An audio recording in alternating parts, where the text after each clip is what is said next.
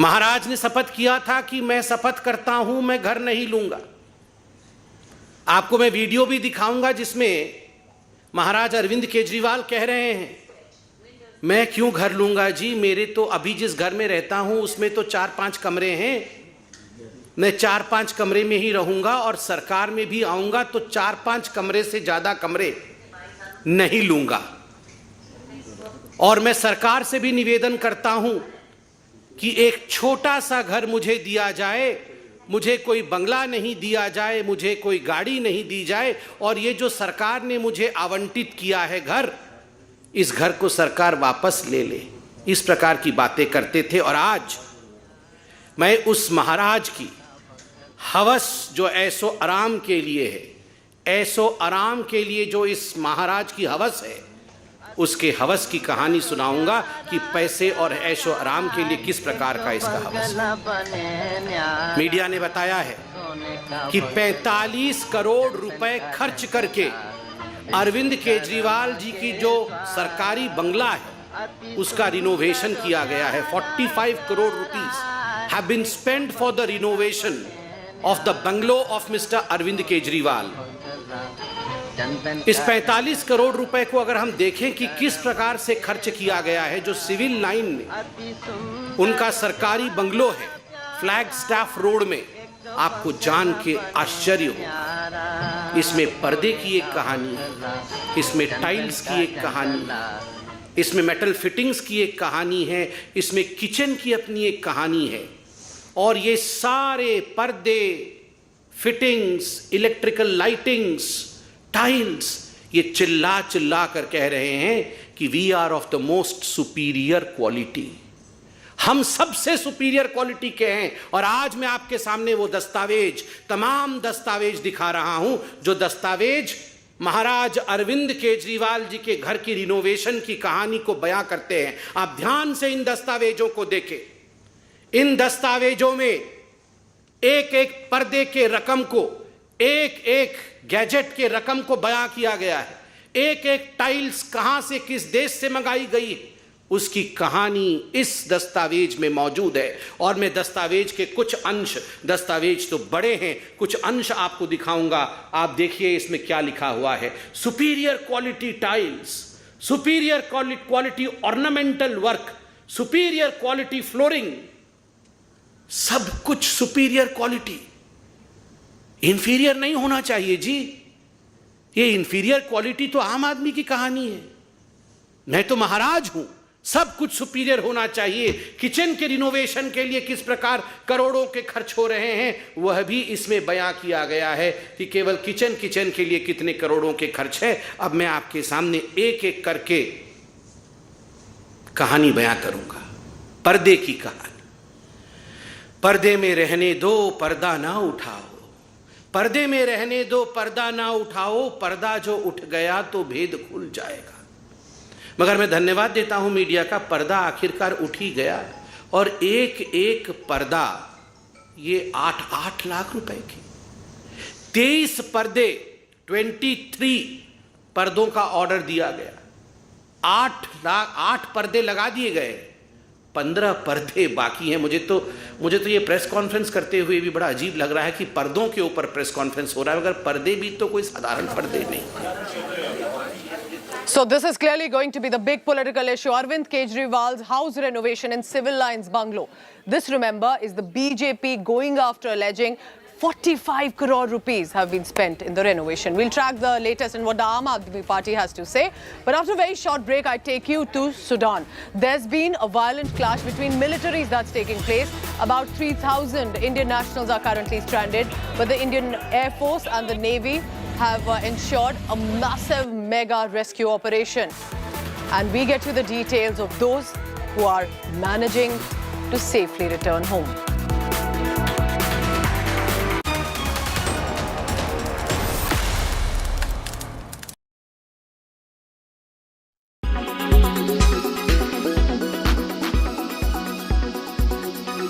For somebody who keeps an eye on risk so closely, what do you make of the India VIX right now? You know, May last year, I think it was at 26, 27. Now it's languishing at 12. Does it worry you as an investor or a fund manager that the India volatility levels have fallen to such low levels? So then it's an interesting question. I will put this perspective. See, a lot of people have just started looking at VIX, and a lot of people look at VIX in isolation. Okay, the way we explain the phenomena is that overall derivative volumes have declined significantly. People, the market participant, have hardly any exposure left in the leverage market. In this background, the importance of leverage data also comes down significantly. Let's say give you some more example. Okay, when Bitcoin was in a right from 2015 onwards or 2012 onwards, we have seen some new animal which known as the cryptos came to the market. But if you look at in last 1 year particularly, okay, money flow towards crypto as an asset classes has come down significantly. And earlier we used to look at crypto data or the cryptocurrencies data as a risk appetite indicator for the young generation or for certain countries. Now, if overall volumes has come down significantly, and hence this concept of risk appetite for young generation has been lost. So it's very important to understand the contribution it is making. Let's say one more example I'll give you, crude. Okay, today is still very, very important, but the relevance of crude has declined over a period of last 10 years as compared to natural gas. And now maybe in future it will get declined further because the renewables are coming. So it's also very important to understand what role that particular asset classes or stock or sector is playing in the overall perspective. If overall volumes of the, let's say, in Indian derivative market has come down, and its relevance is also declined. But the low walls or sticky walls which VIX is showcasing right now, it also showcases some signs of vulnerability at some point in time. Okay, if some global events unfolds, okay, it has the probability that VIX can also spike. So we have to look at from both perspective. One, if just looking at the VIX, can you get all the answer? Answer is no, because the selling which happened in the market was predominantly the ETF-led selling. Okay, the passive fund selling which was there and which has no impact on the VIX or the derivative market as a whole. So that's the reason we can say the relevance of VIX has declined in today's context. But you cannot ignore it also completely. As I said, it's a low walls also means a sticky walls, and if some events unfold, it can spike significantly.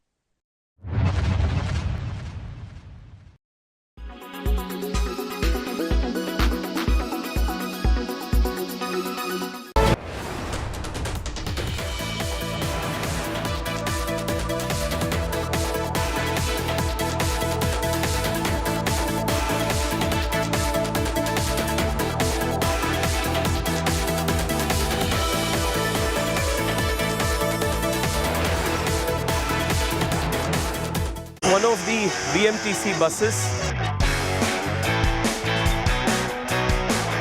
In the Congress, who's your friend? I think I have had a lot of interactions with Karthi Chidambaram. He and I share the same birthday actually.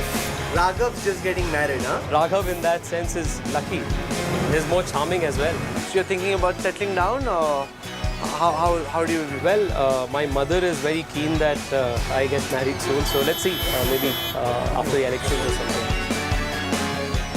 So this is our stop.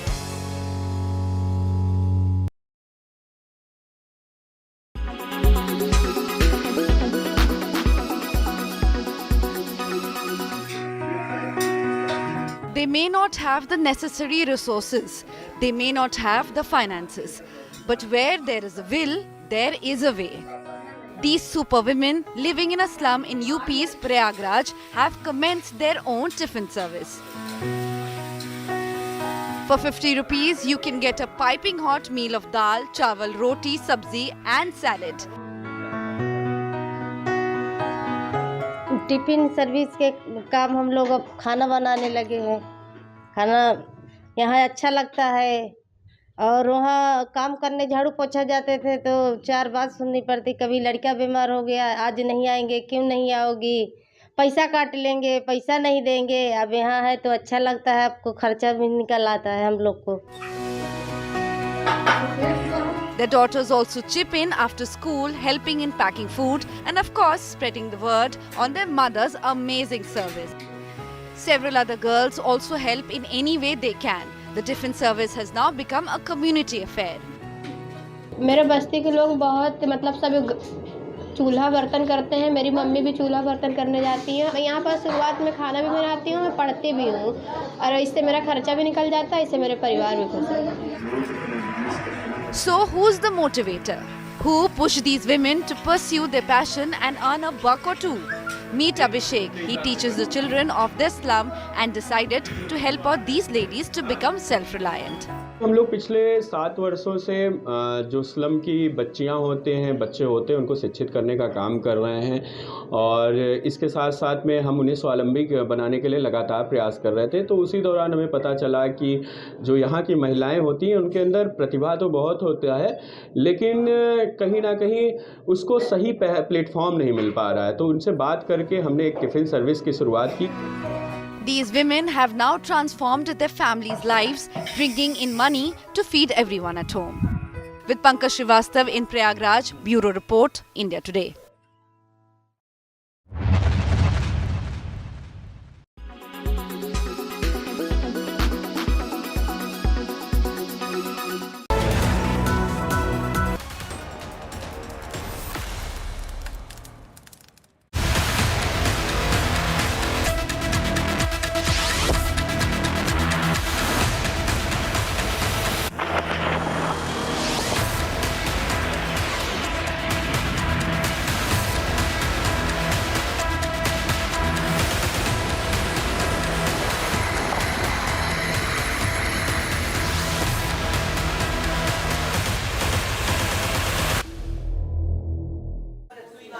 There are violent clashes taking place between the military and the paramilitary in Sudan. And stranded in that chaos right now are at least 3,000 Indian nationals. So, of course, a mega operation has started to rescue them, and the government is calling it Operation Kaveri. Indian Air Force and the Indian Navy has started to evacuate hundreds of citizens right now. We are being told over 278 Indians have been evacuated so far and have been brought to Jeddah. It's a developing story. Remember, numbers will continue to change. And it is the Indian Navy that has deployed the warship INS Teg and INS Sumedha for evacuation of the Indian nationals. We're talking about more than 3,000 Indians are stuck in war-torn Sudan. So it's just the beginning of the evacuation process. Minister of State for External Affairs V. Muralidharan is in Jeddah receiving the second batch of the 148 evacuated Indians. The first Indian Air Force C-130J has reached Jeddah airport. The third batch is also on its way. As the fighting between the Sudanese army and paramilitary groups intensified in the capital city Khartoum starting from 15th April, the MOSME asserted that Operation Kaveri will continue till every Indian is back. Meanwhile, warring factions in Sudan have agreed to a 72-hour ceasefire, with Western, Arab and Asian nations racing to extract their citizens from the country during that time. बहुत thank you बोलना चाहती हूँ, हमारी जो जान बचाई है हम सब।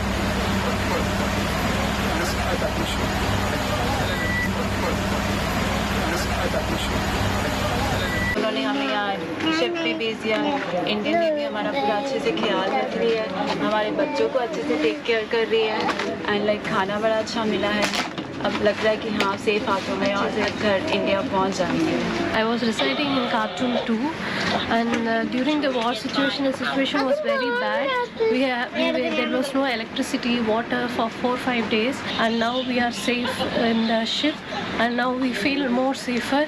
हमारे नागरिक और हमारे मूल के लोग जो वहाँ सूडान में वहाँ लड़ाई में फंस गए थे, उनको हम उस संकट से कैसे बचाएं, कैसे भारत लौटाएं, कहीं और ले जाएं, ये मैं आपको कह सकता हूं कि नरेंद्र मोदी की सरकार जो है आपके बारे में जो भावना जो रखती है, आपके बारे में जो अपनी कर्तव्य समझती है, ये इसमें कभी हमारे साइड से कोई कमी नहीं रहेगी। The evacuation of Indians stranded in Sudan has started.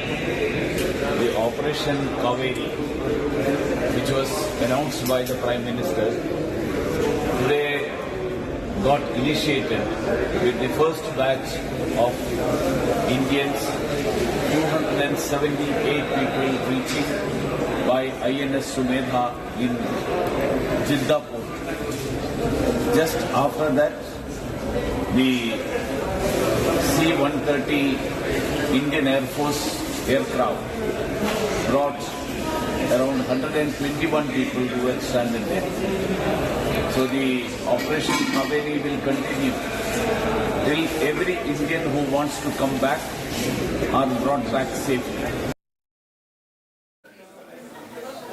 So what is Operation Kaveri with regard to Sudan, which is war-torn right now? Let me take you through one by one. This is a mega rescue operation that the government is indulging in. Indian Air Force's C-130J aircraft is leading the rescue operations to ensure they are brought back from Port Sudan and then back to India. MOS MEA V.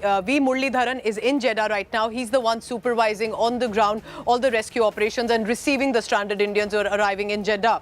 This, remember, is important because this is a government representative there on the ground with the stranded Indians. But what is happening with the numbers? We're talking about 3,000 Indians at least who are stranded in Sudan. 278 stranded Indians have been evacuated. This is a developing story. Third batch is also en route. INS Sumedha and INS Teghri, these are warships that have been deployed in Port Sudan, and they will be then bringing the stranded Indians first to Jeddah and then back to India. But it's just the beginning because there's still a massive number of 3,000 that needs to be cleared. Government says every last Indian will be brought back. Why is this happening, or is it possible? Is because right now the violent clashes taking place between the military and paramilitary that started in Khartoum in April 15th have been given a 72-hour ceasefire. So all foreign nationals, whether it's Europe, Asia or Africa, can take out their nationals from and bring them back to respective countries safely. But what happens next? There's no clarity about it. And this, remember, is the mega operation that's on in Sudan. And on that note, with a hope that all the stranded Indians will be safely brought back to their home country, I'm wrapping up this bulletin and signing off. Thank you so much for watching and staying tuned to India Today. You can always log on to indiatoday.in for all the latest. Have a great day. Thank you very much.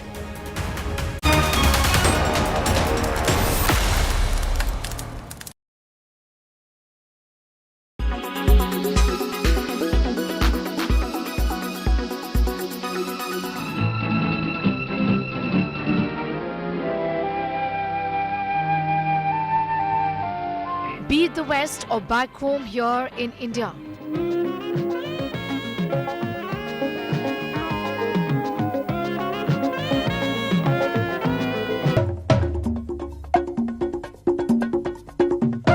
Since time immemorial, tobacco smoking use has been justified, promoted, encouraged and glamorized.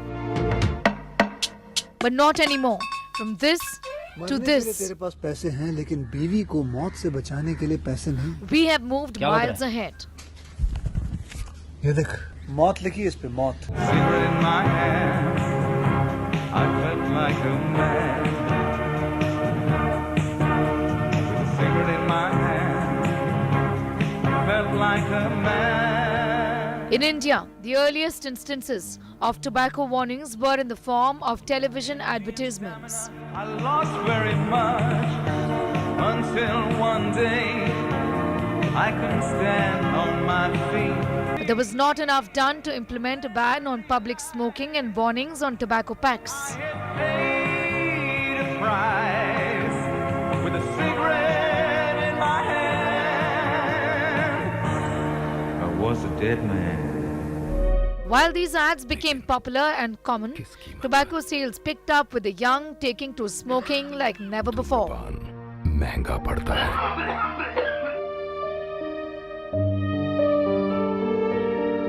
The tobacco industry thwarted the ad ban legislation in India in the 1990s. In fact, the ban on public smoking came about only in the year 2008. Smoking in public places was prohibited nationwide from the 2nd of October 2008 under the Prohibition of Smoking in Public Places rules. The nationwide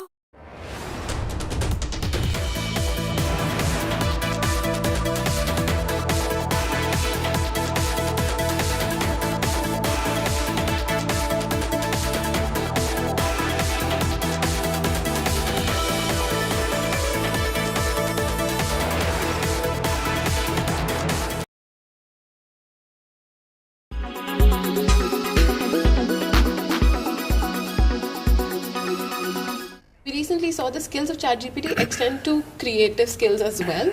They can write movies, they can direct plays. There are in fact books being written out there by ChatGPT. How do you think this skills bridge will Coursera be able to fill? So we are approaching it in a few different ways, right? We are saying, look, firstly, it's helpful to think about generative AI platform as a thought partner. As a business leader, I might be thinking about any element of my work, and I can use ChatGPT as a thought partner. Chances are it may not replace what I do as a worker or as a business leader, but it can be a very powerful thought partner to help refine my thoughts. Now, what we are thinking about is that, look, a learner might want to learn about using ChatGPT, so how do we create content related to ChatGPT? That's one part of it. Second would be, how do we integrate ChatGPT into the learning itself so that that learning can be more personalized, it can be interactive, keeping in mind that there are risks associated as well. How do you bring information which is reliable information into the learning? Because the Coursera belief is that while education is extremely important, the content for education should come from experts. And today, the content on our platform comes from, top 200 universities and about 100 companies. And so how do we integrate technologies like ChatGPT, something that we are actively looking at.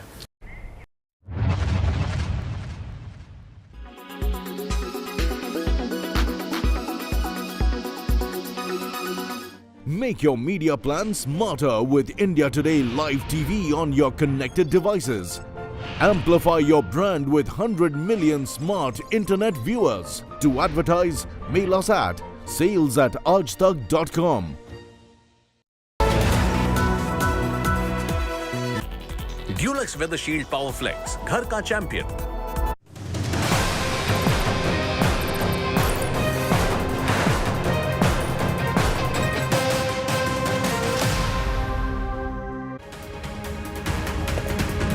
Good morning and a warm welcome to India Today. I'm Paulami Saha. These are the headlines we're tracking at the top of this hour.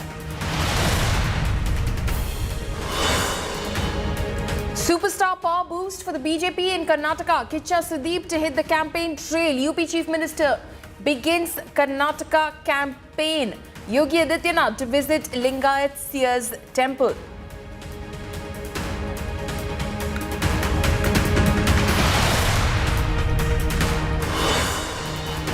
After Congress, CM faced Nataka in BJP. Bommai is BJP's pick for Karnataka CM, but Ishwarappa backs C.T. Ravi as CM face.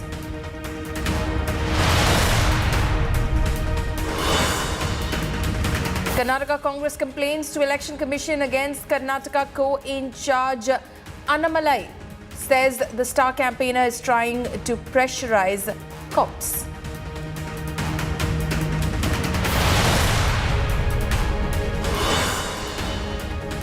Delhi CM splurge triggers big war. BJP targets Kejriwal for lavish refurbish. 44 crore rupees spent on Chief Minister's house renovation.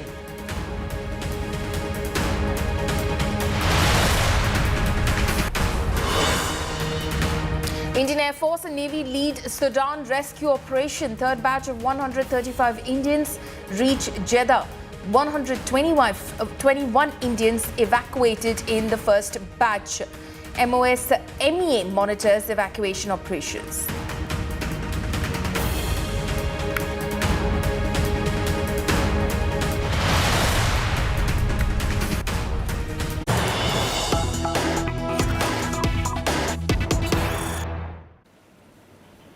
A 30-year-old woman jumped off a moving Rapido bike to save herself from the driver. The victim alleged now the Rapido rider tried to sexually harass her and snatched the phone. The incident occurred on April 21st night. The victim booked the bike to Indira Nagar and the taxi driver picked her up at 11:10 p.m. in the night. The biker took her phone in the pretext of checking the OTP and started driving towards the airport. Despite the victim asking why he was traveling in the wrong direction, he stayed silent. The victim finally jumped off the moving bike and the biker fled away. Accused Deepak has been arrested and sent to judicial custody. So those images of this victim rescuing herself virtually by jumping off a moving Rapido bike and then fleeing from the spot. Her allegation is that the Rapido biker was in fact trying to sexually harass her. This is an incident from the night of April 21st in Bengaluru's Indira Nagar. Those pictures of the incident as it occurred caught on CCTV camera. The accused Deepak has been arrested and sent into judicial custody, but a narrow escape there for the victim in this case. She virtually saved herself from the situation because, as you can see, it was a deserted street, in fact, through which that bike was plying when this incident, this very horrific incident and traumatic incident for the victim took place. She says that she was sexually harassed, that her phone was snatched away under the pretext of checking the OTP by the Rapido biker.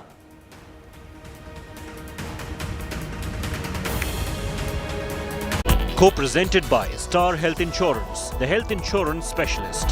Powered by Jaguar. Discover the magic of smart lights.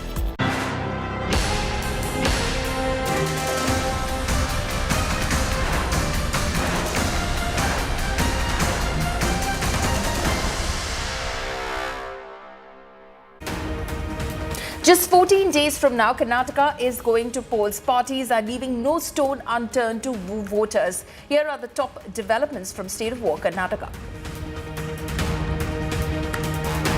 BJP star campaigner and Uttar Pradesh Chief Minister Yogi Adityanath will be in the poll-bound state, from addressing a public rally to visiting temples to meeting seers. Chief Minister Yogi's campaign is fully packed. Superstar and BJP star campaigner Kicha Sudeep will be campaigning for sitting BJP MLA SV Ramachandra in Jagalur and also in the Mayakonda constituency. This will be the second time that the mega star will be on the streets to seek votes for the BJP.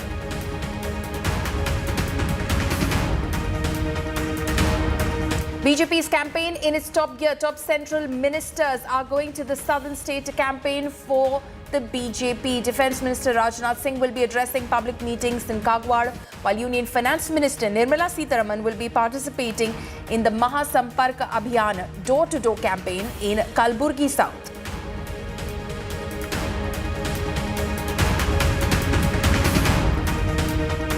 Meanwhile, former minister and senior BJP leader K.S. Ishwarappa has expressed his wishes that the BJP National General Secretary C.T. Ravi be made Chief Minister of Karnataka if the BJP were to come to power. He gave the statement a day after C.T. Ravi himself expressed his wish to become Chief Minister.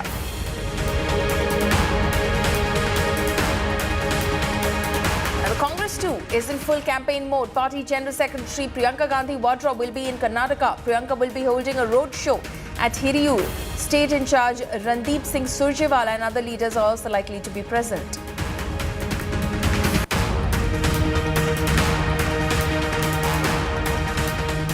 Now, with just 2 weeks left for Karnataka to go to polls, swords are crossed and the battle is gaining steam. BJP star campaigner and UP Chief Minister Yogi Adityanath will be kicking off his campaign from the poll-bound state today. Not just Kannada superstar Kicha Sudeep, in fact, will also be hitting the campaign trail for Chief Minister Basavaraj Bommai. The Congress is also amping up its campaign, with Priyanka Gandhi set to hold 2 road shows today. Yogi Adityanath will begin his campaign in coastal Karnataka with 2 road shows in Mandya and in Vijayapura, while Kicha Sudeep will campaign in Davangere, making it his first rally for Chief Minister Bommai.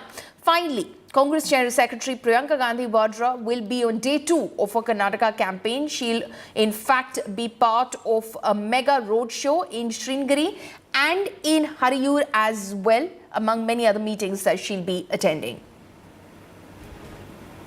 कि देखिए जनता सबसे ज्यादा अनुभवी होती है, जनता सब समझती है, उसमें विवेक भी है, समझेगी, देखेगी कि अपने लिए किसने काम किया है, और वो दिख रहा है, साफ दिख रहा है कि बीजेपी ने कुछ नहीं किया। उम्मीद है कांग्रेस की आपसे? पूरी तरह से उम्मीद है, क्यों नहीं। No, and the thing is that they have not done any constructive work for Karnataka. In the last 3 years, if you look at any area, it's just gone down. Whether it's facilities, infrastructure, whatever it is, you all know how much loot has taken place. So it's time for a change.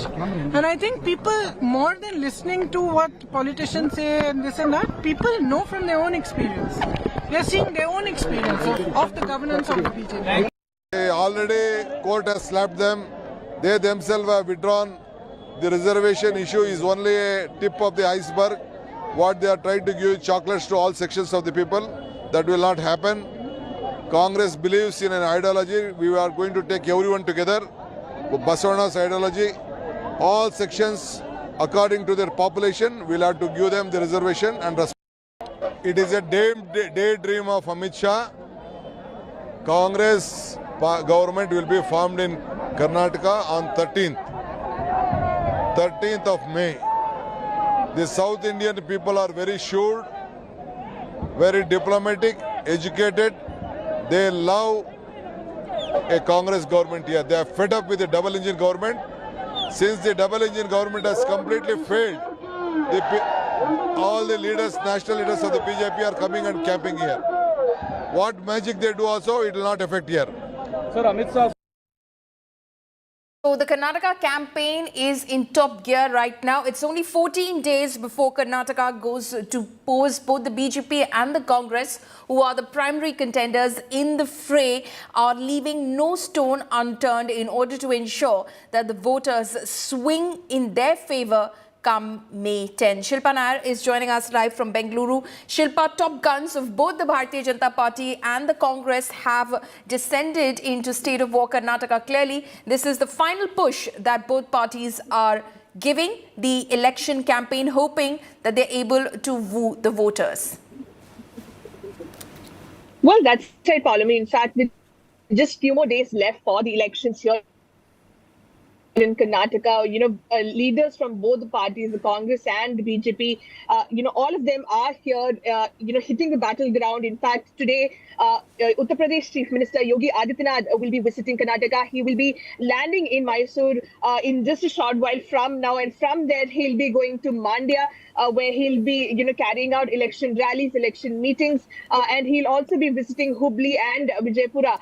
Apart from Yogi Adityanath, of course, there is Congress General Secretary Priyanka Gandhi as well, who is now going to, who's on her way to Singh. So, a high-pitched campaign being carried out by both the Congress and the BJP as far as Karnataka is concerned. And, when we speak to Yogi, the Congress leaders about Yogi Adityanath's visit, they say that he's come only for polarizing and only to spread hatred, and his visit will not have any impact. That is the reaction that we're getting from the Congress leaders. Okay. Shilpa, they're tracking all those developments in Karnataka. Star campaigners from both the Bharatiya Janata Party and the Congress now giving it the final push, hoping that the voters swing in their favour come May 10. Now, ahead of the polls, Chief Minister face Karnataka escalates in Karnataka as Union Minister Prahlad Joshi backs Bommai. BJP leader K.S. Ishwarappa endorses Vocaliga leader C.T. Ravi. Is infighting and discontent now brewing over the chief ministerial face in the BJP? Here's a report. Bharat Mata Ki! Bharat Mata Ki! The Karnataka over CM face escalates in Karnataka. Amid speculation over the BJP's CM face, India Today's exclusive scoop indicates that incumbent Chief Minister Basavaraj Bommai might just return as the Chief Minister if the ruling party retains power. मुख्यमंत्री अगला कौन होगा? बोम्मई साहब ही होंगे क्योंकि नया चेहरा होगा? नहीं, तो ये प्रश्न ही नहीं है। बोम्मई हमारा मुख्यमंत्री है अभी। नहीं, और अगर सरकार बनती है दूसरी बार सर? बोम्मई है हमारा मुख्यमंत्री अभी। जी। The BJP, however, is divided over the issue. Former Minister K.S. Ishwarappa favors C.T. Ravi, who is from the Vocaliga community, for CM's post.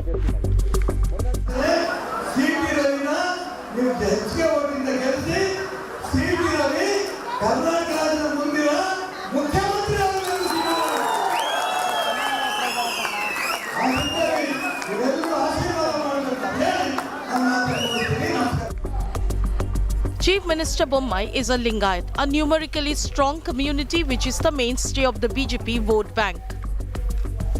I have been seeing how people give their mandate, and in fact there is a method in the people, and we know that very well, the pulse of the people, what we say. If you go by that, I am sure I want you to meet me on May 13th and congratulate me for the comfortable majority what we get on that day.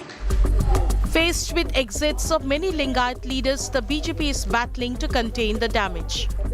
I told to our people that Jagdish Shettar should not win this election. Our candidate only should win. And all our important leaders taken a oath that at any cost, Jagdish Shettar should not get elected from this constituency. For that, all are agreed, and we are going to work very hard, and our candidate is going to win both the places. So, who will be the BJP CM face? Will BJP bet on Bommai again? Bureau Report, India Today. Interestingly, now C.T. Ravi has extended his support to Bommai as the party's CM face. Listen into what he said. Basraj Bommai जी अपना CM है, उनका नेतृत्व में हम contest कर रहा है। मैंने कहा ये स्टेट भर, राज्य भर कब जनता बोलेंगे ऐसा, उस समय जनता का सीएम कैंडिडेट हो सकता है। अभी कुछ जगह में बोल रहा है, हर जगह में नहीं है। कब हर जगह में बोलता है उस समय मैं मानता हूँ। हर जगह में कब बोलता है, एक ज़माना थी उस समय येडियुरप्पा के बारे में जनता बोलते रहते थे, ऐसा कब बोलेंगे। अब मैं सीएम होने का तैयार हूँ, आज नहीं, आज बसराज बोम्मई जी अपना सीएम है। As Karnataka polls approach nearer, the BJP is deploying all its top guns in the poll-bound state. From BJP's top campaigner Prime Minister Modi to Home Minister Amit Shah and BJP President JP Nadda, all bigwigs are camping in the state. But now the second most popular leader in the BJP, UP Chief Minister Yogi Adityanath, will make his debut in the Karnataka polls. What impact will his presence bring, in fact, for the BJP remains a big question. Take a look at this detailed report.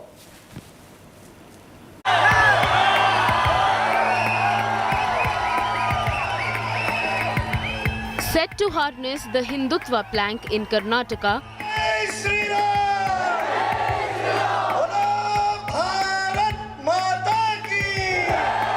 UP Chief Minister Yogi Adityanath hits campaign trail in Karnataka on Wednesday as one of the BJP's star campaigners. Bharat Mata Ki! Yogi! The firebrand leader's first rally scheduled at Mandya bordering Mysuru. सत्ता के संरक्षण में पल रहे गुंडे, mafia, अपराधी, लुटेरे, ये सब के सब मेहरबानी करके या तो उत्तर प्रदेश छोड़ करके चले जाएं, और अगर उत्तर प्रदेश में रहेंगे तो फिर उनके लिए दो जगह होंगी। मुझे लगता है उस जगह कोई भी नहीं जाना चाहेगा, और उसके बारे में वो तय कर लें क्या होना है। आज UP no curfew, no danga.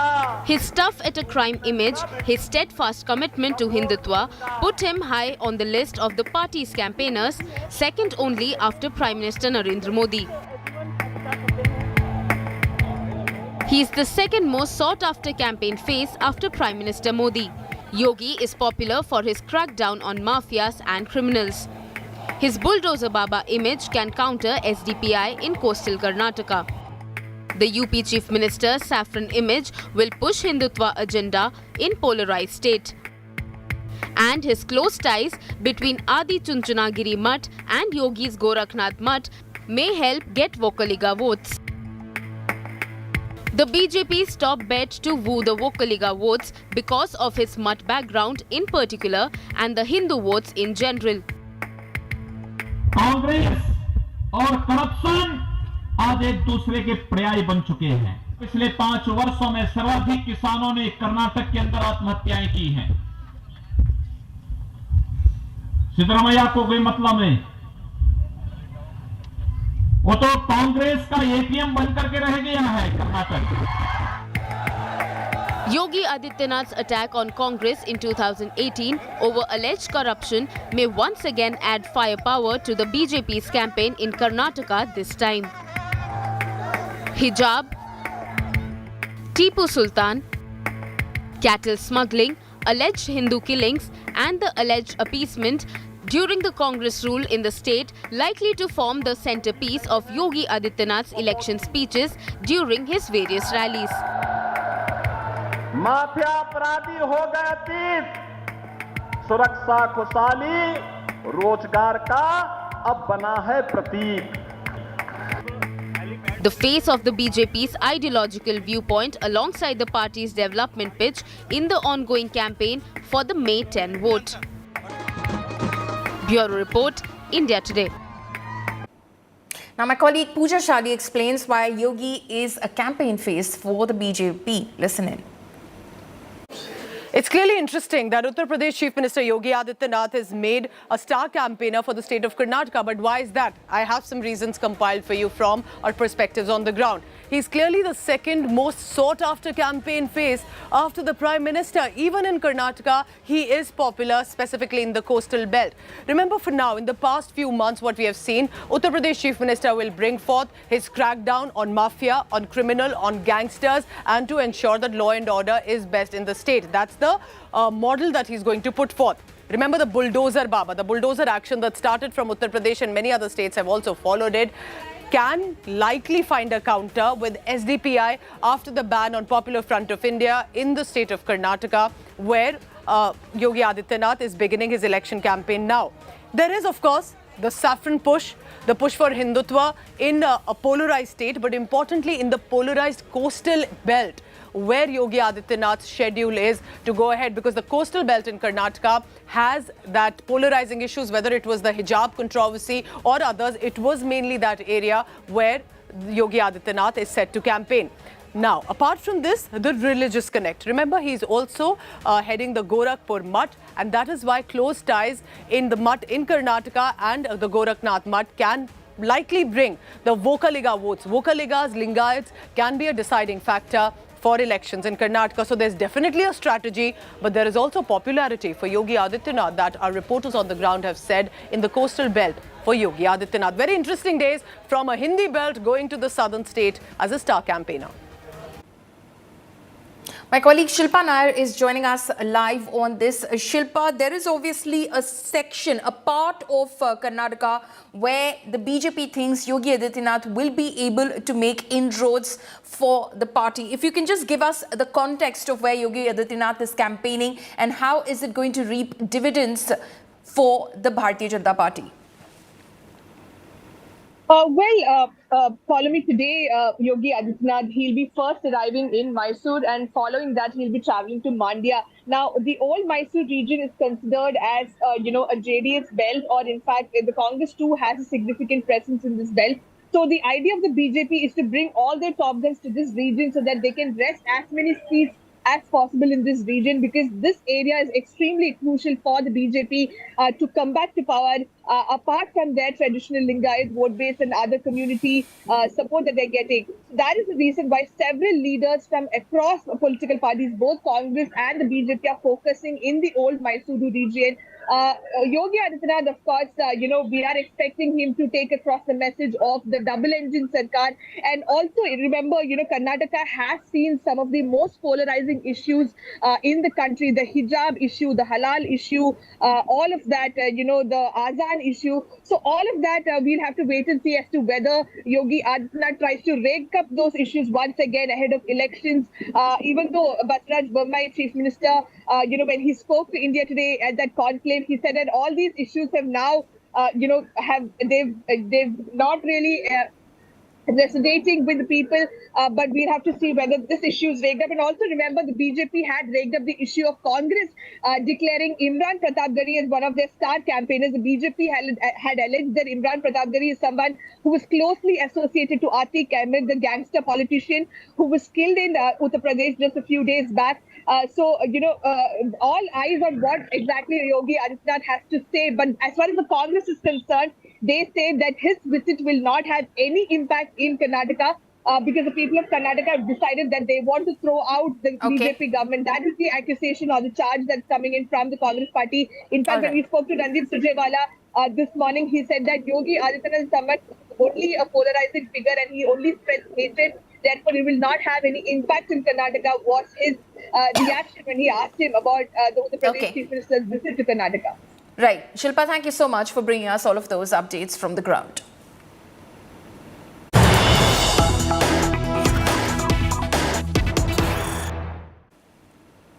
News coming in right now. Another bomb scare in a Delhi school. A bomb threat call received at DPS Mathura Road. School bomb threat received via email. Panic grips after bomb alert in school. Amit Bharadwaj is joining us live at the moment. Amit, what are the details that are available?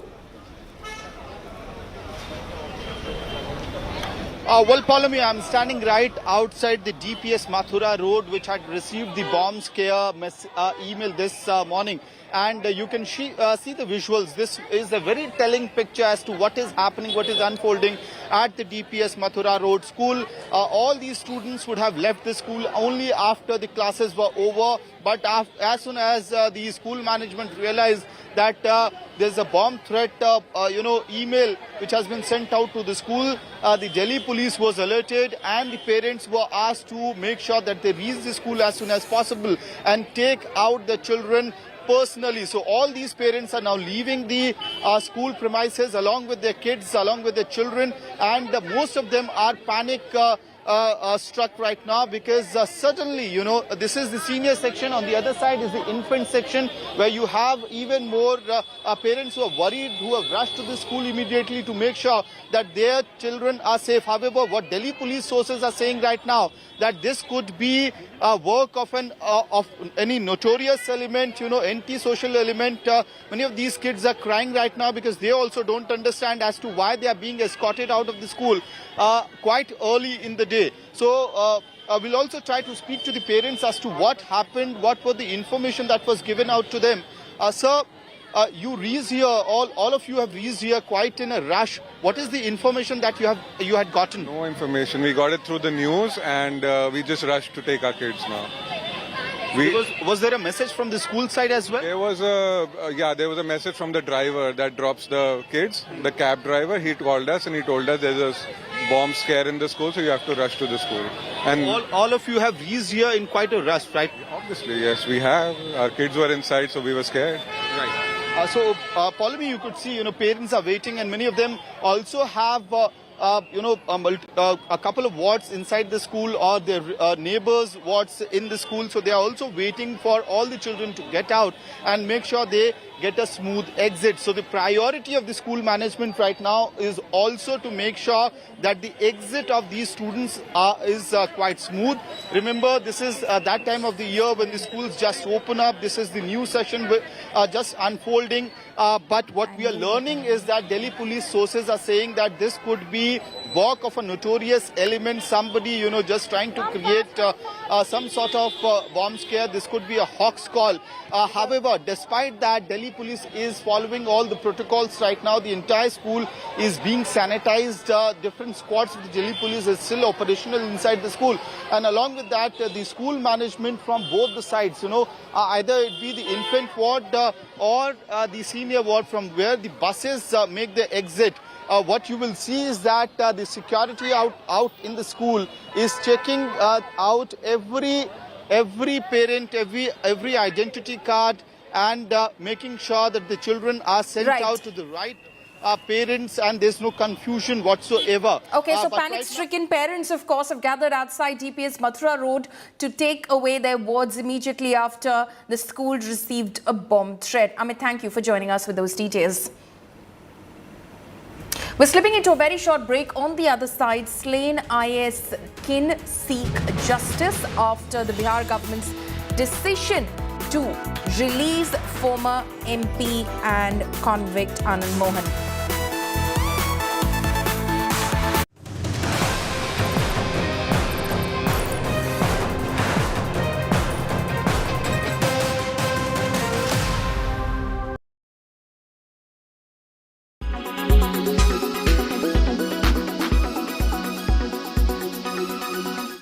there are a number of reasons for receiving an IT notice. Now, what should an income taxpayer do to avoid them in the first place as well?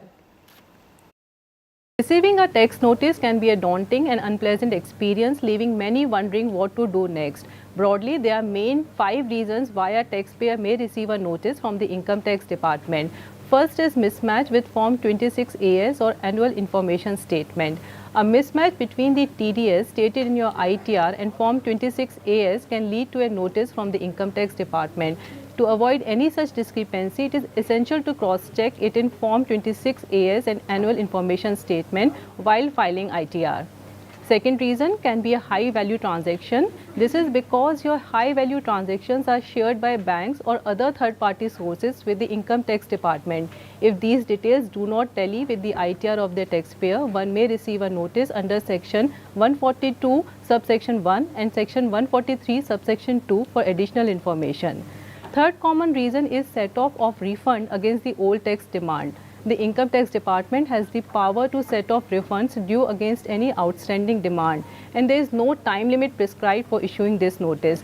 Here the tax officer issues a notice under Section 245, providing an opportunity for the taxpayer to file objections if any. Fourth can be non-filing of income tax return. The Income Tax Department conducts an e-campaign to notify taxpayers who still need to file their ITR for a specific assessment year. Fifth and last reason for notice could be defect in the income tax return. This is a system-generated notice under Section 139, subsection 9. You would receive it when the tax department encounters a defect or an error while processing the income tax return.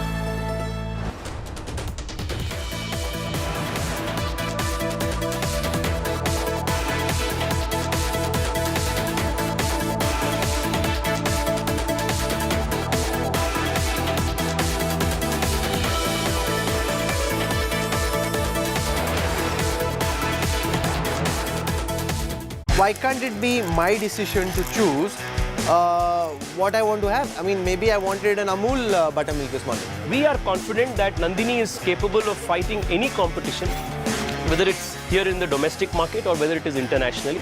You know, Rahul Gandhi was here recently and said Nandini is the pride of Karnataka, while in his electoral state of Kerala, Nandini was being pushed back, unnecessarily creating division on the basis of even milk is something that the state is seeing for the first time, and the Congress will pay a very heavy price for this.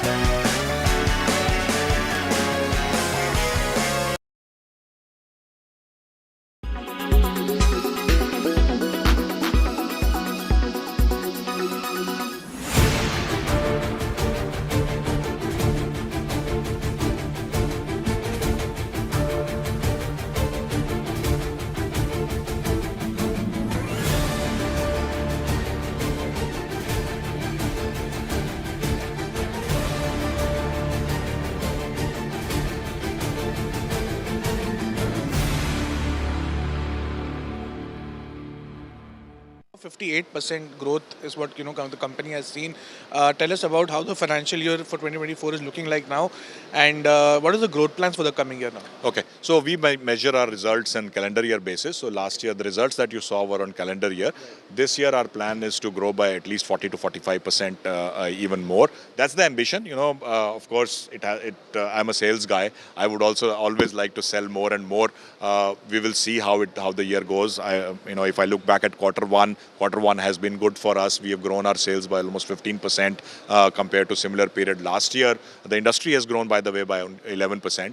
So definitely the signals are positive. I think the portfolio that we have showcased also shows our ambition in terms of how we want to grow. So I'd like to ask you on the electric vehicle penetration. India, year-on-year growth is about 100%. We have seen.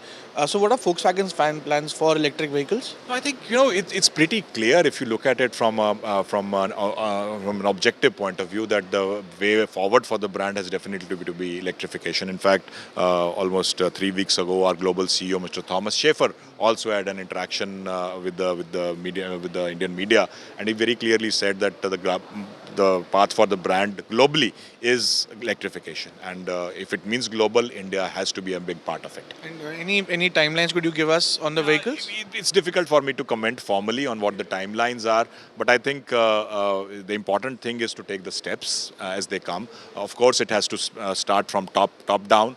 Bringing in some of our already existing products worldwide, bringing them through the parts and components route in the premium range, and then moving towards mass electric.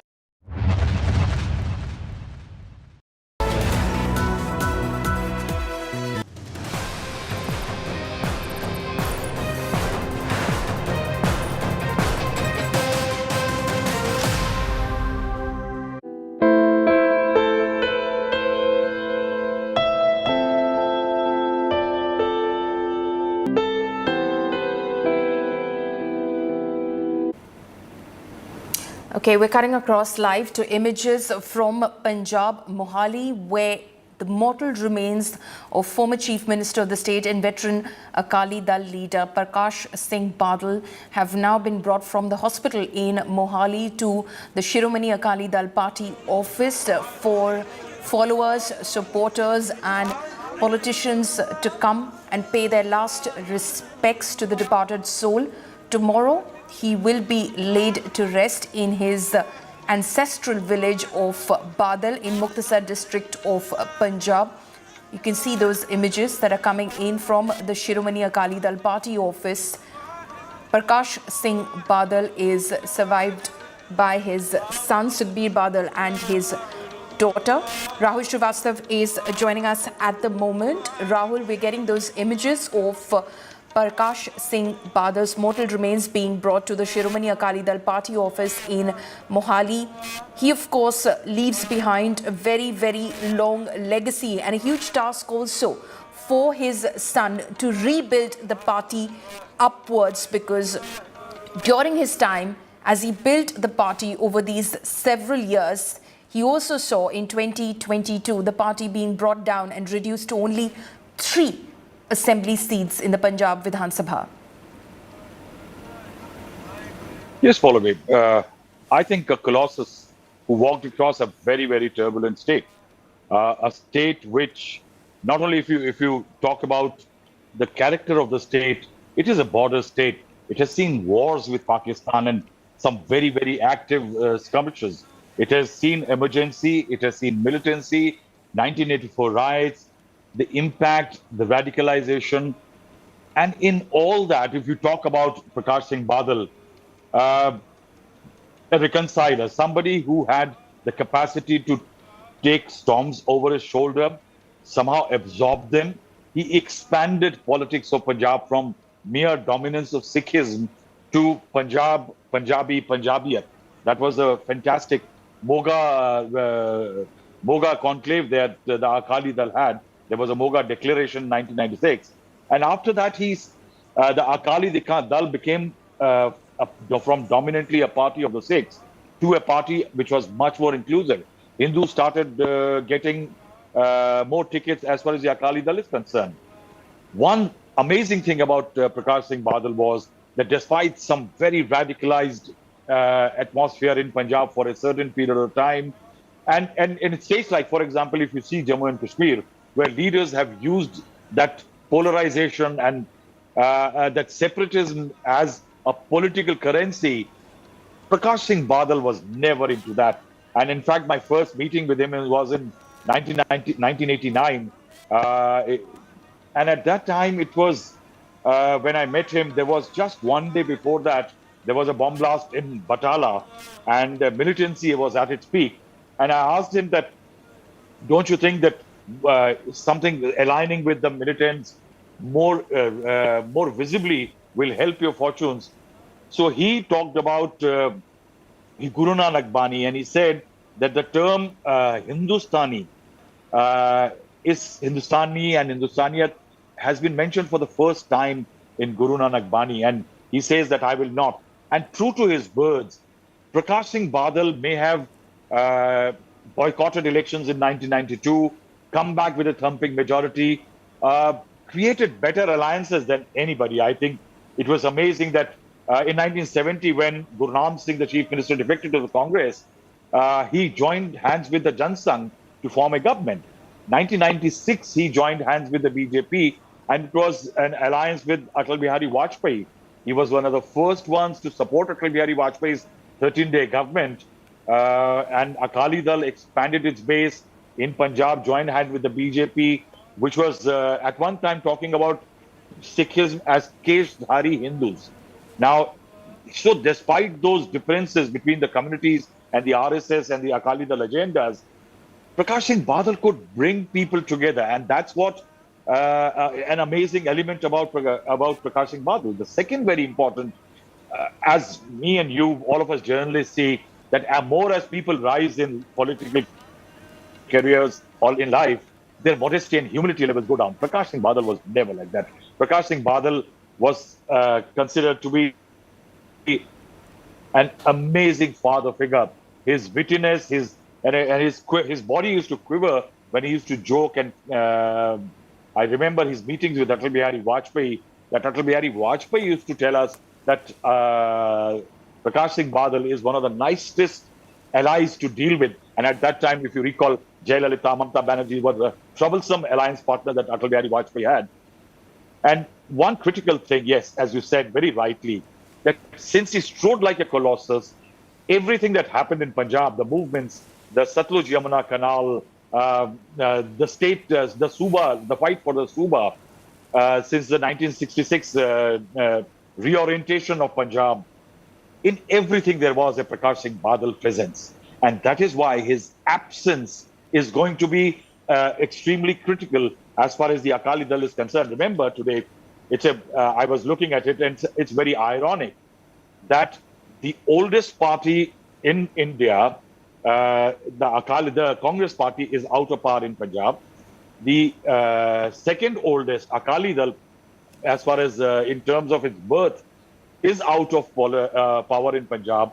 And the youngest party perhaps in Punjab is in power in Punjab. And in a scenario like this, where Aam Aadmi Party has really done well in Punjab to catch the imagination of the voters, it will be very tough for Mr. Subir Singh Badal to bring together the party. Though one can say that definitely there is a talent pool in the party which he can galvanize and perhaps resurrect the Akali Dal. But it's a difficult time. Mr. Prakash Singh Badal himself lost the election in 2022 with 11,000 votes.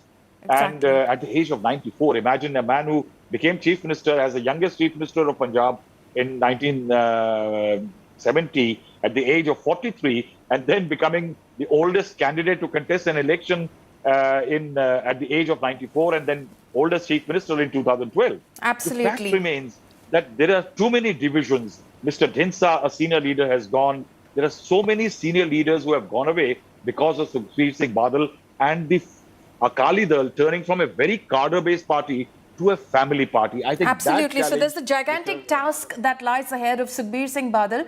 Rahul, stay on with us. Manjeet Sehgal is also joining us. He is at the Shiromani Akali Dal party office at the moment. Manjeet, we can see a sea of supporters and followers and well-wishers of the party who have in fact gathered to pay their last respects to the departed veteran Punjab leader.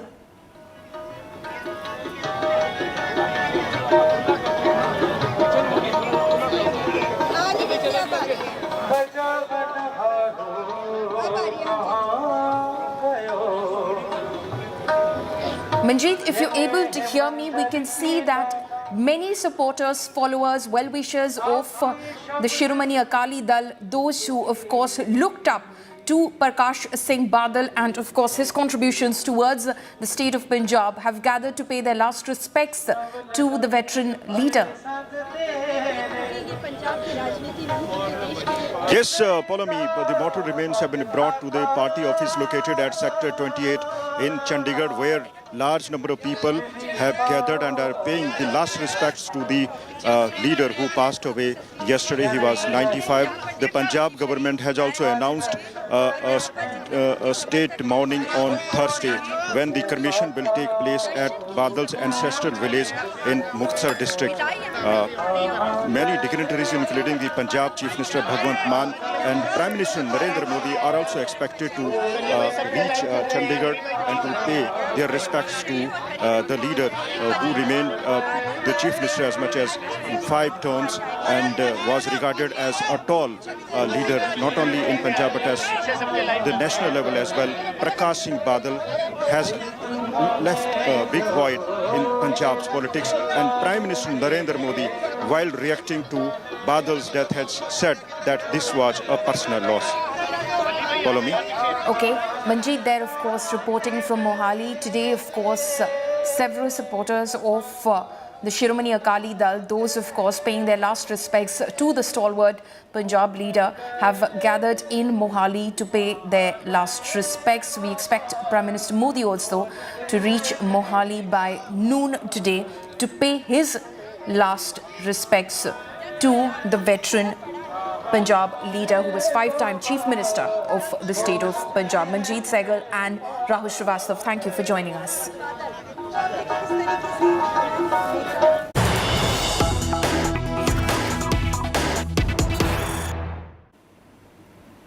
Amir Khan hails Modi's Mann Ki Baat. The actor attends Mann Ki Baat at 100 conclave. Amir Khan says Mann Ki Baat is crucial communication.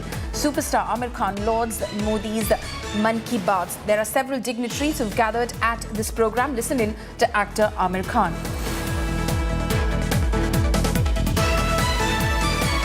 Okay, those are images of actor Amir Khan. There are several personalities, dignitaries from across the various spheres who've gathered for this program, which is happening in Delhi today, which is the National Conclave on Mann Ki Baat at 100. And Amir Khan has lauded Prime Minister Modi's Mann Ki Baat, saying that this is crucial communication. He is one of the dignitaries who's present over there. Vice President Jagdeep Dhankar is inaugurating this event. This conclave will be attended by Union Ministers Amit Shah, Ashwini Vaishnav, and Information and Broadcasting Minister Anurag Thakur. It's a very important piece of communication that the leader of the country does with the people, discussing important issues, putting forward thoughts, giving suggestions, leading. That is how you lead, by communication. You know, you tell your people what you're looking at, how you're seeing the future, how you want their support in that. This is what is a very important communication, which I think happens in Mann Ki Baat here. So Amir Khan there, of course, lauding Prime Minister Modi's Mann Ki Baat, saying this is important communication, this is very crucial communication, which in fact reaches out to the people, talks to them, has a conversation with them, with the citizens of the country on various topics, various issues. Today, of course, in Delhi, the program is being organized, which is basically the National Conclave on Mann Ki Baat at 100. Let's listen in one more time to actor Amir Khan. It's a very important piece of communication that the leader of the country does with the people, discussing important issues, putting forward thoughts, giving suggestions, leading. That is how you lead, by communication. You know, you tell your people what you're looking at, how you're seeing the future, how you want their support in that. This is what is a very important communication, which I think happens in.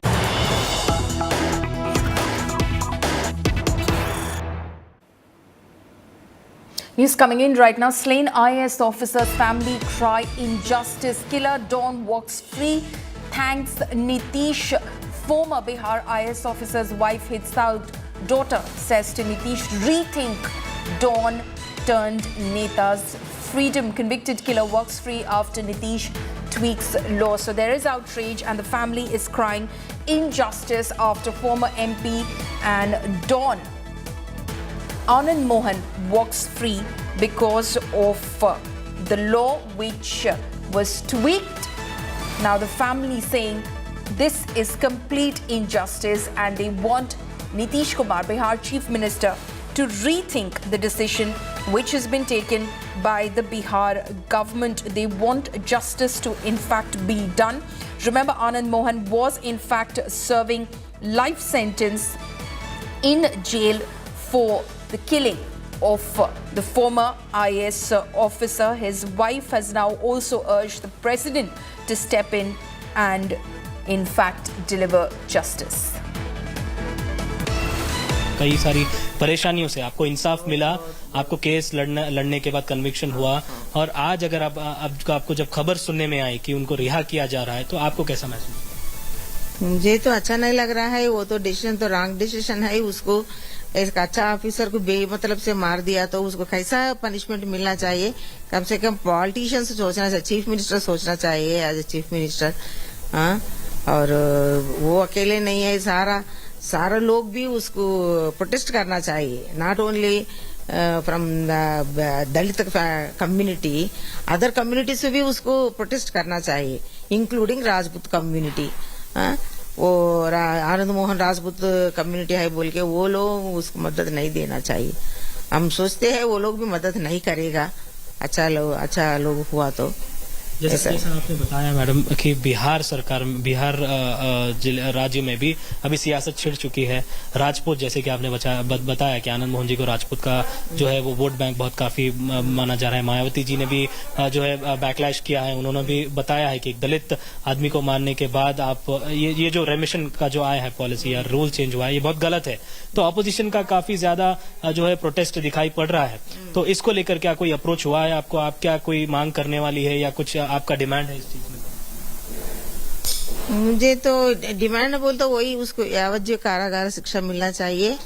और बहुत लोग phone कर रहा है, हम लोग ये तो गलत डिसीजन है, हम लोग फाइल करेंगे केस, हम लोग लड़ेंगे आपके बारे में, ऐसा बोल के बहुत लोग कर रहा है फोन।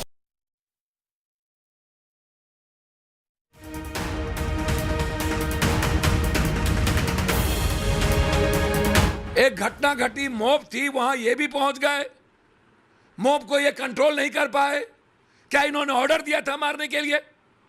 उसके बावजूद सर्वोच्च न्यायालय ने आजीवन कारावास लिखा। आजीवन कारावास का मतलब क्या होता है कि गवर्नमेंट तय करेगी कि कौन से मर्डर के सर्कमस्टांसेस क्या है, गवर्नमेंट ने लगा उसको। और जो लोग इसमें कौन दुर्दांत अपराधी हैं भाई? आनंद मोहन जी सर्वोच्च न्यायालय के 14 साल काटने के बाद तब तक तो गवर्नमेंट ने कोई इंटरफेयर नहीं किया। So there is of course outrage and the family is now seeking justice. The wife of the slain IAS officer has also reached out to the president seeking her intervention in order for justice to be delivered. This is concerning the brutal killing of Krishnaya in 1994. Uma Krishnaya now has said that her husband was killed for no fault of his, and she's called the decision by the Bihar Chief Minister Nitish Kumar a wrong decision. She of course wants justice to be delivered, and she's found that this instance of in fact rules being tweaked in order for the Don to be let out in justice. Anand Mohan Singh, a Muslim politician from Bihar and a murder convict, walks free. The release of Anand Mohan, who was serving life term in the murder of Dalit IAS officer G. Krishnaya, came in a dramatic fashion. Anand Mohan was out of jail on parole for the third time for his son RJD MLA Chetan Anand's engagement. He was informed during the function that he is being granted remission. Top Bihar leaders including Bihar Chief Minister Nitish Kumar, his deputy Tejasvi Yadav and JDU Chief Lallan Singh were present at the engagement ceremony. Anand Mohan defended his freedom by pointing to the release of rape and murder convicts in the Bilkis Bano case by the BJP government in Gujarat. Gujarat में भी नीतीश कुमार और RJD के दबाव में कुछ फैसला हुआ है, उसको जाके देख लीजिए। माला पहना के कुछ लोग छोड़े गए हैं, वो आरजेडी और नीतीश कुमार के दबाव में। Meanwhile, IAS G. Krishnaya's wife claimed that this is injustice on the part of the government. मुझे तो अच्छा नहीं लग रहा है, वो तो डिसीजन तो रॉन्ग डिसीजन है। उसको एक अच्छा ऑफिसर को बेमतलब से मार दिया तो उसको कैसा पनिशमेंट मिलना चाहिए? कम से कम पॉलिटिशियन से सोचना चाहिए, चीफ मिनिस्टर सोचना चाहिए एज ए चीफ मिनिस्टर। हाँ, और वो अकेले नहीं है, सारा लोग भी उसको प्रोटेस्ट करना चाहिए। The BJP has hit out their former ally JDU for freeing Anand Mohan. ये न्यायिक प्रक्रिया है, प्रशासनिक प्रक्रिया है, उसको पूरा हो जाएगा तो उसी तरह से काम लिया जाएगा। लेकिन ये जो है दो तरह की बातें नहीं होनी चाहिए, एक ही तरह का नियम सब पर लागू होना चाहिए। BSP Supremo Mayawati has called upon the Nitish government to reconsider this decision. The JDU has come out in strong defense of Chief Minister Nitish Kumar. सरकारी पदाधिकारी के अलग नियम होगा और आम आदमी के लिए अलग, और यह केवल एक व्यक्ति का नहीं है बल्कि इसमें 27 लोगों की रिहाई हुई है। और परिहार बोर्ड होता है, जिस परिहार बोर्ड में जनता दलियों और महागठबंधन के घटक दल का कोई प्रतिनिधि नहीं रहता है, तो स्वाभाविक है ये परिहार बोर्ड को अधिकार है। The Nitish Kumar government has in fact tweaked jail rules to free Anand Mohan. The earlier rules did not allow release of life-term convicts in the murder of a government officer on duty. Bureau Report, India Today. Slipping into a short break, coming up next after Congress CM faced Karnataka in the BJP. Bommai is BJP pick for Karnataka CM, with Ishwarappa backs CT Ravi as CM face. Details on the other side.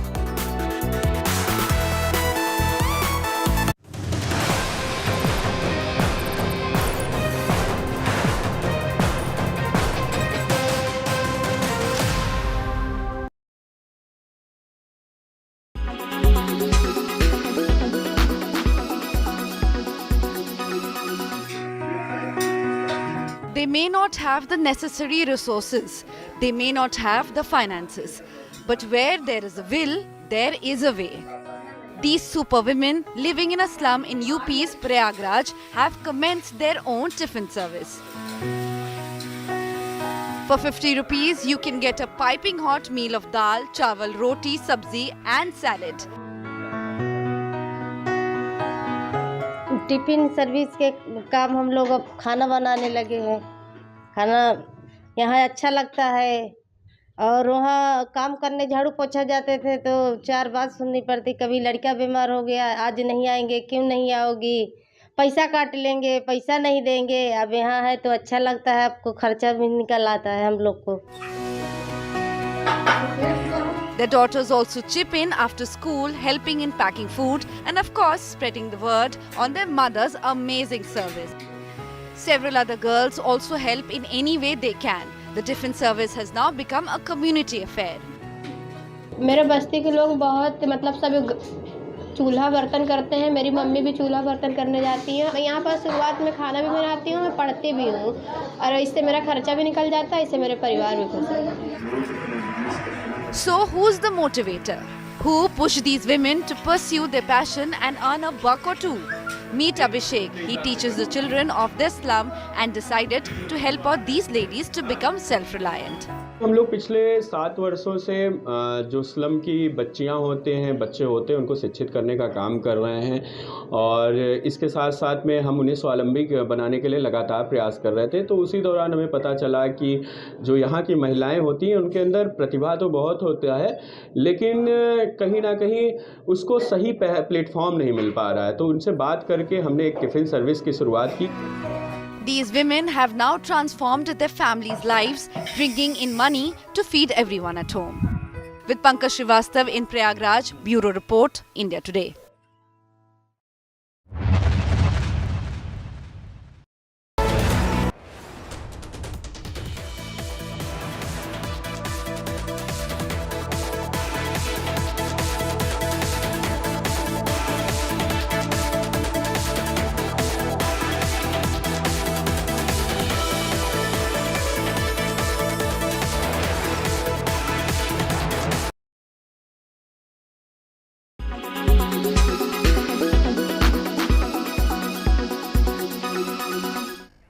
saw the skills of ChatGPT extend to creative skills as well. They can write movies, they can direct plays. There are in fact books being written out there by ChatGPT. How do you think this skills bridge will Coursera be able to fill? So we are approaching it in a few different ways, right? We are saying, look, firstly, it's helpful to think about generative AI platform as a thought partner. As a business leader, I might be thinking about any element of my work, and I can use ChatGPT as a thought partner. Chances are it may not replace what I do as a worker or as a business leader, but it can be a very powerful thought partner to help refine my thoughts. Now, what we are thinking about is that, look, a learner might want to learn about using ChatGPT, so how do we create content related to ChatGPT? That's one part of it. Second would be, how do we integrate ChatGPT into the learning itself so that that learning can be more personalized, it can be interactive, keeping in mind that there are risks associated as well. How do you bring information which is reliable information into the learning? Because the Coursera belief is that while education is extremely important, the content for education should come from experts. And today, the content on our platform comes from, top 200 universities and about 100 companies. And so how do we integrate technologies like ChatGPT, something that we are actively looking at.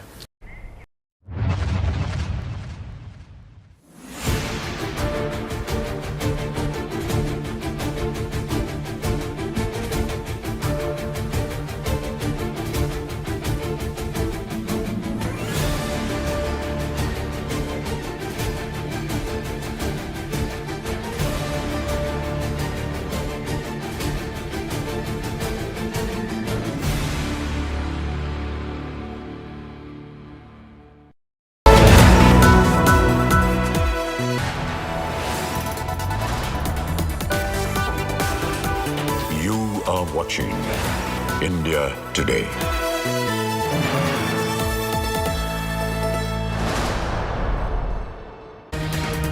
Hello there, a very good morning. You're watching India Today TV. I'm Sneha Mordani. Let's tell you what the top stories are this Wednesday morning first. Superstar power boost for BJP in Karnataka. Kicha Sudeep with campaign trail. UP Chief Minister also begins the Karnataka campaign. Saffron Yogi to visit Lingayat Sears Temple.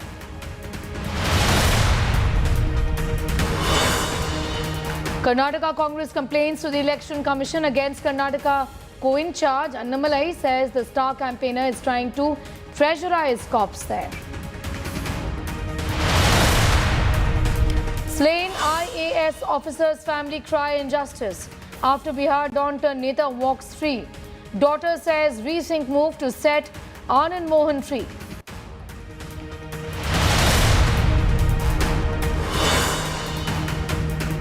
Delhi Chief Minister's splurge triggers a big war. BJP targets Arvind Kejriwal for lavish refurbish. 44 crores spent on the Chief Minister's house renovation.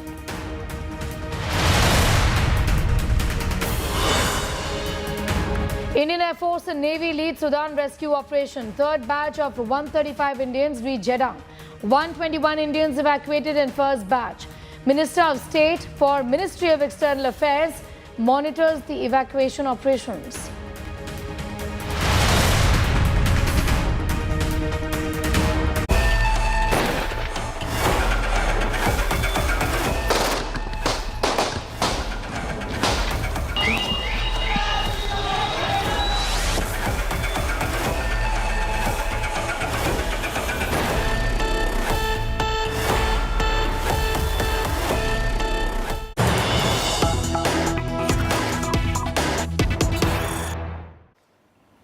We'll kickstart this edition with some breaking news. It's just come in. India Today has accessed Atiq Ahmed's audio shocker on tape. Atiq Ahmed is brazenly threatening University Pro. After Atiq's daughter's tuition teacher was sacked, Atiq's brazen threat to University Pro accessed.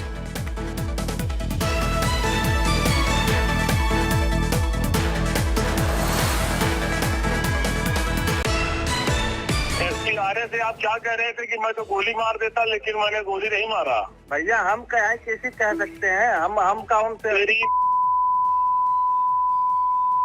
पहले कहा इसकी आरे से कि मैं गोली मार देता, मैंने गोली नहीं मारा ना। अब कोई कहने का, अब कोई कुछ भी कह दे, हम उसको क्या कह सकते बताइए? मेरी तो कोई झूठ बोल रहा है, मेरी तो कोई गलती भी नहीं थी, आपने हमको मरवाया। नहीं, इसकी आरे झूठ बोल रहा है, तुम तेरी कह रहे थे कि मैं तो गोली मार देता। अब कह रहा भैया, उसको हम क्या कह सकते हैं? मैं तो आपसे निवेदन रिक्वेस्ट ही कर सकता हूँ बड़े भाई के नाते। जितनी मलाई खा चुके हो धुआं से निकाल लोगे थे।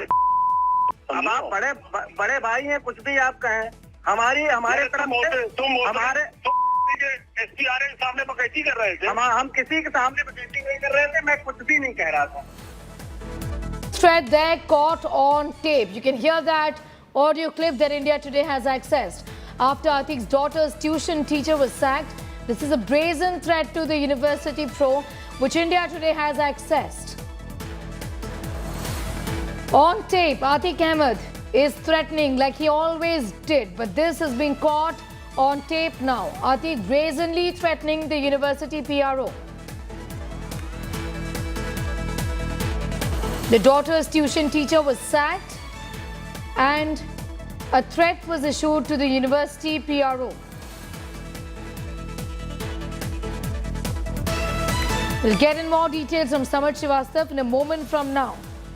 But even as the investigations continue in the Umesh Pal murder case, we're getting in the details of the manner in which Atiq Ahmed ran his criminal empire.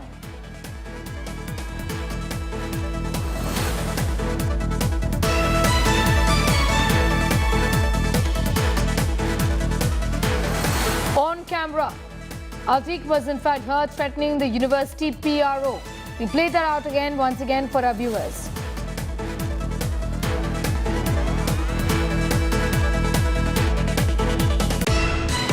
एसपीआरए से आप क्या कह रहे थे कि मैं तो गोली मार देता, लेकिन मैंने गोली नहीं मारा। भैया हम क्या कैसे कह सकते हैं? हम कौन से? पहले कहा एसपीआरए से कि मैं गोली मार देता, मैंने गोली नहीं मारा ना। अब कोई कहने का, अब कोई कुछ भी कह दे, हम उसको क्या कह सकते बताइए? मेरी तो कोई झूठ बोल रहा है, मेरी तो कोई गलती भी नहीं थी, आपने हमको मरवाया। नहीं, एसपीआरए झूठ बोल रहा है, तुम तेरी कह रहे थे कि मैं तो गोली मार देता। अब कह रहा भैया, उसको हम क्या कह सकते हैं? मैं तो आपसे निवेदन रिक्वेस्ट ही कर सकता हूँ बड़े भाई के नाते। जितनी मलाई खा चुके हो धुआं से निकाल लोगे थे। अब आप बड़े भाई हैं, कुछ भी आप कहें, हमारे तरफ हमारे एसपीआरए के सामने बकैती कर रहे थे। हम किसी के सामने बकैती नहीं कर रहे थे, मैं कुछ भी नहीं कह रहा था। My colleague Ashish Srivastav has more details on that story. Ashish, give us an idea of this conversation that Atiq Ahmed seems to have had with the PRO of the university. Also, what happened in this entire case?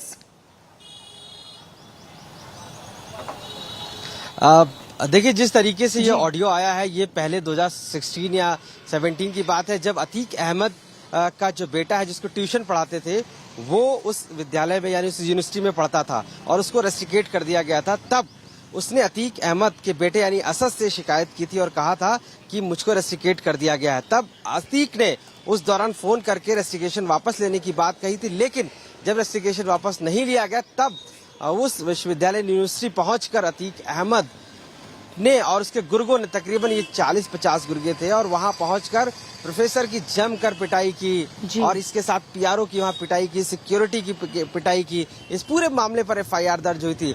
और उसके बाद जब ये रमाकांत दुबे जो PRO है उस university के, वो जब उन्होंने फोन पर बात की और उन्होंने कहा कि अतीक अहमद यहाँ आया था और उसके खिलाफ मुकदमा होना चाहिए, इस तरीके की बातें, उसके बाद ये कॉल किया गया है और ये कहा गया है कि क्या तुमने मेरे बारे में एसपीआरए से यानी कि जो रूरल एसपी है उनसे इस बात को कहा है, और अगर कहा है तो मैं तुम्हें मार दिखाता हूं कैसी होती है।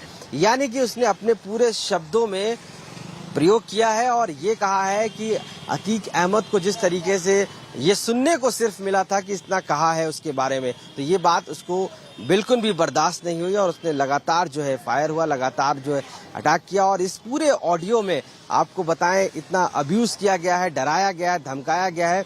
यहाँ तक मैं आपको बताऊं कि रमाकांत दुबे जो आज भी PRO है यूनिवर्सिटी के, वो अतीक अहमद और अशरफ के जाने के बाद भी घबराए हुए हैं और उन्होंने सुरक्षा की बात की है, क्योंकि गुड्डू मुस्लिम और साबिर अभी भी बाहर हैं और वो जानते हैं कि अतीक अहमद अगर नहीं है तो वो उसको नुकसान पहुंचा सकते हैं। तो इस ऑडियो में साफ तौर से जिस तरीके से धमकाया जा रहा है, आप खुद समझ सकते हैं कि एक लेवल ऑफ जो धमकाने का वो किस तरीके से अतीक अहमद का प्रयागराज में रहा है।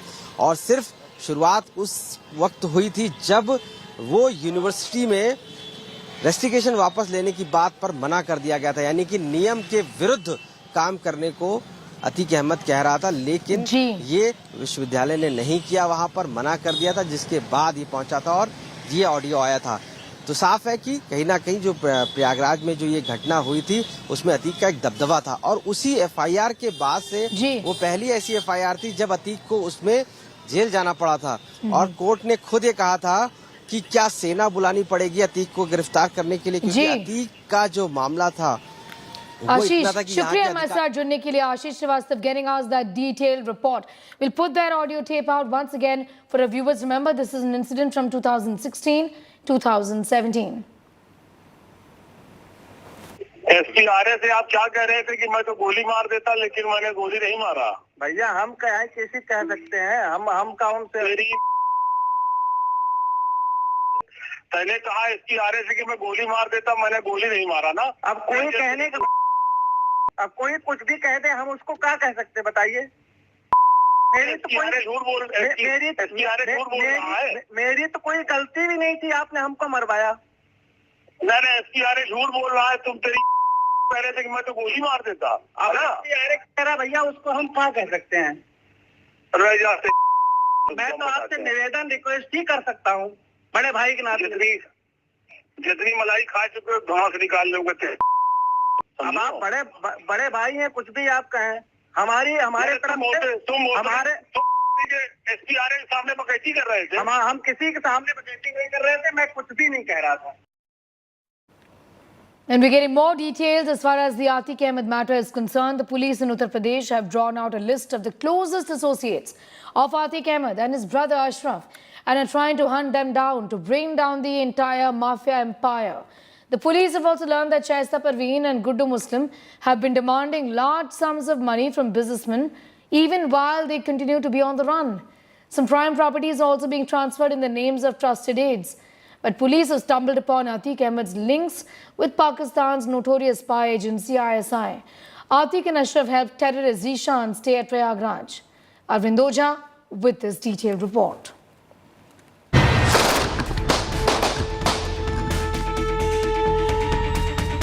A manhunt is on for Atiq Ahmed's wife Shaista Parveen and associate Guddu Muslim. While the whereabouts of Shaista are not yet known, her new photographs have surfaced. Sources say the police suspect, Shaista, could have taken shelter at a house owned by the in-laws of Atiq's brother Ashraf. Ashraf's widow is staying in Hatua. According to sources, the police got this tip-off after they raised the bounty on Shaista to 1 lakh rupees from the existing bounty of 50,000 rupees. Sources say the police have traced the last location of Atiq Ahmed's henchman, Guddu Muslim, to Odisha and Chhattisgarh. An aide of Guddu Muslim has revealed he's grown a beard to dodge the police. Earlier, the police had traced Guddu Muslim to Karnataka. The police probe is bringing out more information on slain mafia don Atiq Ahmed's links to the Pakistani spy agency, the ISI. Sources say Atiq and Ashraf helped terror suspect Zishan Kamar, who was arrested from Prayagraj in 2021. Atiq and Ashraf allegedly helped Zishan get a passport. Zishan was allegedly staying in Atiq's hideout in Prayagraj's Kareli. He was arrested from there by the Delhi police in 2021. Sources say that Zishan was hiding the smuggled weapons in a poultry farm in Naini. Notably, the arms used to kill Umesh Pal allegedly came from Pakistan. Even the Zigana pistol that was used to murder Atiq Ahmed and Ashraf has a Pakistan connection.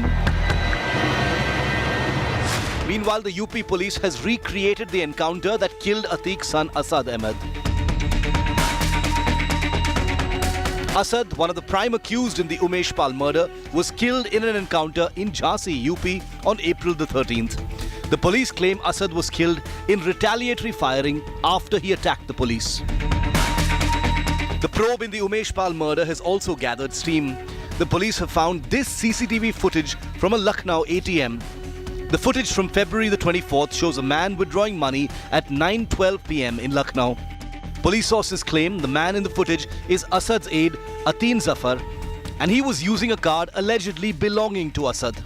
On the same day, Umesh Pal was murdered in Prayagraj. The police suspect Asad was trying to derail the investigation by creating a false alibi for himself in Lucknow. The hunt for Shaista is on for Prayagraj police, and the police teams are raiding at various places of Prayagraj for Shaista. Guddu Muslim is also another factor which is missing for quite some time now. He's keeping on changing the location one after another. While on the other hand, the Atiq Ahmed office, which witnessed the blood stains yesterday, has been completely barricaded by the police of Prayagraj. With cameraman Neeraj Kumar, Samarth Srivastav for India Today.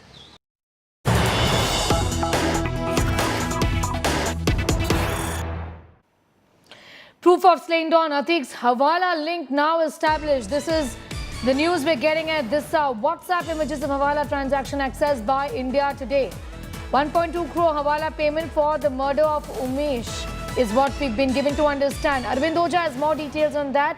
Shaista का क्या involvement था, extortion money का इस्तेमाल किया गया था? अरविंद, क्या details हैं आपके पास?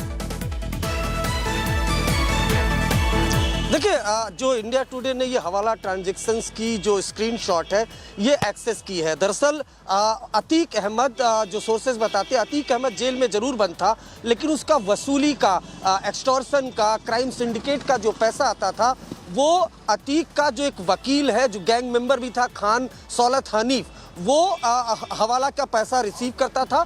उसके बाद एक मेड सर्वेंट था राकेश, उसके जरिए जो हवाला का पैसा था वो शाइस्ता के पास पहुंचता था और शाइस्ता ही सारे पैसे लोगों के बीच डिस्ट्रीब्यूट करती थी और सारा जो भी कुछ पैसे का लेन देन था वो शाइस्ता ही पिछले 2 से 3 सालों से कर रही थी। इम्पॉर्टेंट यहाँ ये है कि ये जो स्क्रीनशॉट, ये जो हवाला ट्रांजैक्शन का स्क्रीनशॉट इंडिया टुडे ने एक्सेस किया है, ये 13 जनवरी 2023 का है, यानी उमेश पाल हत्याकांड से कुछ दिनों पहले का। 1 करोड़ 20 लाख रुपए आए थे। जो सोर्सेज हैं उन्होंने बताया कि जब उमेश पाल का मर्डर हो गया उसके बाद सभी शूटर सीधे शाइस्ता के पास पहुंचते हैं और शाइस्ता ही उनको पैसे डिस्ट्रीब्यूट करती है।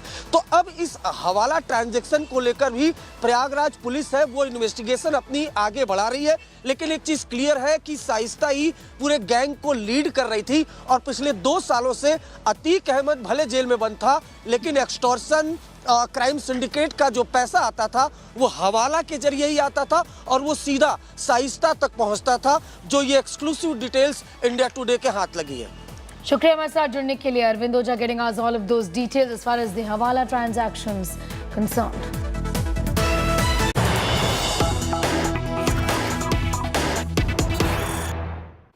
More news coming in this morning. Wrestler's plea has been mentioned in the Supreme Court before the Chief Justice of India bench. Solicitor General Tushar Mehta has told the apex court that preliminary inquiry would be required before an FIR is registered against ex-Wrestling Federation of India President Brij Bhushan Sharan Singh over allegations of sexual harassment is what we've been given to understand.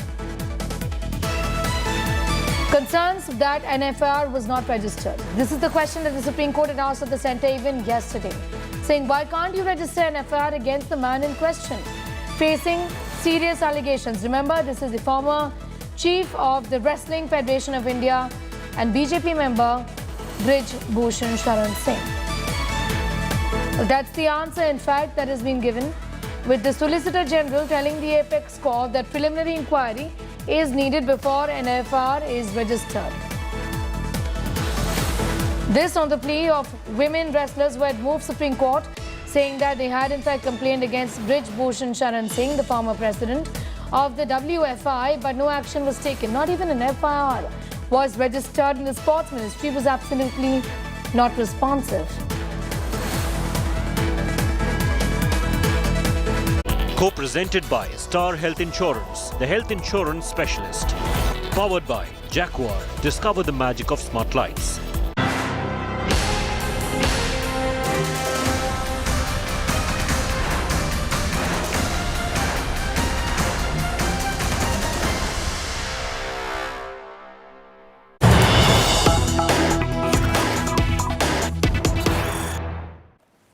More news coming in. Superstar power boost for the BJP in Karnataka. Kicha Sudeep has hit the campaign trail. Sudeep's roadshow in Chitradurga. Sea of supporters at Kicha's roadshow. Kicha rallies for BJP in Karnataka. Pictures, in fact, coming in right now. Take a look.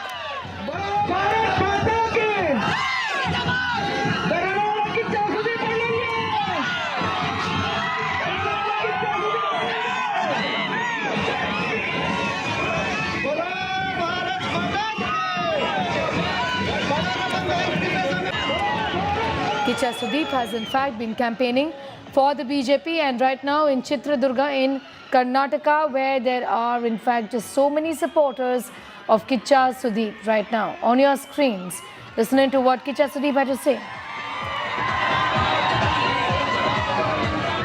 ಇವತ್ತಿಂದ start ಆಗ್ತದೆ so hopefully everything goes good ma'am campaigning ಮುಗಿಯೋವರೆಗೂ ಅವರೊಟ್ಟಿಗೆ ಇರ್ತೀನಿ ಇರಲ್ಲ ಅಂತಲ್ಲ so ಅದೊಂದು ಮಾತು ಕೊಟ್ಟಿದ್ದೀನಿ so hopefully everything goes good as I said ಇವತ್ತಿಗೆ ರೂಟ್ ಪ್ಲಾನ್ ಕ್ಲೀನ್ ಆಗಿ ಆಗ್ತದೆ ಅಂಡ್ ಪ್ಲಾನಿಂಗ್ ತುಂಬಾ ಚೆನ್ನಾಗಿ ಮಾಡ್ಕೊಂಡಿದ್ದಾರೆ ಸೊ ಹೋಗೋ ಎಲ್ಲ ಕ್ಯಾಂಡಿಡೇಟ್ಸ್ಗೆ ಒಳ್ಳೇದಾಗಲಿ ಒಂದು ಎಲ್ಲದಕ್ಕಿಂತ ಹೆಚ್ಚಾಗಿ ನಾನು ರೋಡ್ ಶೋ ಅಂತ ಹೋಗಿನೇ ತುಂಬಾ ವರ್ಷಗಳಾಗಿದೆ ನನಗೆ ಗೊತ್ತಿರೋ ಹಾಗೆ ಹೆಬ್ಬುಲಿ ಲಾಸ್ಟ್ ನಾನು ಸಿನಿಮಾ ಅಂತ ಹೋಗಿದ್ದು ಸೊ ಇದು ಆ ವಿಚಾರದಲ್ಲಿ ಹೋಗಿ ಎಲ್ಲರೂ ಭೇಟಿ ಆಗಕ್ಕಾಗೋದು ಖುಷಿನೇ ನನಗೆ ಅಫ್ಕೋರ್ಸ್ ಚಿತ್ರದುರ್ಗದಲ್ಲಿ ಪ್ರೀತಿ ಎಲ್ಲಾ ಕಡೆ ಪ್ರೀತಿ ಇದೆ ಬಟ್ ಐ ಥಿಂಕ್ ಹೋದಲ್ಲೆಲ್ಲ ಪ್ರೀತಿ ತುಂಬಾ ತೋರಿಸ್ತಾರೆ ಅಂಡ್ ನಾನು ಹೇಳಿದಾಗೆ ಇದು ರೋಡ್ ಶೋ ಅಲ್ಲಿ ನನ್ನ ಒಂದು ಚಿಕ್ಕ ಸ್ವಾರ್ಥ ಕೂಡ ಇದೆ ನನ್ನ ಜನ ನನ್ನ ನೋಡಕ್ಕಾಗುತ್ತೆ ಅಂತ ಸರ್ ಜೊತೆಯಲ್ಲಿ ಕೇವಲ ಅಂದ್ರೆ ಲಿಮಿಟ್ ಮಾಡ್ಕೊಂಡಿದ್ದಾರೆ ಅದ್ರ ಜೊತೆಯಲ್ಲಿ ಕೆಲವರೆಲ್ಲ ಅಭ್ಯರ್ಥಿಗಳು ಪರ್ಸನಲ್ ಆಗಿ ಕರಿತಾ ಇದ್ದಾರೆ ನಿಮ್ಮನ್ನ ಅಂತ ನಮ್ಮ ಪರವಾಗಿ ಬನ್ನಿ ಅಂತ ಸರ್ 100% ಸರ್ ಏನಾಗಿದೆ ಅಂದ್ರೆ ಬಟ್ ಇವಾಗ ಆದಷ್ಟು ಮಾಡಕ್ಕೆ ಪ್ರಯತ್ನ ಪಡ್ಬೋದು ಆಕ್ಚುಲಿ ಅವರು ತುಂಬಾ ಪ್ಲಾನಿಂಗ್ ಅಲ್ಲಿ ಬಿಸಿಲು ಜಾಸ್ತಿ ಇರೋದಂತ ಗ್ಯಾಪ್ ಎಲ್ಲ ಇಟ್ಟಿದ್ರು ಮಧ್ಯದಲ್ಲಿ ಮಧ್ಯಾಹ್ನ ಹೊತ್ತು ಬೇಡ ಅಂತ ಬಟ್ ಆದ್ರೂ ಕೂಡ ನಾನು ತುಂಬಾ ಹಾಕೊಂಡಿದ್ದೀನಿ ಪರ್ ಡೇ ತುಂಬಾ ಆದಷ್ಟು ಎಲ್ಲರದು ಒಂದು ಈಡೇರಿಕೆ ಪೂರೈಸಕ್ಕಾಗಲ್ಲಿ ಹೋಗೋಣ ಅಂತ ಅನ್ಬಿಟ್ಟು ಅಂತ ಎಲ್ಲಾ ಕಡೆನೂ ಹೋಗಕ್ಕೆ Nagarjun Dwarkanath is getting us all of those details. Kicha Sudeep there lending star power to the BJP's campaign, but can that be converted into votes is the big question here, isn't it? Well, that is true, Sneha. Kicha Sudeep has kicked off his campaign. First, he went to Shigaon to file the nomination for the Chief Minister. Now, he's campaigning alone with the BJP candidates. No big central leadership or the state netas are along accompanying Sudeep. It's only the MLA candidate of the BJP party and Kicha Sudeep. Right now, he's in Monkalmur constituency in Chitradurga district. Davangere North, Davangere South, and then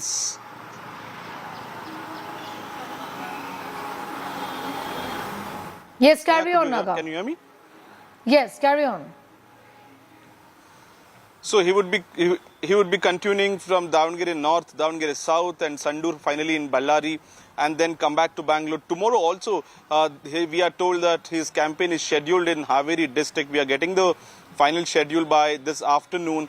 But what is important is this central Karnataka area is when BJP in their survey felt that they might have some star power which could help them. They might need some push because a lot of Valmiki tribe community populated districts these are. So even the taluks have a lot of population of Valmiki tribe. That is the scheduled tribe from the Valmiki community, where Kicha Sudeep also comes from the same Valmiki community. So bringing him, one, you have the star power. Second, you have the community connect. And that's when they can consolidate the votes is what they feel, especially in the central Karnataka. That is the Chitradurga, Davangere as well as Kaveri districts and Gadag. This is where the BJP feels Sudeep can be a catalyst and trigger the consolidation of the vote bank for in favor of BJP. All right. What else is his plan, Naga, from here on?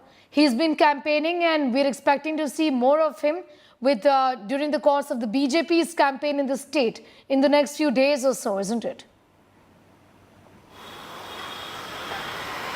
Yes, that is also true that he will be campaigning in Kaveri district tomorrow for the agriculture minister, who is BC Patil from Hirekarur constituency.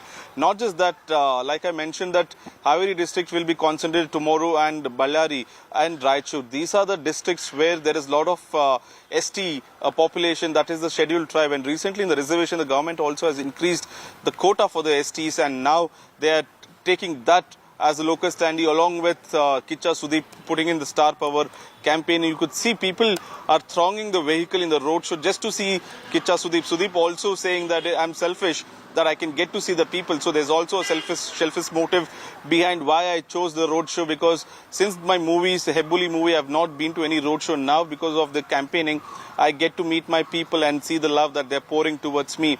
The political strategy behind this, Sneha, that one is the star power, of course, will consolidate the votes. People come to see him, and that would also show the how the cadre are gathering the local people there. Not just that, but also the Valmiki community, which has been the backbone of the BJP party. They feel that the 100% consolidation will always help. So right now, they want to sweep the central Karnataka and the Hyderabad Karnataka with ST population dominated taluks and constituencies, and they've strategically chosen such seats where Kicha Sudeep can go and speak to people. Not only the star power, but also the community connect will be there. The community connect as important as star power is what Naga is telling us. Be with us. In fact, he spoke out earlier. Let's listen to Kicha Sudeep. ಇವತ್ತಿಂದ start ಆಗ್ತದೆ. So hopefully everything goes good ma'am. Campaigning ಮುಗಿಯೋವರೆಗೂ ಅವರೊಟ್ಟಿಗೆ ಇರ್ತೀನಿ, ಇರಲ್ಲ ಅಂತಲ್ಲ. So ಅದೊಂದು ಮಾತು ಕೊಟ್ಟಿದ್ದೀನಿ. So hopefully everything goes good as I said. ಇವತ್ತಿಗೆ ರೂಟ್ ಪ್ಲಾನ್ ಕ್ಲೀನ್ ಆಗಿ ಆಗ್ತದೆ. ಪ್ಲಾನಿಂಗ್ ತುಂಬಾ ಚೆನ್ನಾಗಿ ಮಾಡ್ಕೊಂಡಿದ್ದಾರೆ. ಸೊ ಹೋಗೋ ಎಲ್ಲ ಕ್ಯಾಂಡಿಡೇಟ್ಸ್ಗೆ ಒಳ್ಳೇದಾಗಲಿ. ಒಂದು ಎಲ್ಲದಕ್ಕಿಂತ ಹೆಚ್ಚಾಗಿ ನಾನು ರೋಡ್ ಶೋ ಅಂತ ಹೋಗಿನೇ ತುಂಬಾ ವರ್ಷಗಳಾಗಿದೆ. ನನಗೆ ಗೊತ್ತಿರೋ ಹಾಗೆ ಹೆಬ್ಬುಲಿ ಲಾಸ್ಟ್ ನನ್ನ ಸಿನಿಮಾ ಅಂತ ಹೋಗಿದ್ದು. ಸೊ ಇದು ಆ ವಿಚಾರದಲ್ಲಿ ಹೋಗಿ ಎಲ್ಲರೂ ಭೇಟಿ ಆಗಕ್ಕಾಗೋದು ಖುಷಿನೇ ನನಗೆ. ಅಫ್ಕೋರ್ಸ್ ಚಿತ್ರದುರ್ಗದಲ್ಲಿ ಪ್ರೀತಿ, ಎಲ್ಲಾ ಕಡೆ ಪ್ರೀತಿ ಇದೆ, ಬಟ್ ಐ ಥಿಂಕ್ ಹೋದಲ್ಲೆಲ್ಲ ಪ್ರೀತಿ ತುಂಬಾ ತೋರಿಸ್ತಾರೆ. ಅಂಡ್ ನಾನು ಹೇಳಿದಾಗೆ ಇದು ರೋಡ್ ಶೋ ಅಲ್ಲಿ ನನ್ನ ಒಂದು ಚಿಕ್ಕ ಸ್ವಾರ್ಥ ಕೂಡ ಇದೆ, ನನ್ನ ಜನ ನನ್ನ ನೋಡಕ್ಕಾಗುತ್ತೆ ಅಂತ. ಸರ್, ಜೊತೆಯಲ್ಲಿ ಕೇವಲ ಅಂದ್ರೆ ಲಿಮಿಟ್ ಮಾಡ್ಕೊಂಡಿದ್ದಾರೆ, ಅದ್ರ ಜೊತೆಲಿ ಕೆಲವರೆಲ್ಲ ಅಭ್ಯರ್ಥಿಗಳು ಪರ್ಸನಲ್ ಆಗಿ ಕರಿತಾ ಇದ್ದಾರೆ ನಿಮ್ಮನ್ನ ಅಂತ, ನಮ್ಮ ಪರವಾಗಿ ಬನ್ನಿ ಅಂತ. ಸರ್ 100% ಸರ್ ಏನಾಗಿದೆ ಅಂದ್ರೆ, ಬಟ್ ಇವಾಗ ಆದಷ್ಟು ಮಾಡಕ್ಕೆ ಪ್ರಯತ್ನ ಪಡ್ಬೋದು. ಆಕ್ಚುಲಿ ಅವರು ತುಂಬಾ ಪ್ಲಾನಿಂಗ್ ಅಲ್ಲಿ ಬಿಸಿಲು ಜಾಸ್ತಿ ಇರೋದಂತ ಗ್ಯಾಪ್ ಎಲ್ಲ ಇಟ್ಟಿದ್ರು ಮಧ್ಯದಲ್ಲಿ, ಮಧ್ಯಾಹ್ನ ಹೊತ್ತು ಬೇಡ ಅಂತ. ಬಟ್ ಆದ್ರೂ ಕೂಡ ನಾನು ತುಂಬಾ ಹಾಕೊಂಡಿದ್ದೀನಿ, ಪರ್ ಡೇ ತುಂಬಾ ಹಾಕೊಂಡು ಆದಷ್ಟು ಎಲ್ಲರದು ಒಂದು ಈಡೇರಿಕೆ ಪೂರೈಸಕ್ಕಾಗಲ್ಲಿ ಹೋಗೋಣ ಅಂತ ಅಂದ್ಬಿಟ್ಟು ಅಂತ ಎಲ್ಲಾ ಕಡೆನೂ ಹೋಗಕ್ಕಾಗ.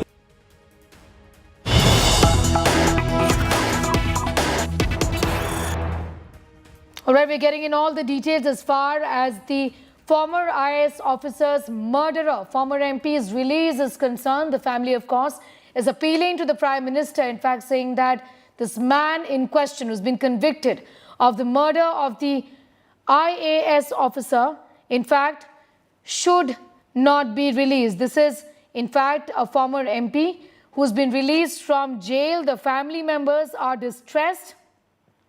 He's been convicted, in fact, in the murder of a former IAS officer. I'm going straight to my colleague, Rajdeep Sardesai, consulting editor.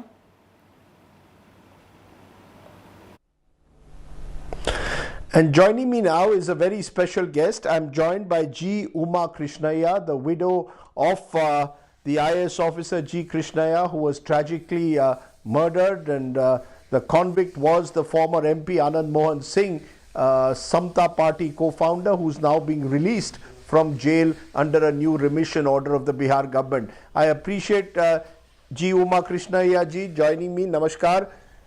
बताइए, जब आपको पता चला कि बिहार सरकार आनंद मोहन सिंह को रिहा करने जा रही है, क्या लगा आपको और किस तरह से आप ये पूरे घटनाक्रम को देखती हैं madam?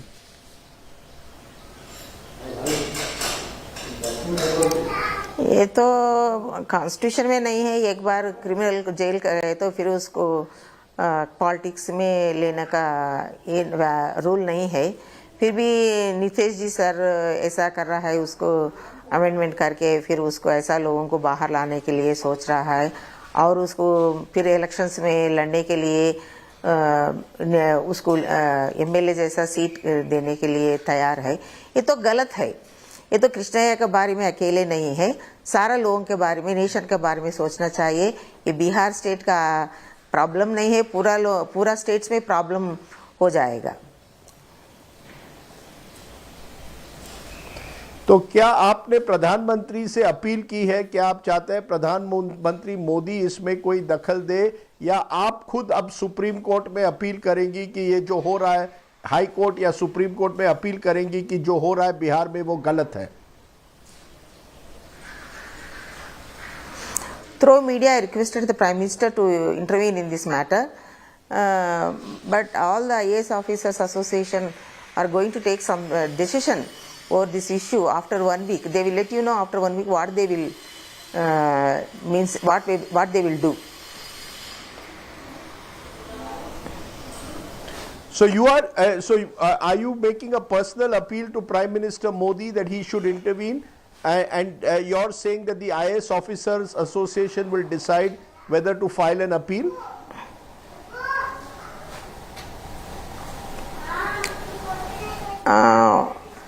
I don't know whether I will make a request to the Prime Minister, but through media I am requesting the Prime Minister and even the President also to intervene in this matter and to take back the decision taken by the Chief Minister ji. Are you requesting Nitish Kumar ji also? He is the Bihar Chief Minister. I'm sure you met Nitish Kumar ji. Do you believe that a decision like this is one that is harming the reputation of the Bihar government and may mean that officers in Bihar will lose confidence in the government? If IAS officers are murdered on duty and then their killers are let off, there is no confidence in the system. So are you making an appeal to Nitish Kumar ji also, ma'am? See, through media since yesterday I am requesting the Chief Minister ji to take back this decision. Please don't do such kind of things. It will do a harm to the Bihar government and his reputation also. See, now only after some time, after so many days, some people are telling that now the Bihar government is doing some good things, but it will go again. Again he will get the bad name. So it will become a black spot to the political career of the Nitish ji sir. This decision is very wrong.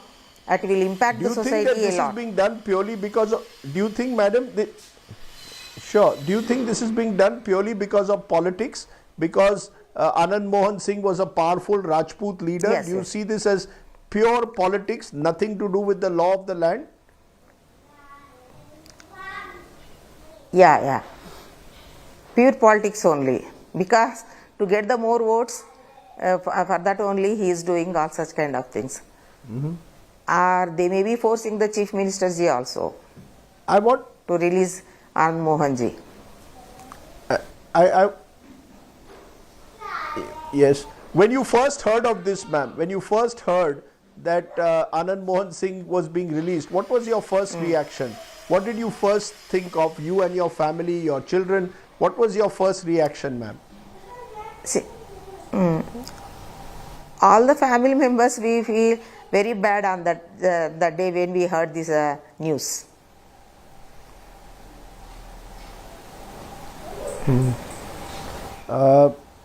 Your children are now grown up. You, of course, moved to Hyderabad.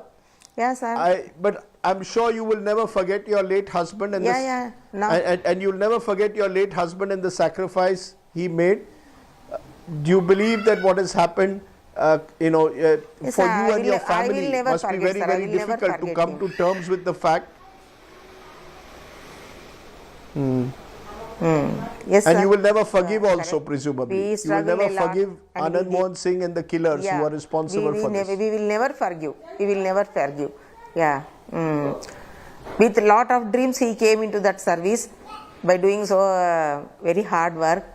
And without fulfilling his dreams, they have ended his life. So I will never forget them.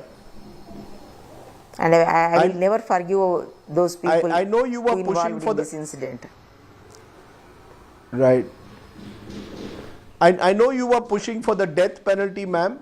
That death penalty was then reduced to life imprisonment. Now Anand Mohan Singh is walking out of jail. There are pictures of Chief Minister Nitish Kumar with Anand Mohan Singh. Do you believe that justice has not been done? Do you believe you and your family have not got justice? Yes, sir. No, sir. We didn't get any proper justice to our family members, sir.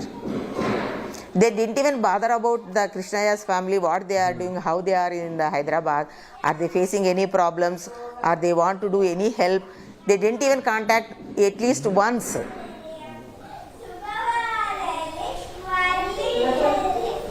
The Bihar government did not contact you even once in all these years? In all these years when you were in Hyderabad, the Bihar Even government once, never sir, contacted you once to find out how you and the family were doing? No. No, sir, no, not even once. AP government has done more than the Bihar government. What is your... Yes, AP government has done more than the Bihar government. In a sense, the Bihar government has almost forgotten your husband and the ultimate sacrifice that he committed in the manner he was murdered, killed. You know, you obviously therefore feel angry at what has happened. What is your message therefore today to other IAS officers or indeed to the Bihar government? You have a message for those who are, you know, putting their lives in the line of duty.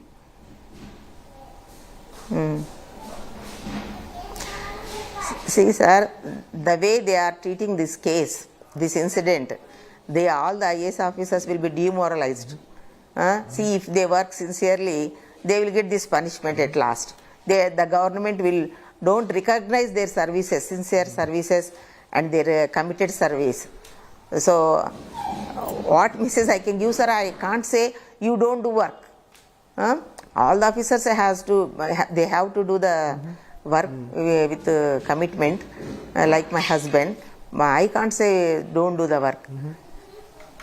Because they are meant for that. The IAS officers, they have to do lot of work for the betterment of the service. So how can I say don't do work? See, the political leaders will work for some time, but the officers will work for so many years, nearly 30-35 years they will work, and they come into that service with that motivation only, to do some service. So my husband's aim was that only. If I became IAS officer, I can do something to the society. That's why he came into that service. Otherwise, he got lecturer job, assistant lecturer job before IAS cadre. So he joined and worked for 5-6 months. But he decided to go into that service because I can help some people through this service. So he came into that service. Otherwise, he would have become,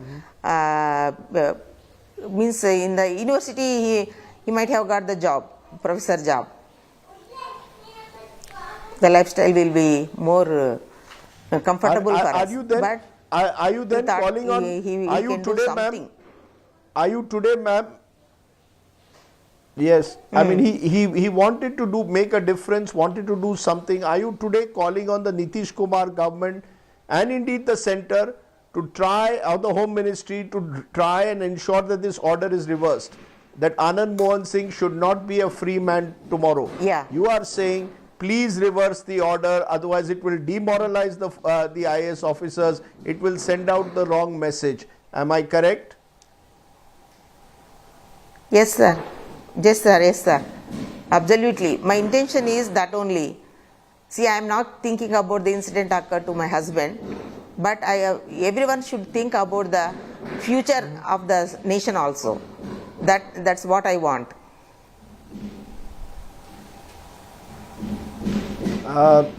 You know, I just want to tell you, ma'am, you've been a very brave woman. You've raised your children. I'm told that they are now doing very well. So, you know, I'm sure you've gone through very difficult times to reach this stage. Anything more you want to say to the people of this country?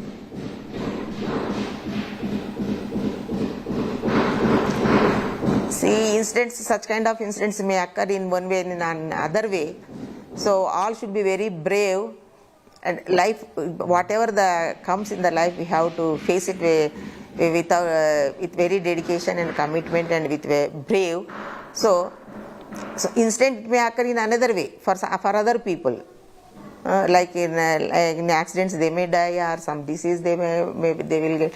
They should not become this thing.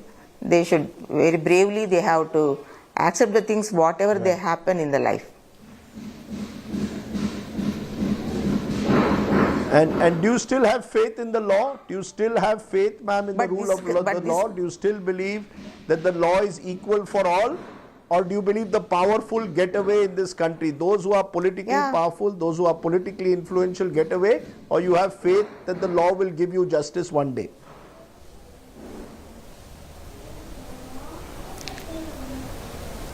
Law, I have confidence in the law, in the justice, sir. They will do the right decisions, I think, sir.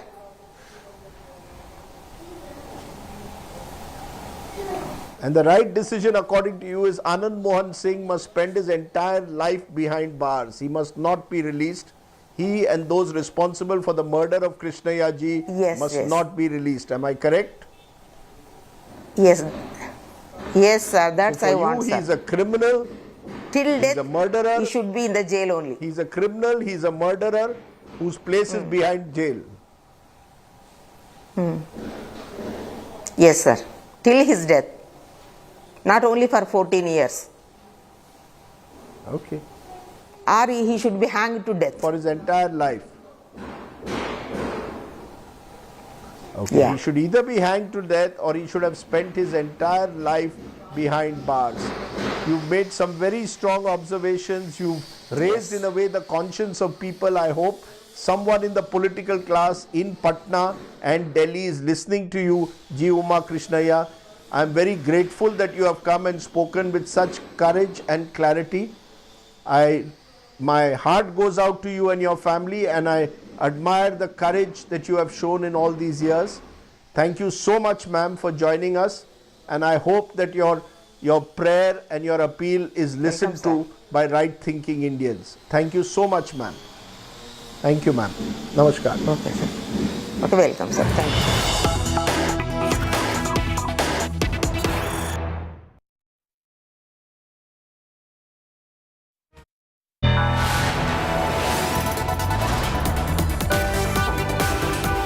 You are watching India Today.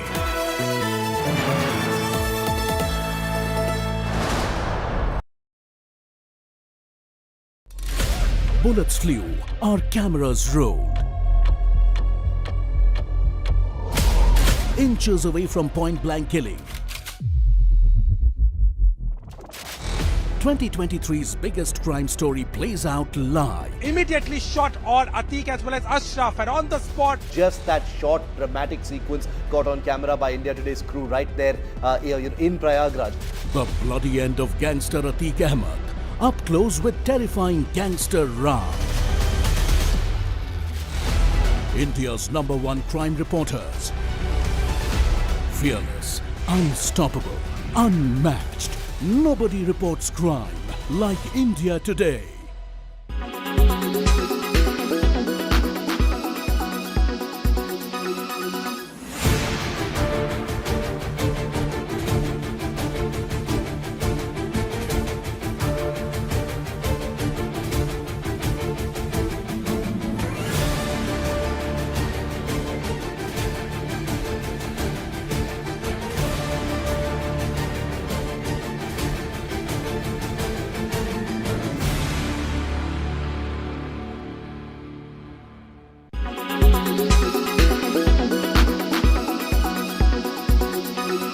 Quality today.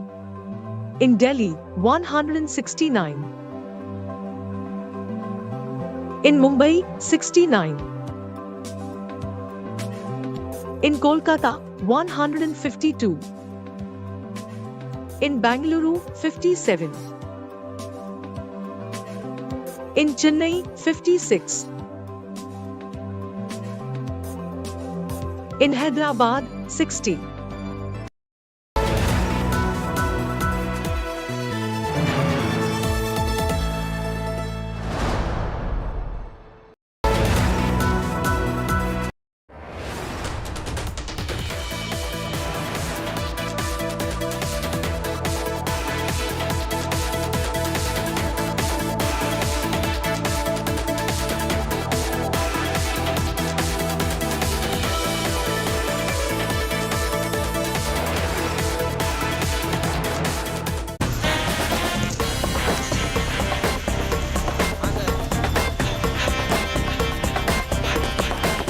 Wow, that was a good one, Rahul. I think just because he's your MP, you're fixing it for him, man.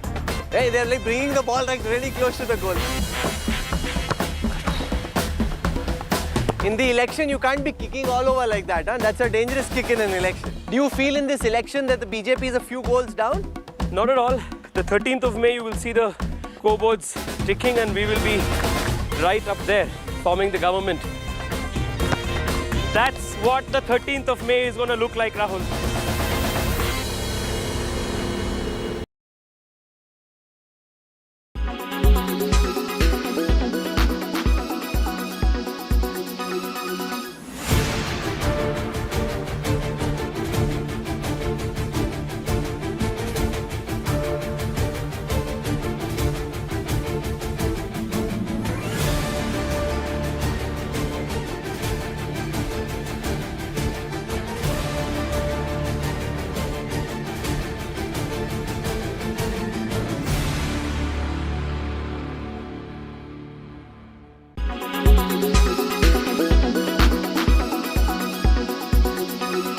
Quality today. In Delhi, 169. In Mumbai, 69. In Kolkata, 152. In Bengaluru, 57. In Chennai, 56. In Hyderabad, 60. Make your media plan smarter with India Today Live TV on your connected devices. Amplify your brand with 100 million smart internet viewers. To advertise, mail us at sales@aajtak.com.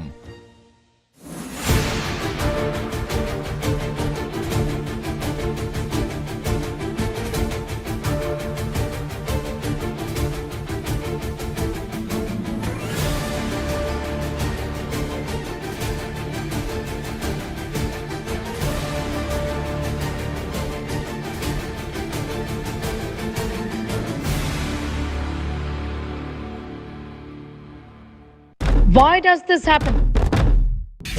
Let me tell you the science behind it.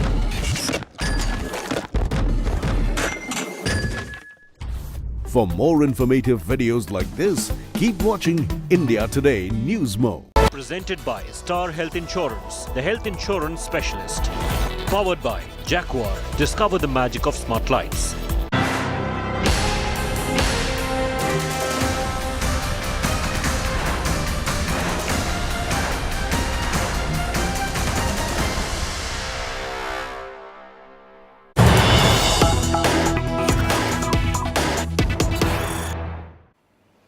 We have some news just coming in. The police are checking Kicha Sudeep's chopper in Chitradurga. Kicha's helicopter has been checked ahead of the rally. Kicha is holding a massive road show and cops are checking the helicopter is what we've been given to understand now.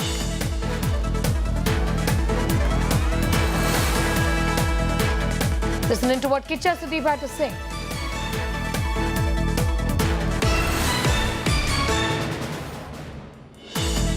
ಇವತ್ತಿಂದ start ಆಗ್ತದೆ so hopefully everything goes good ma'am campaigning ಮುಗಿಯೋವರೆಗೂ ಅವರೊಟ್ಟಿಗೆ ಇರ್ತೀನಿ ಇರಲ್ಲ ಅಂತಲ್ಲ so ಅದೊಂದು ಮಾತು ಕೊಟ್ಟಿದ್ದೀನಿ so hopefully everything goes good as I said ಇವತ್ತಿಗೆ ರೂಟ್ ಪ್ಲಾನ್ ಕ್ಲೀನ್ ಆಗಿ ಆಗ್ತದೆ ಅಂಡ್ ಪ್ಲಾನಿಂಗ್ ತುಂಬಾ ಚೆನ್ನಾಗಿ ಮಾಡ್ಕೊಂಡಿದ್ದಾರೆ ಸೊ ಹೋಗೋ ಎಲ್ಲ ಕ್ಯಾಂಡಿಡೇಟ್ಸ್ಗೆ ಒಳ್ಳೇದಾಗ್ಲಿ ಒಂದು ಎಲ್ಲದಕ್ಕಿಂತ ಹೆಚ್ಚಾಗಿ ನಾನು ರೋಡ್ ಶೋ ಅಂತ ಹೋಗಿನೇ ತುಂಬಾ ವರ್ಷಗಳಾಗಿದೆ ನನಗೆ ಗೊತ್ತಿರೋ ಹಾಗೆ ಹೆಬ್ಬುಲಿ ಲಾಸ್ಟ್ ನಾನು ಸಿನಿಮಾ ಅಂತ ಹೋಗಿದ್ದು ಸೊ ಇದು ಆ ವಿಚಾರದಲ್ಲಿ ಹೋಗಿ ಎಲ್ಲರೂ ಭೇಟಿ ಆಗಕ್ಕಾಗೋದು ಖುಷಿನೇ ನನಗೆ ಅಫ್ಕೋರ್ಸ್ ಚಿತ್ರದುರ್ಗದಲ್ಲಿ ಪ್ರೀತಿ ಎಲ್ಲಾ ಕಡೆ ಪ್ರೀತಿ ಇದೆ ಬಟ್ ಐ ಥಿಂಕ್ ಹೋದಲ್ಲೆಲ್ಲ ಪ್ರೀತಿ ತುಂಬಾ ತೋರಿಸ್ತಾರೆ ಅಂಡ್ ನಾನು ಹೇಳಿದಾಗೆ ಇದು ರೋಡ್ ಶೋ ಅಲ್ಲಿ ನನ್ನ ಒಂದು ಚಿಕ್ಕ ಸ್ವಾರ್ಥ ಕೂಡ ಇದೆ ನನ್ನ ಜನ ನನ್ನ ನೋಡಕ್ಕಾಗುತ್ತೆ ಅಂತ ಸರ್ ಜೊತೆಯಲ್ಲಿ ಕೇವಲ ಅಂದ್ರೆ ಲಿಮಿಟ್ ಮಾಡ್ಕೊಂಡಿದ್ದಾರೆ ಅದ್ರ ಜೊತೆಲಿ ಕೆಲವರೆಲ್ಲ ಅಭ್ಯರ್ಥಿಗಳು ಪರ್ಸನಲ್ ಆಗಿ ಕರಿತಾ ಇದ್ದಾರೆ ನಿಮ್ಮನ್ನ ಅಂತ ನಮ್ಮ ಪರವಾಗಿ ಬನ್ನಿ ಅಂತ ಸರ್ 100% ಸರ್ ಏನಾಗಿದೆ ಅಂದ್ರೆ ಬಟ್ ಇವಾಗ ಆದಷ್ಟು ಮಾಡಕ್ಕೆ ಪ್ರಯತ್ನ ಪಡ್ಬೋದು ಆಕ್ಚುಲಿ ಅವರು ತುಂಬಾ ಪ್ಲಾನಿಂಗ್ ಅಲ್ಲಿ ಬಿಸಿಲು ಜಾಸ್ತಿ ಇರೋದಂತ ಗ್ಯಾಪ್ ಎಲ್ಲ ಇಟ್ಟಿದ್ರು ಮಧ್ಯದಲ್ಲಿ ಮಧ್ಯಾಹ್ನ ಹೊತ್ತು ಬೇಡ ಅಂತ ಬಟ್ ಆದ್ರೂ ಕೂಡ ನಾನು ತುಂಬಾ ಹಾಕೊಂಡಿದ್ದೀನಿ ಪರ್ ಡೇ ತುಂಬಾ ಹಾಕೊಂಡು ಆದಷ್ಟು ಎಲ್ಲರದು ಒಂದು ಈಡೇರಿಕೆ ಪೂರೈಸಕ್ಕಾಗಲ್ಲಿ ಹೋಗೋಣ ಅಂತ ಅಂದ್ಬಿಟ್ಟು ಅಂತ ಎಲ್ಲಾ ಕಡೆನೂ Sagaraj is getting us all of those details, joining us from Davangere right now. Sagar, this is routine a check that's being carried out. A few days ago, even DK Shivkumar's chopper was checked and there was a bit of a hue and cry, but this is normal, isn't it? What is being said?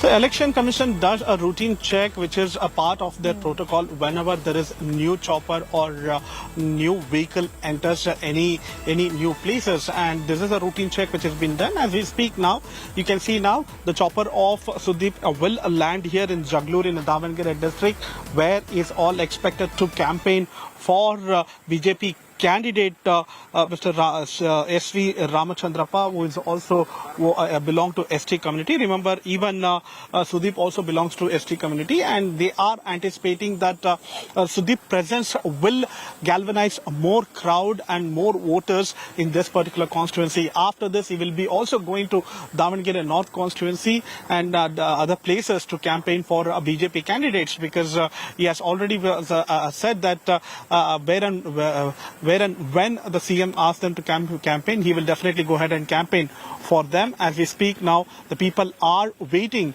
to get the glimpse of their favorite actor here in Davangere. Thank you for the moment. Sagay, in fact, continues to be with us for more details on that. A sea of supporters as well. Sagay, for Kicha Sudeep.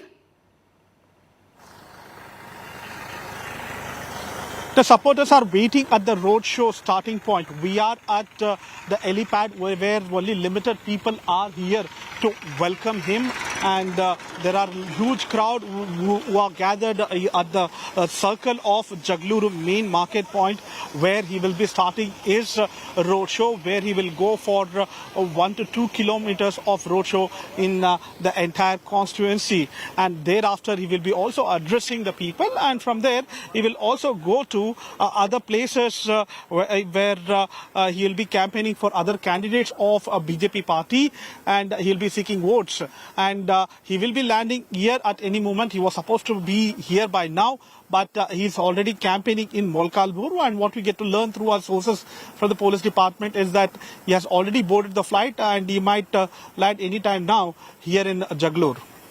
Thanking you for the moment, Sagaraj, getting us all of those details as far as Kicha Sudeep's campaign is concerned.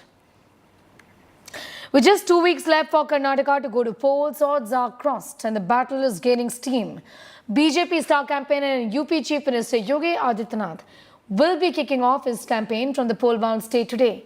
Not just that, Kannada superstar Kicha Sudeep is on the ground campaigning for the BJP. Remember, this is his second campaign rally. His chopper was checked by Election Commission officials before his rally. The Congress is also amping up its campaign, with Priyanka Gandhi all set to hold roadshows today. Yogi Adityanath began his campaign in coastal Karnataka. 2 roadshows in Mandya and Vijaypura are scheduled. Congress General Secretary Priyanka Gandhi's day 2 of her Karnataka campaign will witness mega roadshows in Sringeri and Hariyur, among her other public meetings. कि देखिए जनता सबसे ज्यादा अनुभवी होती है, जनता सब समझती है, उसमें विवेक भी है, समझेगी, देखेगी कि अपने लिए किसने काम किया है, और वो दिख रहा है, साफ दिख रहा है कि बीजेपी ने कुछ नहीं किया। उम्मीद है कांग्रेस की आपसे? पूरी तरह से उम्मीद है, क्यों नहीं? And the thing is that they have not done any constructive work for Karnataka. In the last 3 years, if you look at any area, it's just gone down. Whether it's facilities, infrastructure, whatever it is, you all know how much loot has taken place. So it's time for a change. And I think people, more than listening to what politicians say and this and that, people know from their own experience. They're seeing their own experience of the governance of the BJP. It is a daydream of Amit Shah. Congress government will be formed in Karnataka on 13th of May. The South Indian people are very sure, very diplomatic, educated. They love a Congress government here. They are fed up with the double engine government. Since the double engine government has completely failed, all the leaders, national leaders of the BJP are coming and camping here. What magic they do also, it will not affect here. Sir, Amit Shah. Will Prime Minister now publicly apologize to Lingayat community for disrespecting them by lollipop of reservation? To the Vokaliga community by disrespecting them on the lollipop of reservation, and particularly our brothers and sisters of scheduled castes and scheduled tribes, whose increased reservation has been rejected by the Modi government. Shilpa Nair is getting us all of those details, joining us from Mandya right now. Shilpa, in fact, there's been a lot of demand for Yogi Adityanath to campaign. Not the first time that he's doing it in Karnataka. This time also he continues to be one of the few star campaigners of the BJP, isn't it? Well, that's right, Sneha. In fact, with just few days left for the elections here in Karnataka, a galaxy of top leaders from both the BJP and Congress party are hitting the ground. And today, of course, Yogi Adityanath, the Uttar Pradesh Chief Minister, is arriving here in Karnataka. He's already arrived in Mysore. He will be reaching here in Mandya for his first election program. There'll be a short roadshow following which there'll be a public meeting. So Yogi, preparations are in full swing here at Mandya. To ensure that the roadshow goes on smoothly. The security, of course, has been stepped up as well. And Yogi Adityanath, remember, is one of the star campaigners for the BJP, and there is a lot of enthusiasm amongst the BJP cadres. To tell you the significance of Mandya, Mandya is a stronghold of the JDS. And, ever since the campaign started, we're seeing how both the BJP and the Congress, they're trying to bring all their national leaders to Mandya and the old Mysore region in the hope that they can breach this JDS bastion and win few seats in this region. And that is the reason why Yogi Adityanath is also being brought here. And after Mandya, Yogi Adityanath will be travelling to the birthplace of Basavanna in an outreach to the Lingayat community. He'll be visiting the birthplace of Basavanna, and after which he'll be going to Vijaypura, which is a BJP stronghold. So this is the schedule for Yogi Adityanath for the day. The second leg of Yogi Adityanath will be in coastal Karnataka, which of course we know is a highly polarized region. The hijab issue, all of that, the Praveen Nataru's murder, all of that took place in the coastal Karnataka region. And the Congress, of course, says, Yogi Adityanath is being brought to Karnataka by the BJP in a bid to polarize the society, in a bid to polarize the electorate. And he's here only to spread hatred. That was the reaction that we got from Randeep Surjewala, the Congress Congress in charge for Karnataka this morning. So the Congress, of course, at this point in time saying that there will be no impact of Yogi Adityanath's visit as far as the election results are concerned. But the BJP, of course, is pinning their hopes on star campaigners such as Yogi Adityanath to take the message of the BJP to the voters about the double-engine Sarkar. BJP also remember. Shilpa, I'm going to thank you for the moment for getting us those details. Shilpa Nair from that rally venue of Yogi Adityanath will continue to keep a very close eye on all of those developments from Karnataka. It brings us.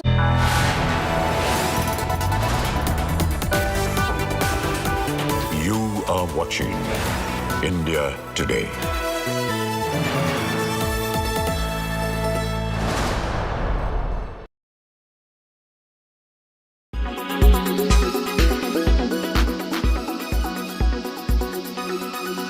Recently saw the skills of ChatGPT extend to creative skills as well. They can write movies, they can direct plays. There are in fact books being written out there by ChatGPT. How do you think this skills bridge will Coursera be able to fill?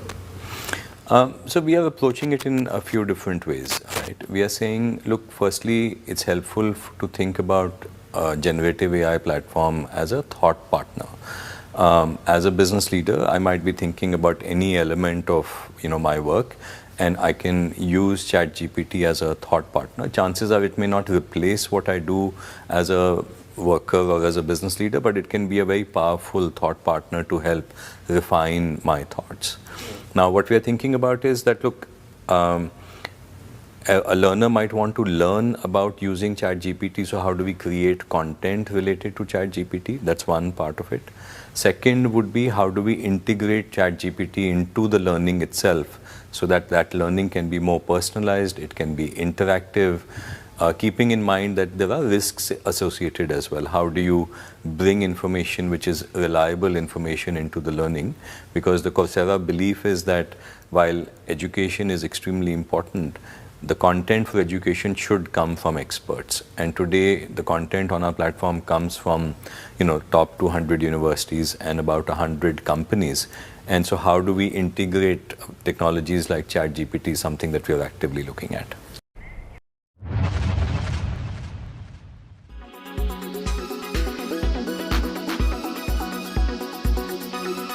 Why does this happen? Let me tell you the science behind it.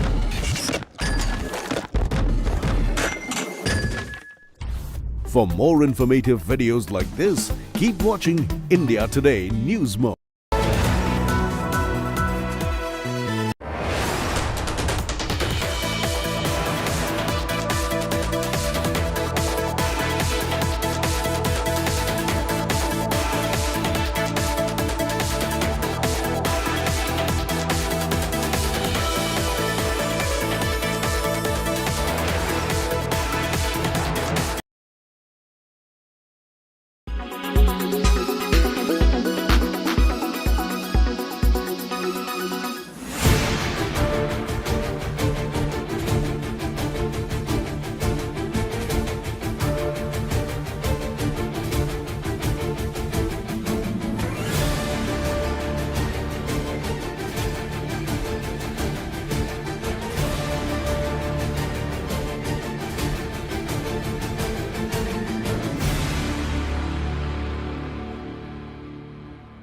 Weather forecast now. Delhi, maximum 37 and minimum 23 degrees. Mumbai, maximum 29 and minimum 26 degrees. Kolkata, maximum 39 and minimum 25 degrees. Bengaluru, maximum 32 and minimum 23 degrees. Chennai, maximum 31 and minimum 28 degrees. Hyderabad, maximum 35 and minimum 21 degrees.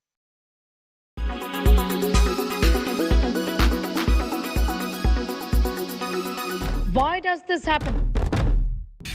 Let me tell you the science behind it.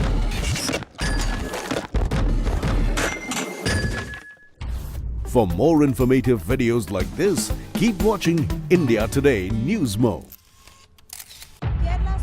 All political parties traveling from different parts. Armed with facts, Looking at political background. she takes the news by its horns. You think the future of these students are not hampered? Fierce, bold, and direct, setting the tone for the biggest stories from every corner and every angle. Expect nothing but the unfiltered truth. News first, niceties later. Watch me, Nabila Jamal, on India Today.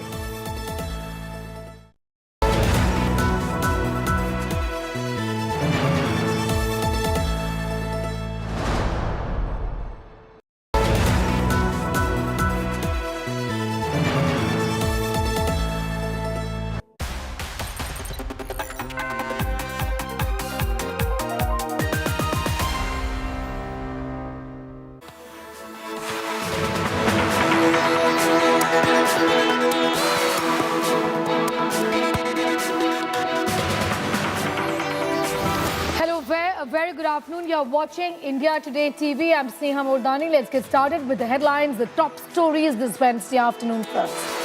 Superstar power boost for BJP in Karnataka. Kicha Sudeep hits campaign trail in Chitradurga. Shortly, Yogi Adityanath to begin the roadshow.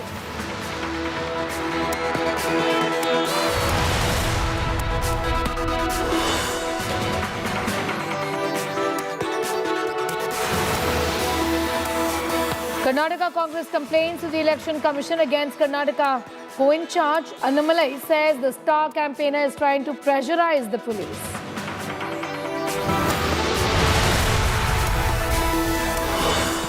Slain IAS officer's family cry injustice after Bihar daughter Neta walks free. Daughter says rethink move to set Anand Mohan free.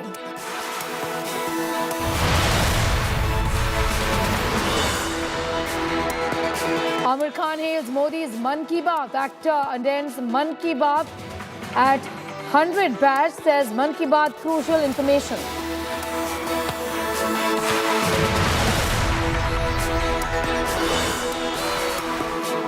Indian Air Force and Navy lead Sudan rescue operation. Third batch of 135 Indians reached Jeddah. 121 Indians evacuated in the first batch. Minister of State for Ministry of External Affairs monitors the evacuation operations.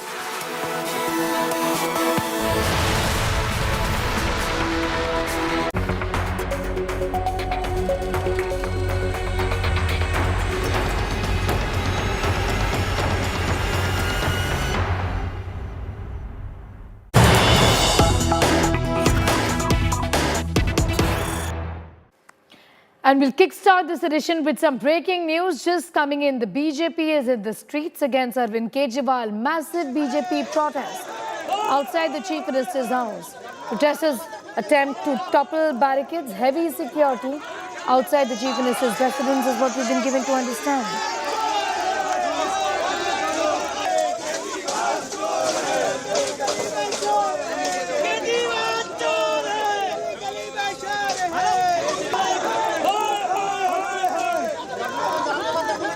BJP is in fact lodging a protest against the Aam Aadmi Party chief and Delhi Chief Minister Arvind Kejriwal. There's heavy security presence and BJP workers from Delhi have gathered there at Arvind Kejriwal's residence.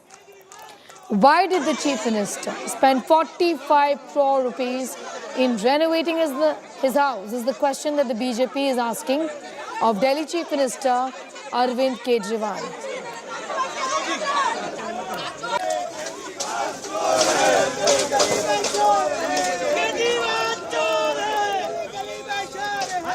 The BJP, in fact, has lodged a protest against Arvind Kejriwal. When you renovated it, what was the need to spend 45 crore rupees? In fact, the AAP has also responded, saying that the Prime Minister himself is getting a house built for 500 crore rupees. He calls himself a fakir, is what the response of the AAP is. Pankaj, in fact, is getting us more details on that. This is something that the BJP obviously was expected to go to town with, given that the party in question itself is called the Aam Aadmi Party, isn't it? How is the AAP really justifying this? Pankaj. देखिए, आम आदमी party ये बता रही है कि काफ़ी पुराना घर था। कई साल पहले यहाँ पर ऑडिट रिपोर्ट तैयार की गई और ये कहा गया कि इस घर को तोड़ना होगा, नया घर बनाना होगा। लेकिन हम आपको ये तस्वीरें दिखाते हैं, विजुअल्स देखिए। यहाँ पे अरविंद केजरीवाल के घर के नज़दीक जो बीजेपी के नेता है वो इस वक्त ज़बरदस्त नारेबाजी कर रहे हैं और इस नारेबाजी के पीछे वो तमाम आरोप हैं जो बीजेपी प्रवक्ता संबित पात्रा ने प्रेस कॉन्फ्रेंस करके लगाए हैं। तो जाहिर है, और यहाँ पे पुलिस के जो इंतजाम है वो भी आपको दिखा देते हैं।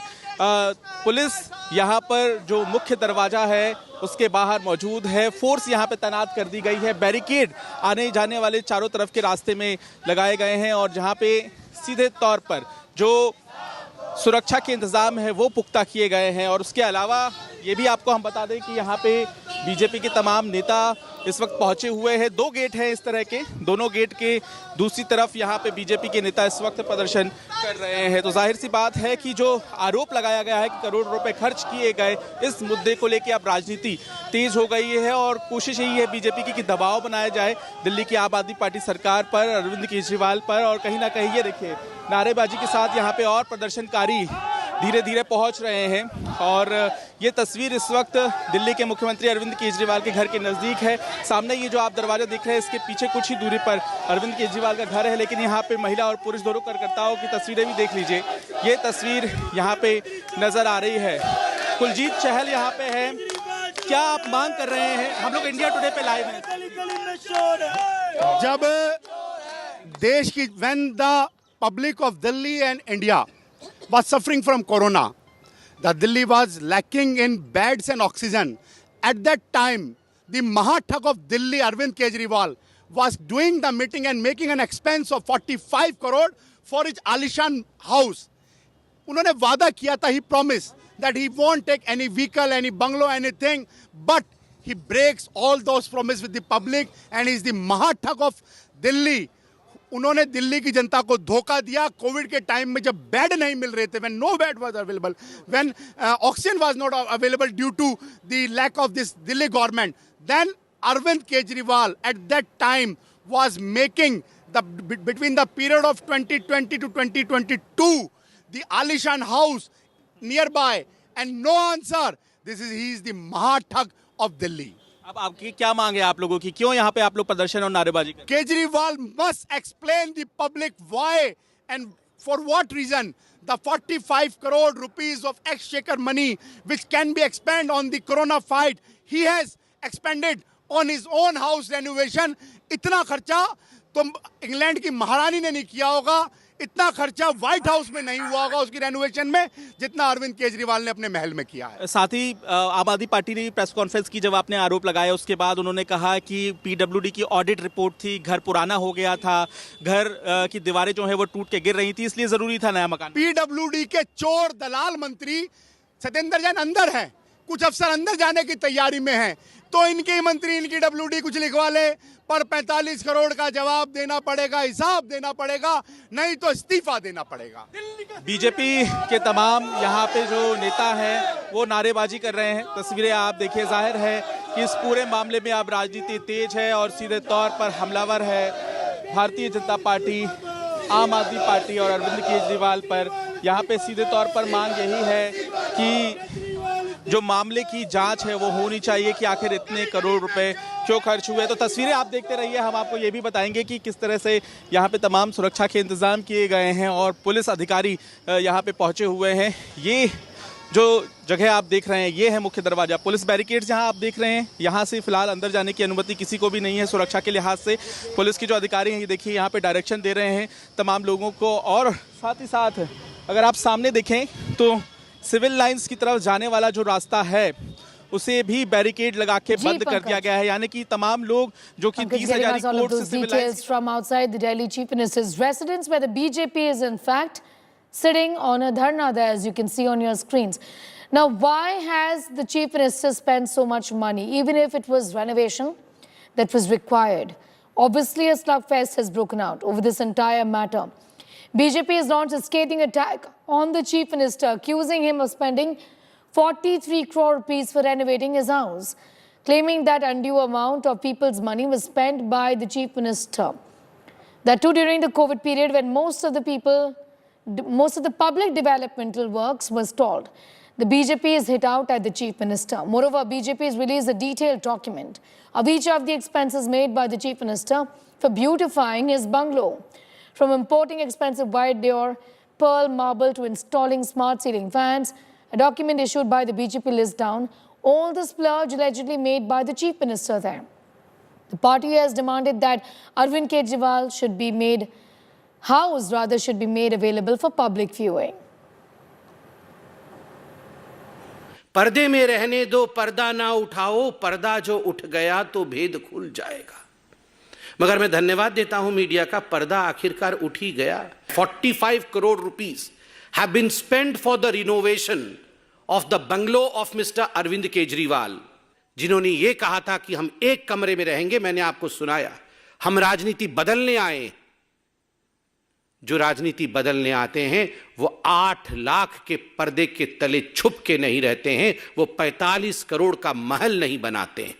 मुख्यमंत्री के घर को चर्चा का विषय बनाना चाहती है भारतीय जनता पार्टी। मुख्यमंत्री के घर को विषय बनाकर असली मुद्दों से ध्यान भटकाना चाहती है Bharatiya Janata party.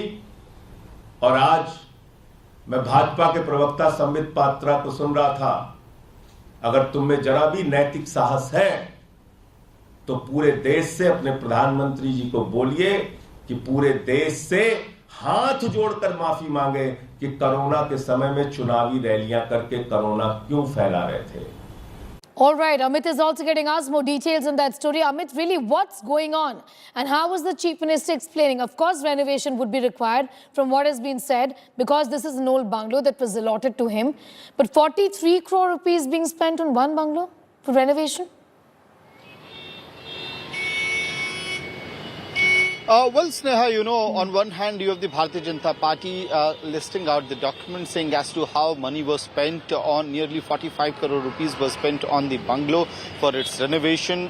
BJP is also pointing out the money spent on curtains, on kitchen, on the electric equipments which has been installed in the house. But on the other side, you have Aam Aadmi Party defending the Chief Minister and Aam Aadmi Party Chief Arvind Kejriwal, saying that the bungalow which was allotted to him was nearly 80 years old and it was in really bad shape, and it was the PWD department which had said that this needs reconstruction, and that is why the entire house has been reconstructed, ramped up, and it has been installed with the latest equipment. That's the argument of Aam Aadmi Party. Along with that, what we are also given to understand, the likes of Sanjay Singh, who is the MP of the party, is saying, also questioning as to how money is being spent on Prime Minister's house, how the money is being spent on Central Vista. So all these allegations and counter allegations have started to come up. There's another narrative which is being pushed by Aam Aadmi Party right now, is that if they believe that so much of money was spent on Arvind Kejriwal's residence, they are citing nearly a kilometer away is the Raj Niwas, where no reconstruction has been carried out. It was just renovation, and Aam Aadmi Party is claiming that nearly 15 crore rupees has been spent. However, if the BJP wants, they can shift the LG to the current Chief Minister's house, which is 6 Flagstaff Mark, and Arvind Kejriwal can move out to any other residence. What we also need to understand here, Sneha, is that this is not personal residence of Arvind Kejriwal. This has been allotted to him as the Chief Minister's bungalow. And, tomorrow, if he vacates this bungalow, this will be further reallocated yes, of course. to any of the cabinet. It will be reallocated. It is not his personal house, is what Amit is telling us. But it required a complete revamp, is what is being explained by the Aam Aadmi Party there. Amit, I'm going to thank you for getting us those details.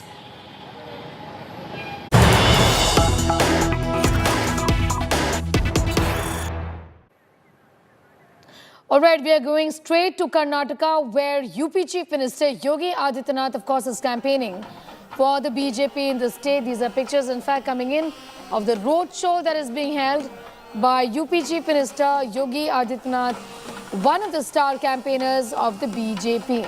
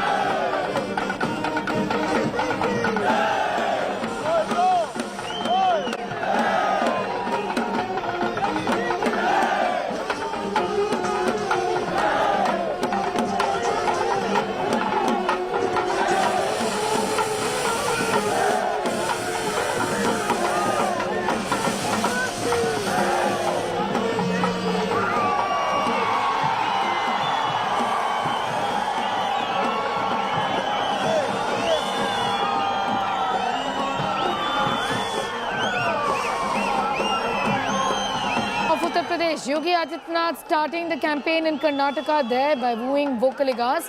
These pictures are coming in from Mandya district.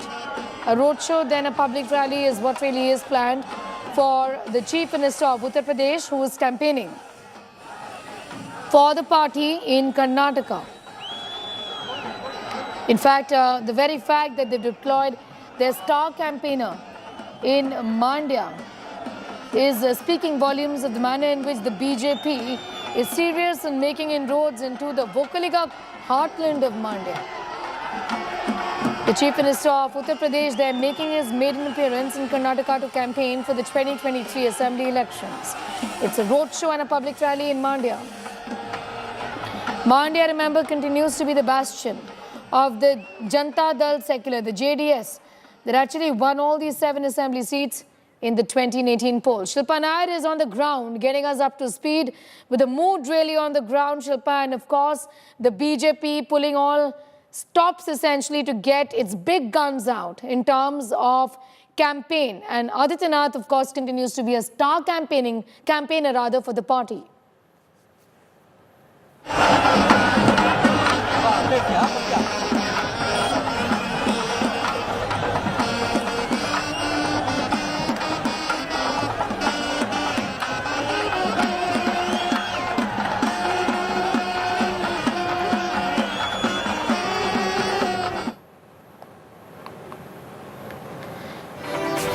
Shilpa, in fact, continues to be with us from Mandya, where Uttar Pradesh Chief Minister Yogi Adityanath is campaigning. Shilpa, get us a sense of the mood really on the ground right now first.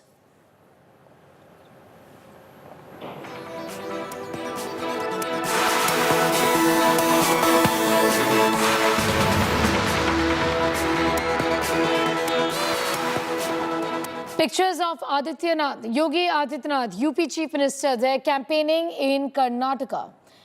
Yogi Adityanath, in fact, continues to be one of the star campaigners for the Bharatiya Janata Party in the state of Karnataka. These are pictures coming in from Mandya.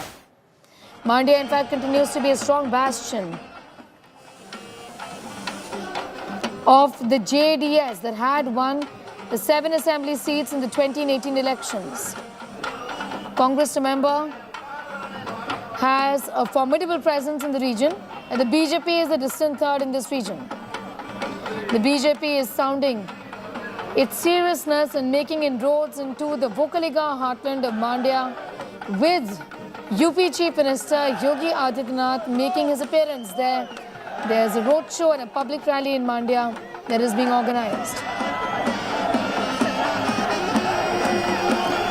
Star campaigner for the BJP there, Uttar Pradesh Chief Minister Yogi Adityanath is starting the campaign in Karnataka by booing Vocaligas in Mandya.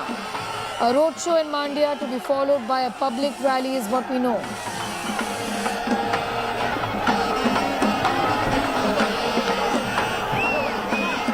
Pictures, in fact, coming in from ground zero in Mandya, where UP Chief Minister Yogi Adityanath has begun his poll campaign just today.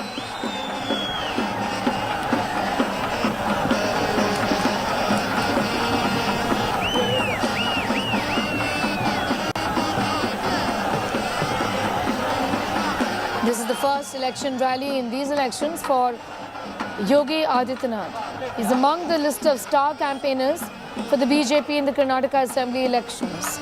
He's addressing his first rally in poll-bound Karnataka today. Shilpa Nair is getting us all of those details. Shilpa is joining us live right now. Shilpa, in fact, the BJP had indicated even previously that Yogi Adityanath is actually the most sought-after saffron party leaders in the southern state. I put that question to Anaga. Anaga, one of the most sought-after for the saffron party in the southern state of Karnataka. That's right, Neha. Yogi Adityanath, he might be a chief minister in the north of Uttar Pradesh, but Yogi Adityanath still is a very popular face in the south as well.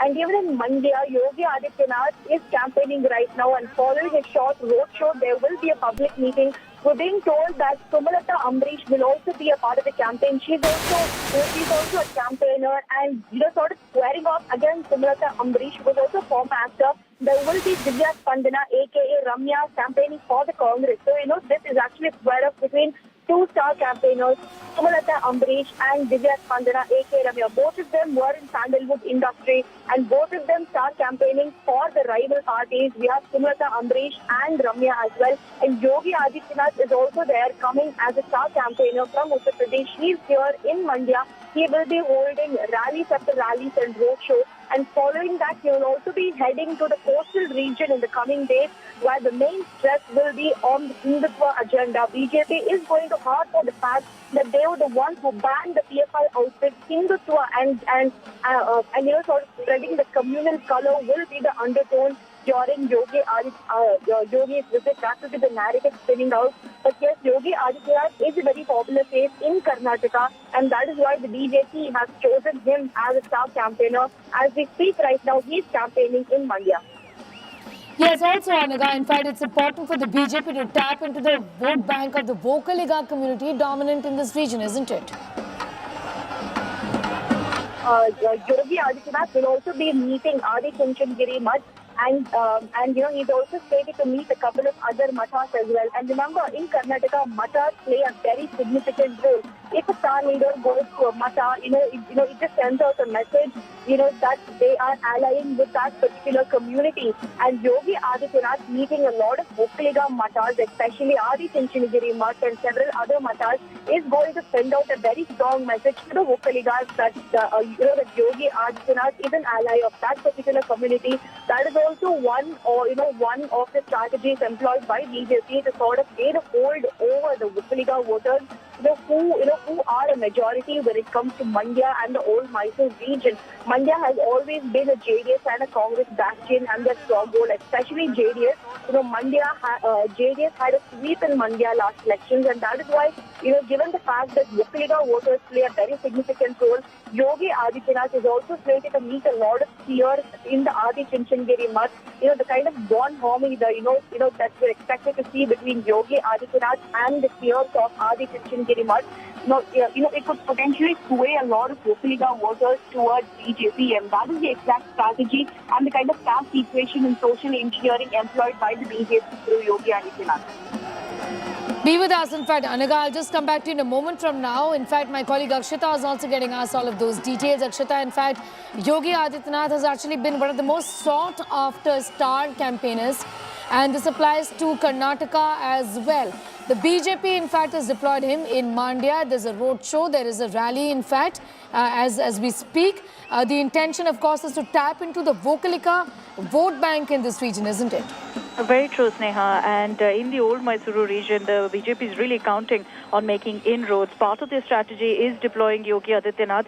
And as Anaga also explained to you, the reason that Yogi Adityanath is currently there in this particular region is a very, very strategic decision, because the UP Chief Minister is someone who follows the Nath Sampradaya tradition. So that is, in fact, the exact same tradition that's followed also by the Adi Chinchinagiri Math, which is a very, very prominent math in this particular region. Huge following among the Vokaligas for this particular math. So it's with that connection that Yogi Adityanath really has been deployed there in Mandya constituency. From here, he's also going to be making his way to Vijaypura. He's going to be visiting a temple, taking part in a rally. And if you look at how strategically the BJP has placed him in this election season, it's not just in the old Mysuru region, because as I mentioned of the Vokaliga Connect and the Adi Chinchinagiri Math Connect that we're talking about, but he's also going to be in several parts of coastal Karnataka is what we're hearing. And coastal belt of Karnataka is known for being, extremely polarized. For the kind of communal incidents that you see there, Yogi Adityanath always caters to your Hindutva vote bank, which is why the BJP will also be deploying him in that particular stretch. Add to that, Sneha, is all that we've seen in Uttar Pradesh, which has become national headlines with what's happened with Atiq Ahmed, these encounters that have been taking place, and of course, many within the BJP saying that this is Yogi Raj in Uttar Pradesh, where law and order is supreme. So this is essentially a message that's going out from the BJP that the UP Chief Minister is going to be there to sell that and hard sell essentially his brand of governance to the people of Karnataka, which they believe will actually resonate. Even the last time around, in the last election, the 2018 elections, Yogi Adityanath was very much there. If I'm not wrong, conducted about 30 rallies before he had to cut short his Karnataka trip, his Karnataka tour for issues that were happening in Uttar Pradesh. But even in that particular time, the BJP ensured that he was spread out across Karnataka, held maximum rallies, because they know full well that there is very much a Yogi impact, a Yogi factor playing out in Karnataka. It's interesting that you mentioned the fact that the Chief Minister of Uttar Pradesh, Akshita, has successfully built an image for himself of somebody who's really tough on the mafia. The statements of the last few days also just in a way showing that the BJP government is going to be extremely tough on those who foment trouble in terms of disturbing the law and order situation, isn't it? Very true. And, you look at the image of Yogi Adityanath. While there have been a lot of debates on several, platforms, including us here on India Today, when you talk about Encounter Raj and whatnot, the essential mood on the ground for people is that Yogi Adityanath keeps his state safe. And that's the messaging that the BJP will be attempting to send across. And I'm sure Yogi Adityanath in the rally today will be making a mention of what he said a few days ago when he said in UP there's no danga, no curfews, ab changa. It's a comment that went completely viral, that completely blew up, and it's something that Yogi Adityanath will build on when he goes into this particular campaign and holds a rally here too. Besides that, there's no doubt he's going to be talking about the ban on PFI, because if you look at the 2018 election campaign as well, largely most of his campaign, most of his attacks on the likes of Siddaramaiah was that he's anti-Hindu, and that's something that he will pull forward in 2023 as well. Refer to the PFI ban, question Congress's links to the SDPI. All of this is what the BJP is bringing in, roping in Yogi Adityanath for right now. It's an election campaign where you're seeing really the top guns of the BJP coming out to be a part of rallies, road shows, and old Mysuru region. If you look at Sneha, you've had some of the biggest politicians there. You had Home Minister Amit Shah campaigning there just 2 days back. Yogi Adityanath is currently there. You're going to be seeing Prime Minister Modi also there shortly. As we speak, in fact, Priyanka Gandhi is also in Mysuru. And that tells you how crucial this particular part is for every party that's currently involved.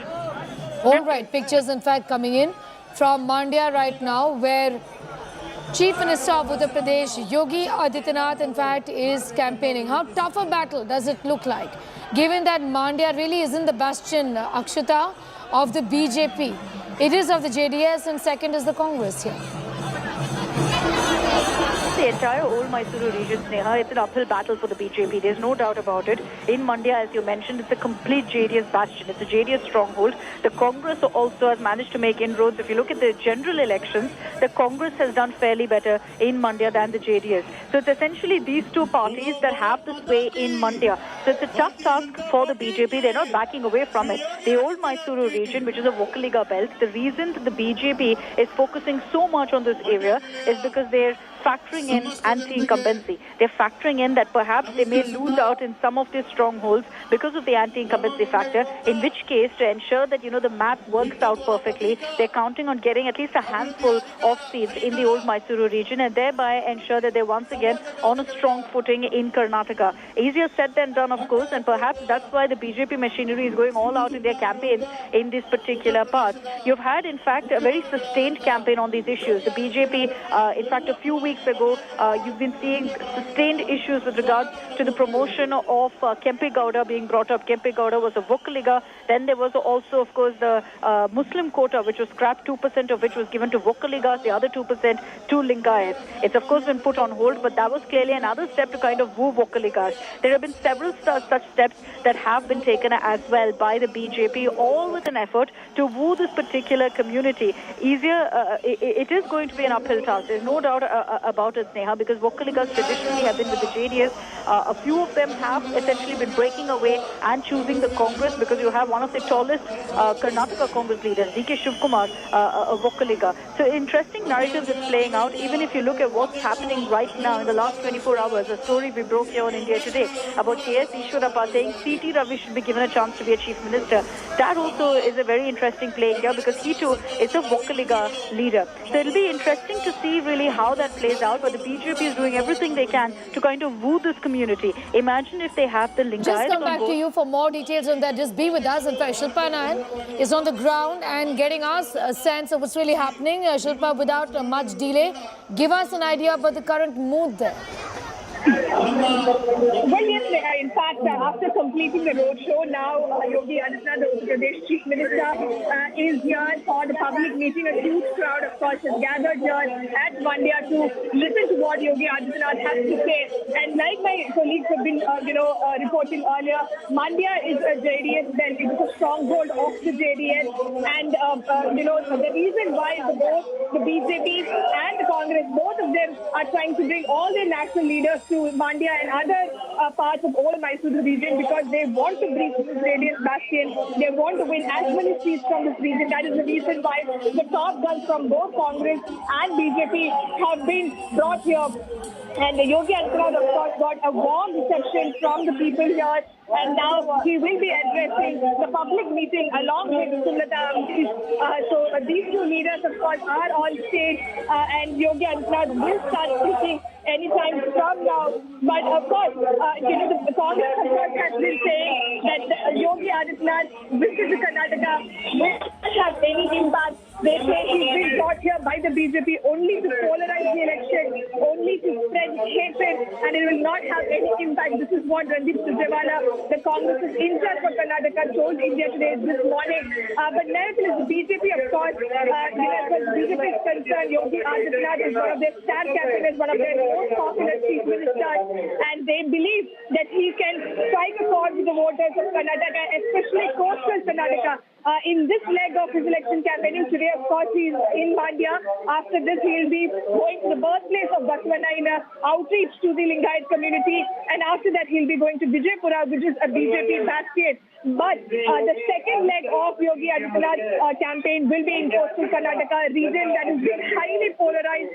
We've seen the hijab issue playing out in coastal Karnataka, and also, the Praveen Natharu murder. So all of these issues are playing out in coastal Karnataka, and that is where the BJP believes Yogi Adityanath will be able to strike a chord with the voters. And that is precisely the reason why the Congress is also attacking the BJP, saying that Yogi Adityanath is being brought into the state only to polarize this election. So we are, of course, here at the public meeting, and it is, of course, going to start in a short while from now. We are waiting to see what Yogi Adityanath has to say. Waiting to see what Yogi Adityanath has to say. But as far as the BJP's campaign is concerned, the thrust has been on the double-engine Sarkar, trying to tell the people of Karnataka that BJP in the centre and BJP in Karnataka will be beneficial. It will ensure the growth and development for the people of Karnataka, and also hitting out at the Congress. And very importantly, the BJP had also raked up the issue of Imran Pratapgarhi being named as a star campaigner for the elections. Imran Pratapgarhi, the BJP alleges, was very close to Atiq Ahmed, the gangster politician who was shot dead in Uttar Pradesh few days back. So whether or no Yogi Adityanath rakes up that issue, that is something that needs to be seen. But as far as the current mood on the ground is concerned, BJP workers have gathered in large numbers to listen to what Yogi Adityanath has to say. This, of course, is a JDS belt, and despite that, we are seeing some amount of traction that he's getting on ground. So that, of course, is the mood on ground. As the mood on the ground, interesting developments there. Expected that Adityanath would be, in fact, one of the star campaigners in the state of Karnataka. Shilpa is getting us all of those details. In fact, this is a boost that the BJP hopes the BJP, in fact, really requires in the state, given that it's seen a bit of turmoil also as far as internal politics is concerned. Several senior leaders have quit the BJP, and Adityanath is there to lift the spirits in that sense as well. Karnataka Vidhanasabha ಚುನಾವಣೆಗೆ Well, that's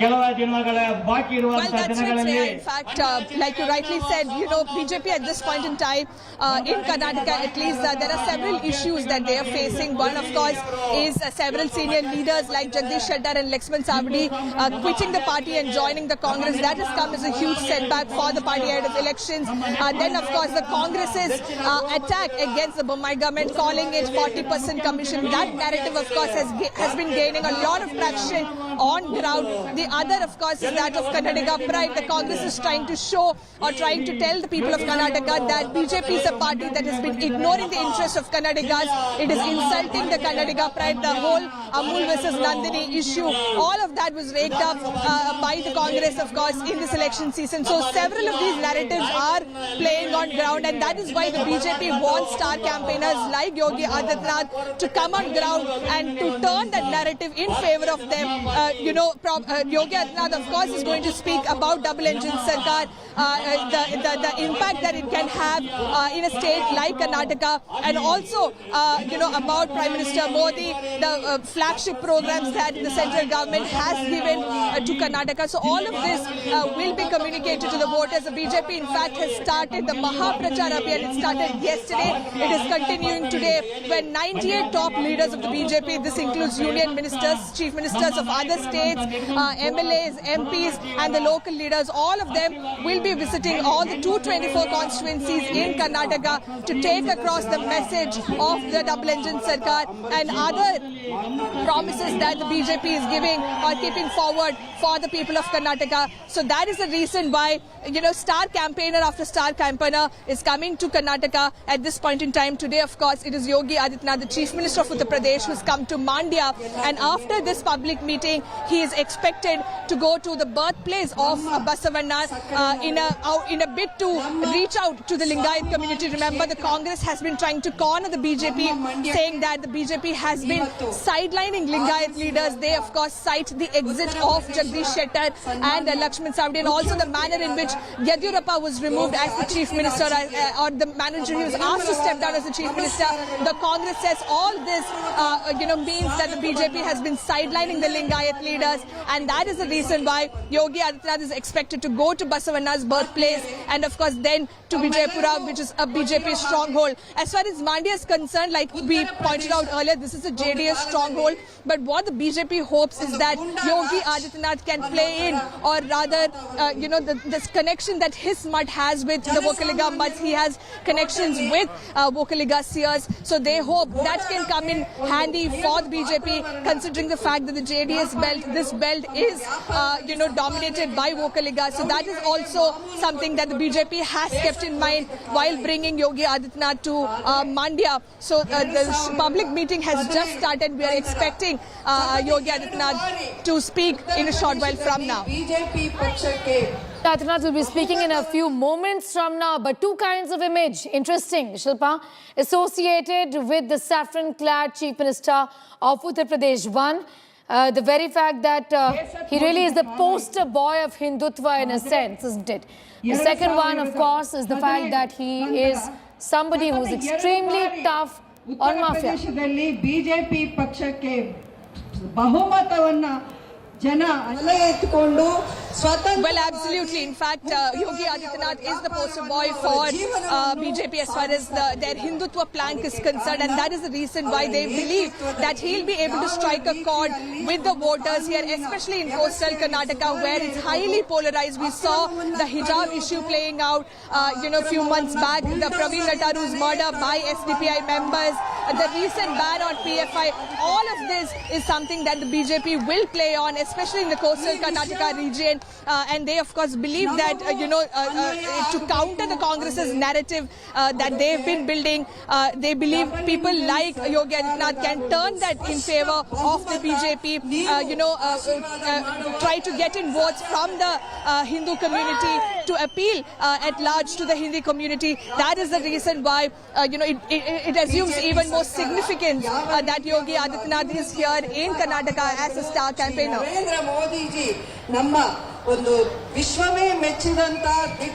Okay, Yogi Adityanath in one part of Karnataka. The second part there, of course, is the BJP, in fact, using the star power at its disposal to draw in the voters and the crowds firstly.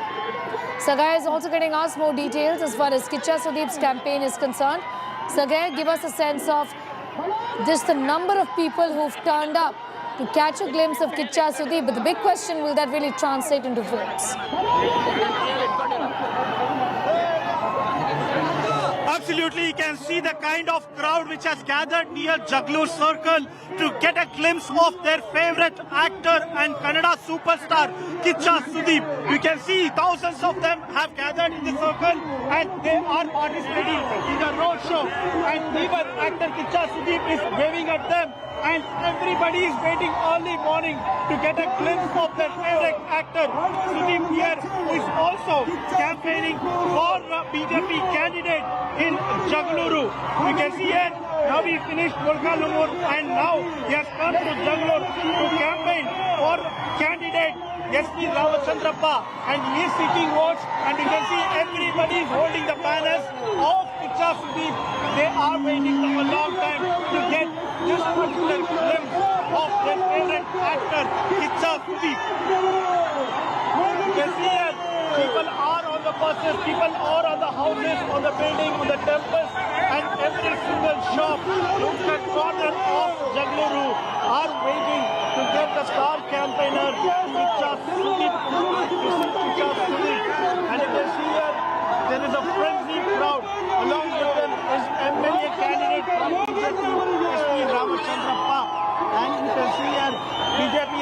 has been Kicha Sudeep. He has campaigned in the morning at Bengaluru, now at Bengaluru.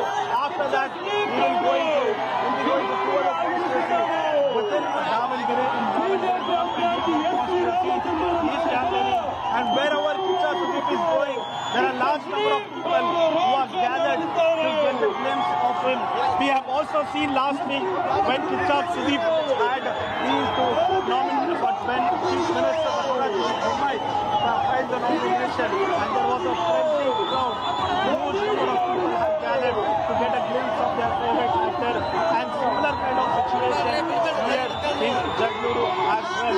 From here, he will be also going to other constituencies where he have a busy schedule campaigning for the BJP candidate in the central part of Karnataka. All right, Sagaraj getting us all of those details. Sagaraj, in fact, is at Kicha Sudeep's campaign. My colleague Nabila, in fact, is in Mandya, where Yogi Adityanath is campaigning. And also Shilpa Nair continues to be with us. To you now, Nabila Jamal, getting asked those details. Nabila, we've been talking about this, that the kind of image that the Chief Minister of Uttar Pradesh has associated with him, in fact, that of somebody who's tough on the mafia. And again, he really is the poster boy of Hindutva, isn't he? And the BJP finds it necessary to exploit.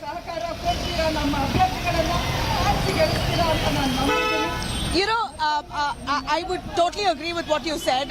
He is a man who is known as a taskmaster for the BJP. In the state of Karnataka, Yogi Adityanath has a lot of admiration. I'm slightly away from the rally here. This is towards where Yogi Adityanath's rally is being carried out in Mandya. A huge presence that we see here. And as I'd like to clarify here on Yogi Adityanath is looking at prospects of Ashok Jairam, who's the minister, whose father was part of the JDS. He was, in fact, they seem Ashok Jairam as a candidate for Mandya of the BJP here, and it looks like Ashok Jairam has great chances this time of winning in Mandya. And stressing on the fact that Mandya is the bastion of the JDS, predominantly all the regions around Mandya as well, JDS leaders hold huge sway. So Ashok Jairam, one of the only BJP netas for the first time, looks like he has close chances of winning. And this is exactly what it appears that Yogi Adityanath is trying to capitalize. Ashok Jairam's victory, if at all this happens, if the BJP candidate Ashok wins here, it's almost breaking the backbone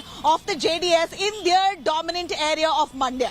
Very significant, which is why we see all the star campaigners, including Yogi Adityanath, including that of Sumalata, and several other top leaders who've come by to join this campaign and this rally of Yogi Adityanath. He's decided to start off right from here, from Mandya, which has no presence of the BJP, which means it's a huge statement that they're sending out. The BJP going into areas where they're really weak, where they do not have presence. Those are the areas where they're using enough and more might and flexing with all their star campaigners' presence on ground. Yogi Adityanath, like you rightly said, Sneha, that he is a taskmaster. He is known as a man who's known as a leader who's managed to protect his state, who's against the gangsters, who manages to govern with an iron fist. This is the image that Yogi has projected. And for Karnataka and the BJP, Yogi Adityanath's presence here will mean it shows how the BJP is effective. It can govern with an iron fist. It can make things happen in the state, just like what Yogi has projected to make or projected to do in Uttar Pradesh. So this is a huge statement that the BJP is sending out in Karnataka, with Yogi himself coming down and campaigning in different areas. Unfortunately, I'm not allowed to go inside unless I have my passes, but I will be there in a few moments from now. But visuals here very rightly tell you on the kind of crowds and the admiration and adulation that people have for Yogi Adityanath. Also, the Nabila, give me a moment. I'm just coming back to you. In fact, Shilpa Nair also has more details from ground zero. Shilpa, what do you see really around you? And give us a sense of the mood there as the man who's known here up here in the north as Bulldozer Baba is in Karnataka right now. What's the message he's got for the people of Karnataka? Well, yes, Neha. In fact, we are at the venue where the public meeting is currently taking place. Yogi Adityanath, Sumalata, Amrish, all of them are on stage in a short while from now. We're expecting Yogi Adityanath to start speaking. I'm just going to request my camera person to show you the kind of crowd that is gathered here. And like Nabila was pointing out, this is a JDS bastion. Out of the 7 seats or the 8 seats, JDS has won majority of them. And the reason why we're now seeing both Congress and BJP sending their star campaigners to Mandya and the old Mysore region is because they want to breach that JDS bastion and they want to win as many seats as possible. So the BJP is looking beyond its traditional vote base, the traditional regions which votes for the BJP, and they are venturing into areas like Mandya. This of course is a huge statement that the BJP is also sending across. Several leaders, several star campaigners hitting the ground here at Mandya and also the old Mysore region sends across a huge message that they want to win as many seats as possible in this election, and that of course is what the BJP is trying to do. And as we are speaking, Kicha Sudeep is also, the popular Kannada actor, is also campaigning in Devnagari. So all of these is happening and BJP is making sure that they bring all their top guns on ground to send the message of double engine Sarkar and also try to counter the narrative that Congress has been building on ground. After this public meeting at Mandya, Yogi Adityanath is expected to go to the birthplace of Basavanna. This of course is seen as an outreach by the BJP towards the Lingayat community. The Congress of course has been trying to spin a narrative that the BJP has been sidelining Lingayat leaders. Jagdish Shettar, Lakshman Savri, tall leaders of the Lingayat community were denied tickets and they had joined the Congress. So the Congress of course is building on that narrative. So the BJP of course at this point in time is trying to counter all that by bringing star campaigners like Yogi Adityanath and Kicha Sudeep on ground to speak to the voters of Karnataka. And when we spoke to Congress leaders about what kind of impact will Yogi Adityanath's visit have on ground, they say there will be no impact. In fact, this morning when we spoke to Randeep Surjewala, who's the Congress in charge for Karnataka, he said that Yogi Adityanath is being brought to polarize the electorate, to polarize this election, and that is something that many political observers also feel, because in coastal Karnataka we've seen how several polarizing issues have come up in the last couple of months, especially the hijab ban, the murder of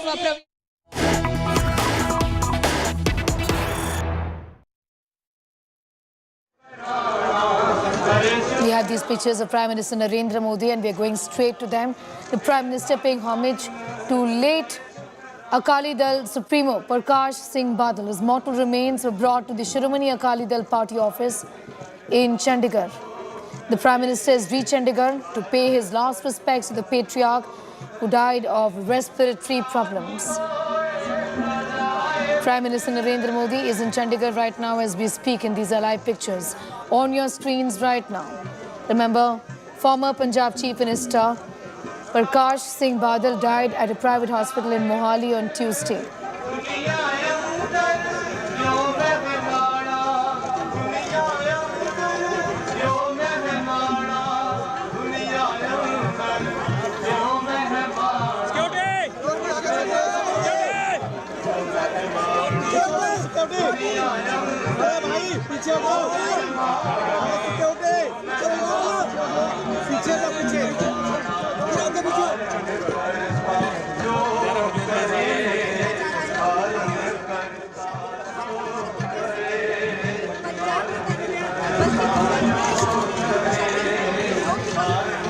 Manjeet, in fact, is getting us more details. Manjeet, the Prime Minister is there in Mohali to pay his last respects now.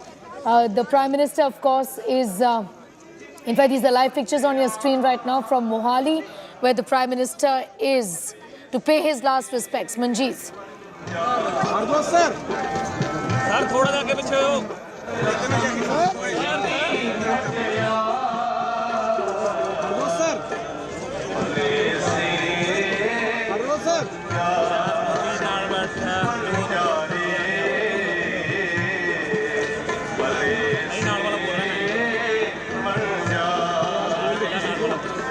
In fact, the Prime Minister had earlier described the demise of Parkash Singh Badal as a personal loss and said that he was a colossal figure of Indian politics who contributed greatly to the nation. Live visuals on his screen of the Prime Minister right now paying his last respects to former Chief Minister of Punjab, Parkash Singh Badal, the patriarch of the Akali Dal, the Shiromani Akali Dal. The Prime Minister had said in a tweet, extremely saddened by the passing away of Shri Parkash Singh Badal ji. He was a colossal figure of Indian politics and a remarkable statesman who contributed greatly to our nation. The Prime Minister also said in his tribute that Badal had worked tirelessly for the progress of the nation of Punjab and anchored the state through critical times. Manjeet, in fact, is with us for more details. The Prime Minister there paying his last respects to former Chief Minister and Patriarch of the Shiromani Akali Dal today. Manjeet?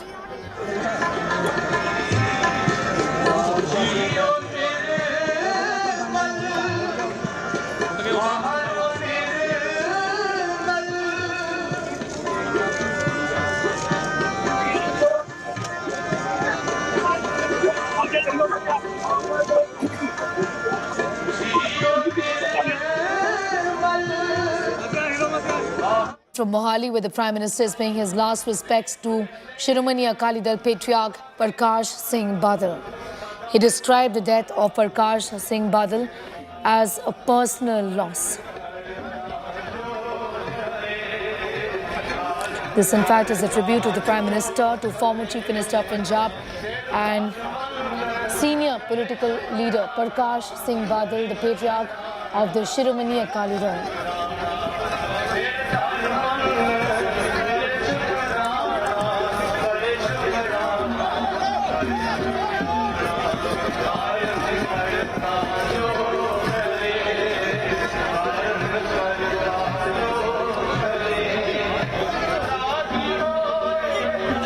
Former Chief Minister of Punjab, in fact, passed away yesterday at a private hospital in Mohali due to respiratory problems.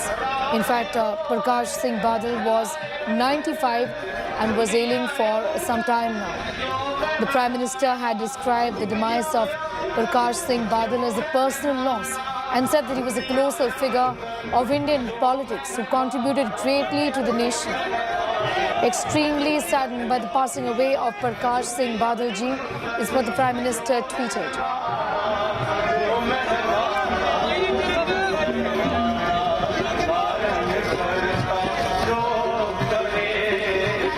The Prime Minister, in fact, amongst the family members of late Punjab Chief Minister Parkash Singh Badal right now in these pictures. Coming in from Mohali, the Prime Minister's paid tributes to former Chief Minister of Punjab Parkash Singh Badal. The Prime Minister in his tributes spoke about the fact that Badal worked tirelessly for the progress of Punjab and anchored the state through critical times, is what the Prime Minister said. The passing away of Parkash Singh Badal is a personal loss for me, is what Prime Minister Narendra Modi said. I have interacted closely with him for many decades and learned so much from him, is what the Prime Minister said in his tribute. I recall numerous conversations in which his wisdom was always seen. Condolences to his family and countless admirers, is what the Prime Minister said in his tribute to the former Chief Minister of Punjab.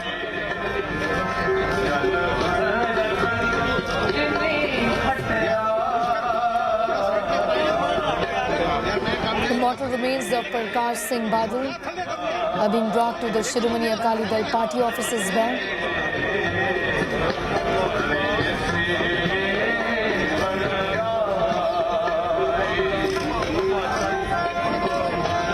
Parkash Singh Badal, in fact, passed away yesterday.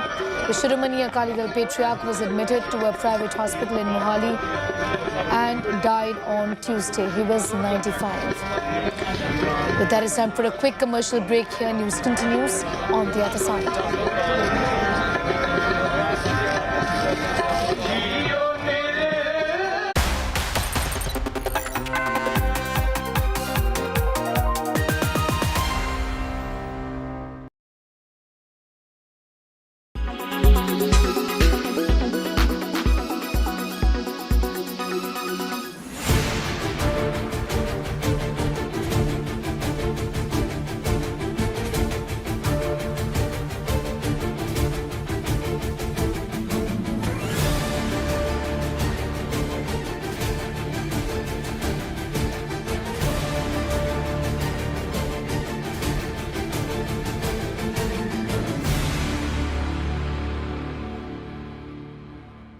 Weather forecast now.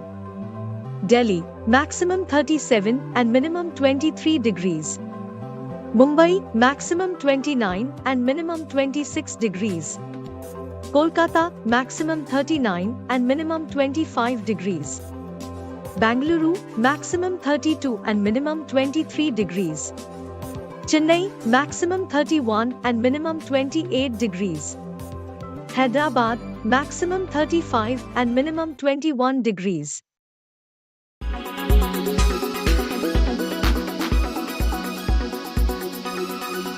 Make your media plan smarter with India Today Live TV on your connected devices. Amplify your brand with 100 million smart internet viewers. To advertise, mail us at sales@aajtak.com.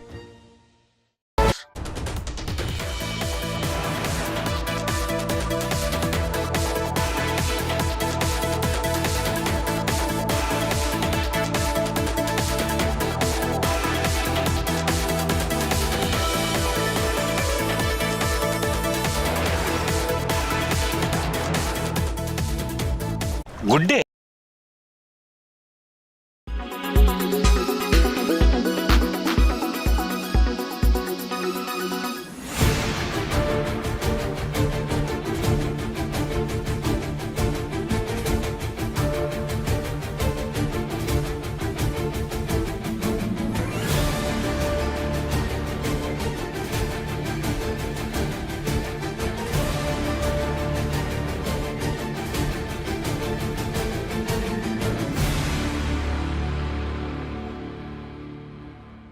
Weather forecast now.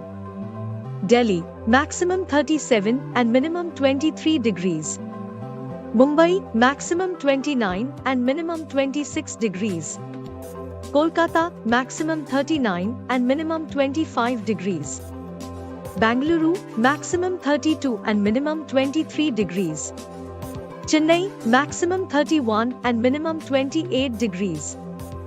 Hyderabad, maximum 35 and minimum 21 degrees.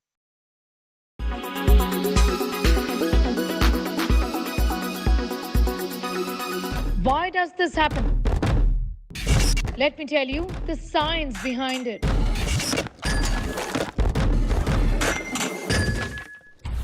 For more informative videos like this, keep watching India Today News. Presented by Star Health Insurance, the health insurance specialist. Powered by Jaguar. Discover the magic of smart lights.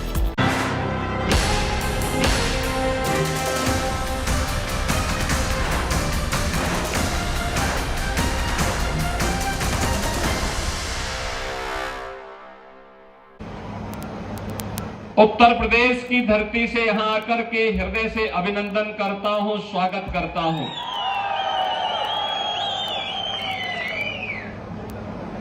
भाइयों बहनों, आज मुझे यहां मांड्या जिले में आकर के आप सबसे संवाद करने का अवसर प्राप्त हुआ है। मैं इसके लिए कर्नाटक इकाई का हृदय से अभिनंदन करता हूं कि भारतीय जनता पार्टी कर्नाटक इकाई ने इस चुनाव में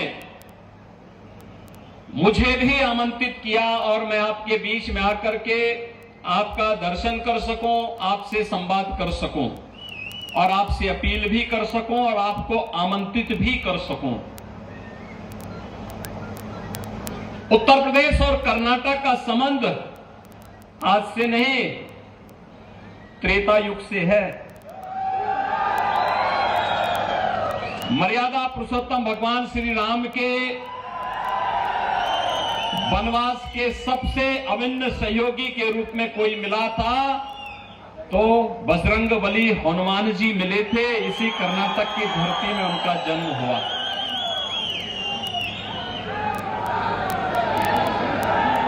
इसीलिए आप देखते होंगे ये मित्रता कितनी अभिन्न है, कितनी अभिन्न मित्रता है। और ये भक्त और स्वामी का संबंध किस प्रकार से एक दूसरे से जुड़ा हुआ है, दुनिया में जहां कहीं भी भगवान राम का मंदिर होगा वहां हनुमान जी का मंदिर जरूर होगा।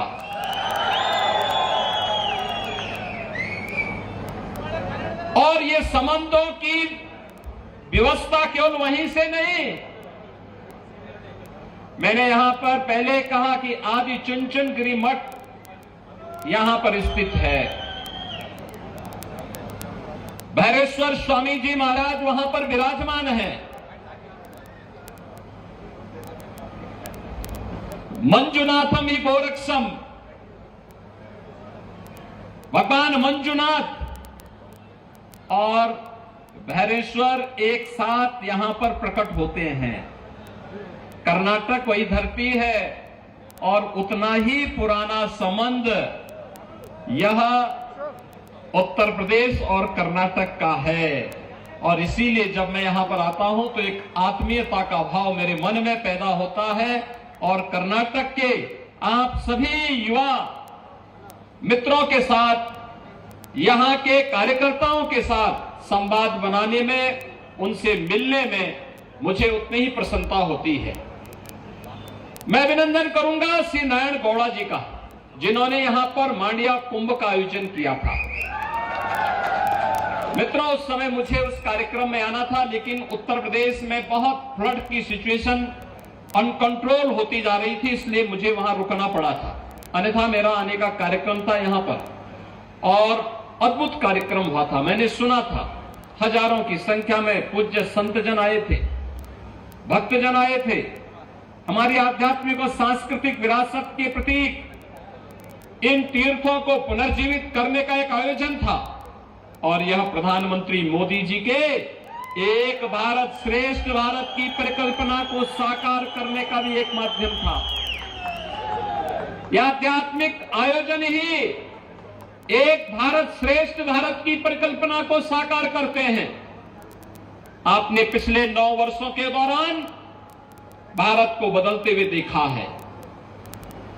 आज भारत दुनिया के अंदर जहां कहीं भी भारत का नागरिक जाता है, आज वो सम्मान की दृष्टि से देखा जाता है। आज भारत दुनिया की एक ताकत बन रहा है। आजादी के अमृत महोत्सव वर्ष में जिस ब्रिटेन ने भारत को 200 वर्षों तक शासन किया था, आपने देखा होगा उस ब्रिटेन को पिछाड़ करके भारत आज दुनिया की 5वीं बड़ी अर्थव्यवस्था बना है, 5वीं बड़ी अर्थव्यवस्था बना है। और यही नहीं, आजादी के अमृत काल के प्रथम वर्ष में दुनिया के 20 बड़े देश G20 के देशों का नेतृत्व भी भारत के हाथों में आया है। ये भारत के सामर्थ्य और भारत की शक्ति का परिचय और भारत की आप जैसी प्रतिभाओं का परिचय वैश्विक मंच पर देता है। मित्रों, जब कर्नाटक की बात आती है तो वैश्विक मंच पर कर्नाटक ने आईटी के सेक्टर में जो धाग जमाई है, भारत की युवा प्रतिभाओं को दुनिया के अंदर कर्नाटक ने बेंगलुरु का उसका सबसे बड़े हब के रूप में स्थापित किया है। ये बेंगलुरु का आईटी के सबसे बड़े हब के रूप में स्थापित होना ये साबित करता है कि हमारे पास सामर्थ्य है, हमारे पास शक्ति है, हमारे पास सब कुछ है। लेकिन 2014 के पहले नेतृत्व नहीं था। 2014 में प्रधानमंत्री मोदी जी का नेतृत्व मिला। आज भारत की सामर्थ्य वैश्विक मंच पर दिखाई दे रही है और इसीलिए आज आपने देखा होगा कांग्रेस विकास की बात करती है, विकास की बातें करती है, बड़े बड़े दावे करते हैं, लेकिन विकास की उसकी हकीकत क्या थी? पंचवर्षीय योजना, एक प्रोजेक्ट बनता था, एक पंचवर्षीय योजना लग जाती थी, अगली पंचवर्षीय योजना में उसका शिलान्यास होता था, तीसरी पंचवर्षीय योजना में कार्य आवंटन होता था, चौथी पंचवर्षीय आज प्रारंभ होते ही फिर वह प्रोजेक्ट दम तोड़ देता था और प्रोजेक्ट कभी पूरा नहीं होता था। ये कांग्रेस की असलियत थी। आज आप देख रहे होंगे रेलवे के कार्य हो रहे हैं, एयरपोर्ट के कार्य हो रहे हैं, आईआईटी और आईआईएम बन रहे हैं, कहीं आईटी सिटी बन रही है, कहीं पर किसी अन्य सेक्टर में कार्य हो रहा है और कार्य का शिलान्यास जिस दिन होता है उसके उद्घाटन की तिथि भी उसी दिन तय हो जाती है। प्रधानमंत्री मोदी जी शिलान्यास भी करते हैं तो उद्घाटन करने के लिए भी आते हैं। भाइयों बहनों, आज एक तस्वीर बदली है, हर एक सेक्टर में कुछ न कुछ परिवर्तन हुआ है और वो परिवर्तन आपने देखा होगा कैसे भारत एक कृषि प्रधान, बचपन से सुनते रहे हैं भारत कृषि प्रधान देश है, लेकिन कृषि प्रधान देश ने पिछली हुकूमत ने किया क्या था? पिछली हुकूमत ने हमारे किसानों के लिए क्या किया था? और कर्नाटक तो इसका जीता जागता उदाहरण है। लंबे समय तक यहां के किसानों को आत्महत्या करने के लिए मजबूर होना पड़ा था। यहां की माताएं, यहां की बहनें खेती किसानों के हाथों खेती किसानी में अपना हाथ सहयोग के रूप में लगाती हैं, लेकिन किसान के हाथ में मिलता क्या था? उसे सम्मान नहीं मिला। पहली बार प्रधानमंत्री मोदी जी ने प्रधानमंत्री किसान सम्मान निधि देकर के देश के किसानों का सम्मान किया है। प्रधानमंत्री फसल बीमा योजना के माध्यम से किसानों को सम्मान दिया है। प्रधानमंत्री कृषि सिंचाई योजना के माध्यम से किसानों को सम्मान दिया है। एमएसपी का लाभ देकर के किसानों को सम्मान दिया है। एग्रीकल्चर के बजट को 5 गुना बढ़ाया है। एग्रीकल्चर के सेक्टर में यह परिवर्तन भी आज हम सबको देखने को मिलता है। और भाइयों बहनों, रही बात, लोग मुझसे पूछते हैं कि उत्तर प्रदेश में आपको इतना सम्मान जनता क्यों देती है? मैंने कहा जनता इसलिए देती है क्योंकि भारतीय जनता पार्टी की डबल इंजन की सरकार है। डबल इंजन की सरकार की सामर्थ्य और शक्ति का प्रदर्शन वहां पर मजबूती के साथ होता है।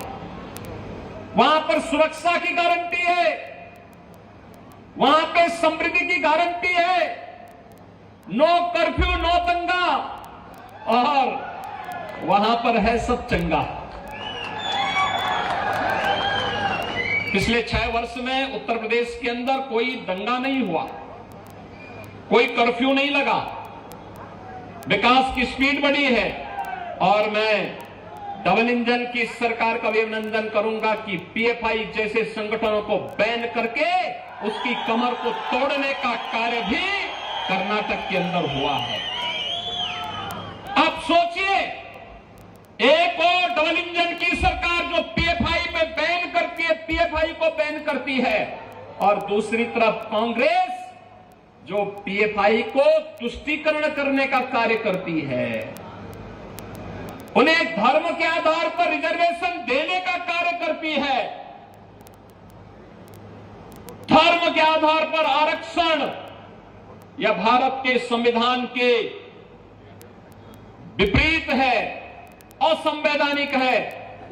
हमने अनुसूचित जाति जनजाति के आरक्षण के दायरे को बढ़ाया है, दिव्यांग जनों के आरक्षण के दायरे को बढ़ाया है, अन्य जरूरतमंदों को आरक्षण का लाभ दिया है, लेकिन धर्म के आधार पर 1947 में भारत का विभाजन हो चुका है। भारत धर्म के आधार पर आरक्षण की वकालत नहीं कर सकता है। अन्य विभाजन के लिए हम तैयार नहीं है, यह भारतीय जनता पार्टी का मानना है, क्योंकि हम सब मानते हैं एक भारत श्रेष्ठ भारत की परिकल्पना ही भारत को आगे बढ़ाएगी। और भारत की इस परिकल्पना को आगे बढ़ाने के लिए आज हम सब आपके पास आए हैं। मित्रों, डबल इंजन की सरकार की सामर्थ्य ही है आज विकास हर एक स्तर पर देखने को मिलता है। हर एक स्तर पर हमें डेवलपमेंट के कार्य देखने को मिलते हैं। हम तुष्टीकरण नहीं, हम सशक्तिकरण पर विश्वास करते हैं। हमने किसान की कनेक्टिविटी और किसान की प्रोडक्टिविटी को भी बढ़ाने का कार्य किया है। आज युवाओं के लिए न केवल कर्नाटक की गवर्नमेंट ने बेहतरीन कार्य किया है, चाहे यहां पर येदियुरप्पा जी रहे हो, चाहे वर्तमान में बोम्मई जी के नेतृत्व में हो रहे कार्य हो। कर्नाटक के अंदर तेजी के साथ राष्ट्रीय शिक्षा नीति, नेशनल एजुकेशन पॉलिसी को मजबूती के साथ उतारने वाले राज्यों में कर्नाटक एक राज्य है जिसने सबसे पहले से लागू करने का कार्य किया है। ये यूथ के लिए कंटेन भी देता है, यूथ को अनेक कार्यक्रमों के साथ भी जोड़ता है, यूथ को टेक्नोलॉजी के साथ भी जोड़ता है और यूथ को एक नई अपॉर्चुनिटी के साथ आगे बढ़ने के लिए भी प्रेरित करता है। और मैं अभिनंदन करूंगा कर्नाटक गवर्नमेंट का, जिन्होंने समय से नेशनल एजुकेशन पॉलिसी को लागू करके आज कर्नाटक के युवाओं के लिए ढेर सारे अवसर उपलब्ध करवाए हैं। ये ढेर सारे अवसर यहां की आवश्यकता थी और इसीलिए आज मैं आपके पास आया हूं आपसे अपील करने के लिए। भाइयों बहनों, डबल इंजन की सरकार ही सुरक्षा की गारंटी दे सकती है। ये डबल इंजन की सरकार ही समृद्धि की गारंटी दे सकती है। ये डबल इंजन की सरकार ही हम सबको एक भारत श्रेष्ठ भारत की परिकल्पना के साथ जोड़ करके श्री राम और श्री हनुमान जी की मित्रता के उस बंधन को मजबूती प्रदान कर सकती है। और उसी सामर्थ्य को आगे बढ़ाने के लिए आज मैं अपील करने के लिए आया हूं। एक और प्रधानमंत्री मोदी जी के नेतृत्व में आज भारत एक टीम इंडिया के रूप में कार्य कर रही है। टीम इंडिया के कैप्टन के रूप में प्रधानमंत्री मोदी जी का नेतृत्व मिल रहा है और एक कर्नाटक को चाहिए कि टीम इंडिया में हमारे कितने प्लेयर शामिल हो, यह कर्नाटक की टीम को तय करना है, कर्नाटक की जनता को तय करना है। जितने अधिक प्लेयर होंगे, जितने अधिक सीट भाजपा के पक्ष में जाएगी, टीम इंडिया में उतना ही सशक्त नेतृत्व भी मिलेगा और टीम इंडिया उतनी मजबूती के साथ डबल इंजन की सरकार के रूप में कार्य करेगी। कांग्रेस का फेल्ड इंजन भारत को त्रासदी की ओर लेके जाता है, लेकिन डबल इंजन की भाजपा की सरकार हमें सुरक्षा और समृद्धि के मार्ग पर आगे बढ़ाने का कार्य करती है। और उस प्रधानमंत्री मोदी जी के नेतृत्व में आज भारत जिस सामर्थ्य के साथ आगे बढ़ रहा है, एक टीम इंडिया के रूप में, एक कैप्टन के रूप में प्रधानमंत्री मोदी जी के नेतृत्व पर हर भारतवासी गौरव की अनुभूति करता है। उस गौरव की अनुभूति के साथ जोड़ने के लिए मैं आपका आह्वान करने के लिए आया हूं। भारतीय जनता पार्टी ने मांडिया जनपद में आपने यहां पे member of parliament Bharatiya Janata party का चुनाव जिता करके भेजा। मैं आपका अभिनंदन करता हूं। आपने एमएलए के रूप में भी यहां शुरुआत की थी और अब मैं आया हूं यहां पर इन सभी सीटों पर कमल चुनाव चिन्ह को खिला दीजिए, कमल के सिंबल को एक बार चुनाव जिता करके भेज दीजिए। भाइयों बहनों, मांडिया अपनी समृद्धि के लिए विख्यात था, धन धान्य के लिए समृद्ध था, कृषि के लिए, वानिकी के लिए विख्यात था। फिर से मांडिया के इस गौरव को पुनर्स्थापित करना है, कर्नाटक के इस गौरव को फिर से स्थापित करना है। कर्नाटक विकास की दूरी के साथ देश को जिस प्रकार से एक स्पीड देता है, उस स्पीड के साथ हम सब जुड़ करके कार्य करेंगे। और अंत में मैं आप सबसे अपील करने के लिए आया हूं, आप यहां पर डबल इंजन की सरकार फिर से लाने में मदद करिए। और मैं आपको आमंत्रित करने के लिए आया हूं, भाइयों बहनों, आपने श्री राम जन्मभूमि आंदोलन में योगदान किया था। अयोध्या में प्रभु श्री राम का भव्य मंदिर का निर्माण हो रहा है। जनवरी 2024 में मंदिर का निर्माण कार्य पूरा हो चुका होगा और प्रधानमंत्री मोदी जी के कर कमलों से मंदिर का रामलीला विराजमान अपने भव्य मंदिर में होंगे। 500 वर्षों में पहली बार होगा जब प्रभु राम अपने स्वयं के मंदिर में विराजमान होंगे। भाइयों बहनों, हर भारतवासी के लिए ये गौरव की बात होगी। और मैं आप सभी बजरंगबली के अनुयायियों को आमंत्रित करने के लिए आया हूं। प्रभु राम के मंदिर में रामलला के विराजमान होने के शुभ अवसर पर मैं आपकी स्वागत की उत्सुकता से वहां तैयारी कर रहा हूं। मुझे प्रसन्नता होगी आप उस समय डबल इंजन की सरकार के साथ मिलकर के कार्य करेंगे। कर्नाटक सरकार ने, बोमई जी ने कहा था कि कर्नाटक के लोगों के लिए एक अच्छा गेस्ट हाउस बनाना है, हमें स्टेट गेस्ट हाउस बनाना है। अयोध्या में हमने जमीन आवंटित कर दी है। कर्नाटक गवर्नमेंट को जमीन आवंटित कर दी है। अब आपको कहीं जाने की आवश्यकता नहीं, मैं तो वहां स्वागत के लिए हूं ही, लेकिन साथ साथ कर्नाटक गवर्नमेंट का भी वहां एक स्टेट गेस्ट हाउस होगा अयोध्या में। और इस डिश से मैं आपको आमंत्रित करने के लिए आया हूं कि भाइयों बहनों, अयोध्या में प्रभु श्री राम के भव्य मंदिर निर्माण कार्य पूरा होने के बाद जब रामलला अपने मंदिर में विराजमान होंगे, उस अवसर पर कर्नाटक की ओर से आप सबकी उपस्थिति हो, इसके लिए आप कर्नाटक के सभी भाइयों बहनों को आमंत्रण देने के लिए आज मैं इस अवसर पर विशेष रूप से यहां पर आया हूं। एक बार फिर से भारतीय जनता पार्टी को भारी बहुमत से विजयी बनाने की अपील करने के लिए मैं आपके पास आया हूं। भारतीय जनता पार्टी को विजयी बनाएंगे, आप सभी लोग सहमत हैं? भाइयों बहनों, आप सभी लोग भारतीय जनता पार्टी के इस अभियान में भारतीय जनता पार्टी को समर्थन देंगे? इलिना अभ्यर्थी ಅವರನ್ನು ನೀವೆಲ್ಲ ಈ ಬಾರಿ ಗೆಲ್ಲಿಸಕ್ಕೆ बुके भाजपा को चुनाव जिताएंगे? आप सब मेरे साथ बोलेंगे,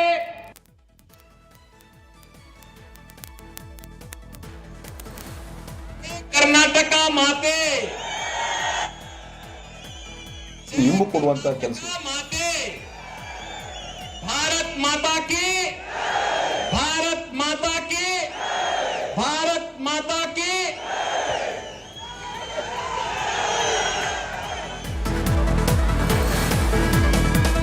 All right, that was Yogi Adityanath right behind me as he's just finished his very impactful speech. He is, of course, looking to woo the voters of Mandya and Karnataka as a star campaigner of the BJP in the state. These are the crowds who have come here for Yogi Adityanath. It is a, well, we support BJP. That's the echoes coming in as Kicha Sudeep, on the other hand, also campaigning for the BJP. Here are the visuals from Davangere, where you're seeing Kicha Sudeep all on the campaign trail. It's a star-studded affair for the BJP as of today. We see Yogi Adityanath, who's come a national figure to Karnataka to help boost the BJP's prospects on one hand.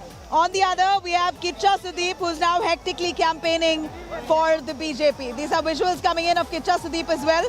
In fact, Sudeep, right at the start of the day, spoke about his elaborate campaign plans through different parts of Karnataka. As Yogi Adityanath now, all right, here are some visuals that I'm bringing to you. These are visuals of Yogi Adityanath, who's just boarded his vehicle, his convoy moving away from here.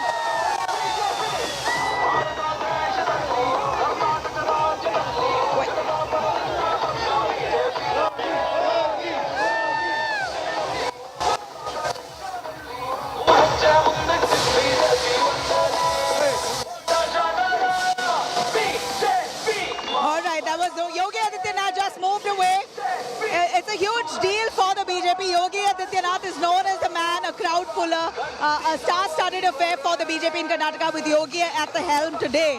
He's in Mandya, a JDS bastion, but it appears that Yogi Adityanath is confident that his candidate here, his candidate Ashok Jairam, who's supposed to have great prospects this time of the BJP, is likely to win from Mandya. And this will be almost a opening of account for the BJP in the JDS bastion. So this is the place that the BJP has now chosen to now come about and campaign with Yogi Adityanath. In fact, I must tell you an interesting story. Yogi Adityanath has cancelled his coastal Karnataka campaign. He's come all the way to Mandya first. He's now come to Mandya first to campaign because he believes that his candidate Ashok Jairam has great chances in Mandya to win. And if at all Ashok Jairam wins in Mandya, it's likely that they will break the backbone of the JDS. I'm repeating myself, JDS stronghold. We're seeing huge support for the BJP right here. And right after this, Yogi Adityanath is just about headed a short break, and then he will be headed straight to the Adi Chanchandgiri Mutt, which is again a place of his origin as well. In fact, this is Nath Parampara, where the Adi Chanchandgiri Mutt is a place of Yogi Adityanath's origin, or somehow the same lineage. It's the Nath Parampara that both the temples in the UP as well as in Karnataka follow. So very close to Yogi Adityanath's heart is the Adi Chanchandgiri Mutt. It is a Vokkaliga Mutt. And he seems to be now attempting very hard to woo the Vokkaliga voters. At first, there was a lot of talk that Vokkaligas are siding with the Congress party, with DK Shivkumar as the main face. But seems like the BJP playing their game and their cards very well. They are now trying to target the Vokkaliga vote base. Apart from the Lingayats, which are already supporting the BJP, the Vokkaliga vote base now is is a vote bank that the BJP is now trying to crack into. And Yogi Adityanath coming down to the Mandya Vokkaliga stronghold says a lot. I'm going to quickly toss to Sagai Raj, who's also our India Today correspondent, joining us. Say thank you. I saved you. Thank you, sir. Thank you, sir. Thank you, sir. No, it is overwhelming when I see this crowd and the love. It's always overwhelming. I think I'm doing a roadshow after about 7 years after my film release. Okay. It's a great feeling, sir, and it's a great feeling to see how much we have probably achieved over the years. This is what we have achieved, this club. Okay. That's all it is. Sir, you last time also campaigned for S.C. Ramachadrappa, and this time as well. Yes, on sir. what grounds you're campaigning against? He's a good man, sir. He's a good man. Okay. His rule only says that he's a good man. He doesn't even have a black spot on his entire thing of journey of his political career. He's a great man. And where all you're going, sir, again for Many places. even for Many Basaraj places. Bommai, sir? Yes, always, sir. Thank you so much. Okay.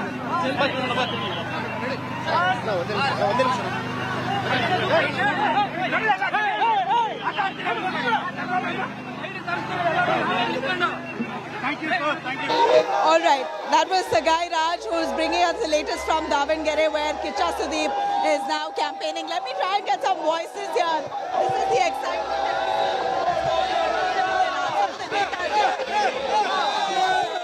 Yogi Adityanath has come down to Mandya.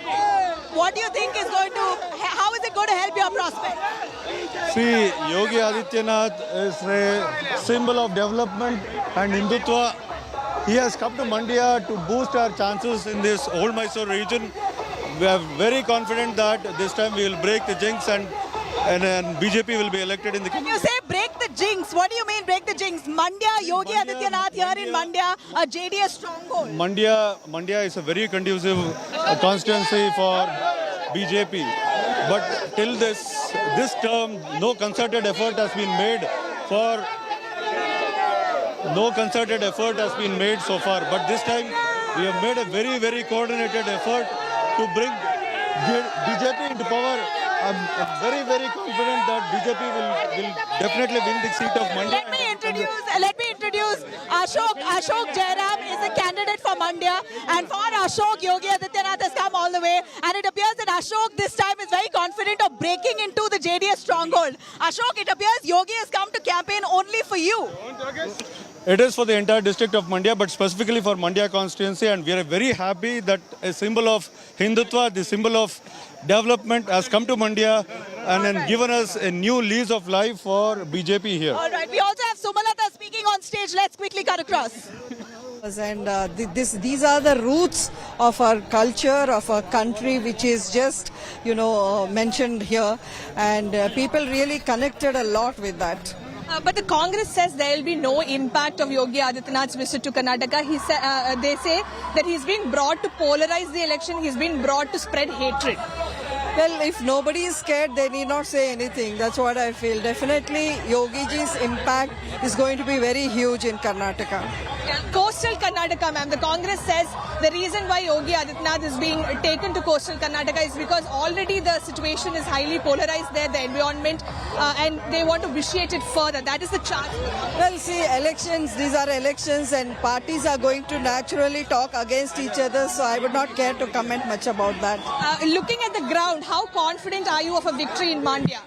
Mandya is going to see a very surprising result. Mandya is going for a change this time, and Mandya will vote for BJP this time. Mandya is a JDS stronghold. Is the BJP pushing beyond its traditional, strongholds and now trying to?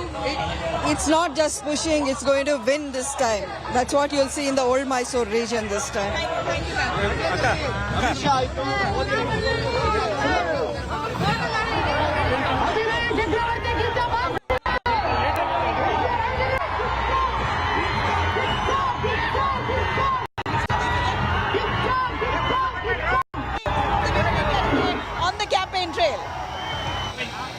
followed you in Shiggaon, we followed you in Molkalmur, now in Jaglu, sir. How do you see this? How do you see this? First of all, love you, sir, for coming here. Thank you so much. And you almost fell down. Say thank you. I saved you. Thank you, sir. Thank you, sir. Thank you, sir. No, it is overwhelming when I see this crowd and the love. It's always overwhelming. I think I'm doing a roadshow after about 7 years after my film release. Okay. It's a great feeling, sir, and it's a great feeling to see how much we have probably achieved over the years. This is what we have achieved, this love. Okay. That's all it is. Sir, you last time also campaigned for S.V. Ramachadrappa, and this time as well. Yes, on sir. what grounds you are campaigning again? He's a good man, sir. He's a good man. Okay. His rule only says that he's a good man. He doesn't even have a black spot on his entire thing of journey of his political career. He's a great man. And where all you are going, sir, again for Many places. even for Many Basaraj places. Bommai, sir? Yes, always, sir. Thank you so much. Okay.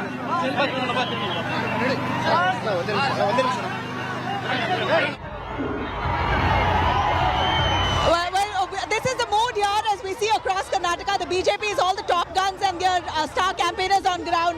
We have Mathur, MLA candidate of the BJP. Sir, Yogi Adityanath has come. He spoke fully in Hindi. There was no translation. Do you think your people of Kannada here, Karnataka, have understood? Modi Adityanath ಅವರು ಬಂದಿರೋದು ಮಂಡ್ಯ ಜಿಲ್ಲೆ ನೀವೀಗ ಕನ್ನಡ ಮಾತಾಡ್ತಾ ಇದ್ದೀರಾ, but Yogi Adityanath spoke in Hindi. Very well. Everybody understood very, very well. We know Hindi, Kannada, English very, very well. Mandyans are good in Hindi, Kannada, English, all is very good in all understanding. This is a JDS stronghold. BJP also good strong. Okay. You're saying the BJP will come to power. What is Yogi Adityanath's brand of politics? Is it polarization or is it safety, security, development? What exactly, how do you view it? it's more of a developmental issue. There is there is no cash or something like. It's more of a developmental issue. Totally. He's safe. He's safe and he's doing a very good job for the country and state as the state well also. Now people in UP are happy. They even other communities are also coming front to take him in the right direction, and the entire nation is looking at him as a next very good leader for the BJP and a very good campaigning for he is going to make a big change in Mandya.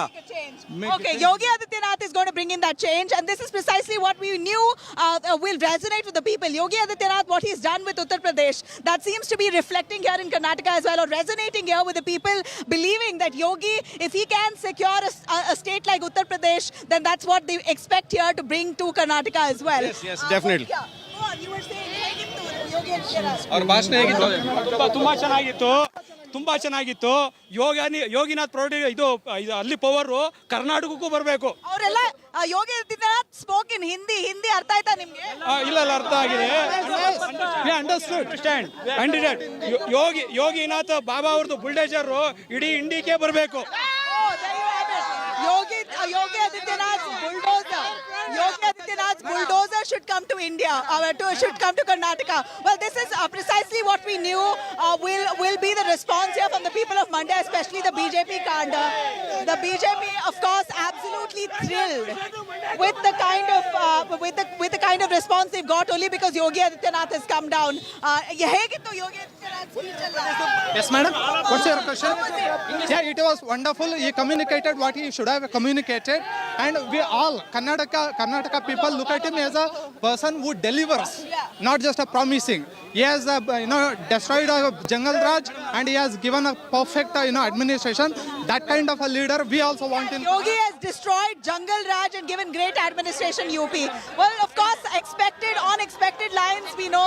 We know that this is the kind of response that we get. I'm going to try and get a neta here.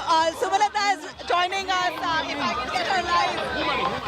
Well, hi, sorry. One second. Nabila, this car apparently doesn't have the license. I can't speak. Can you come home? I will. You can come home right away. I'll give you a call.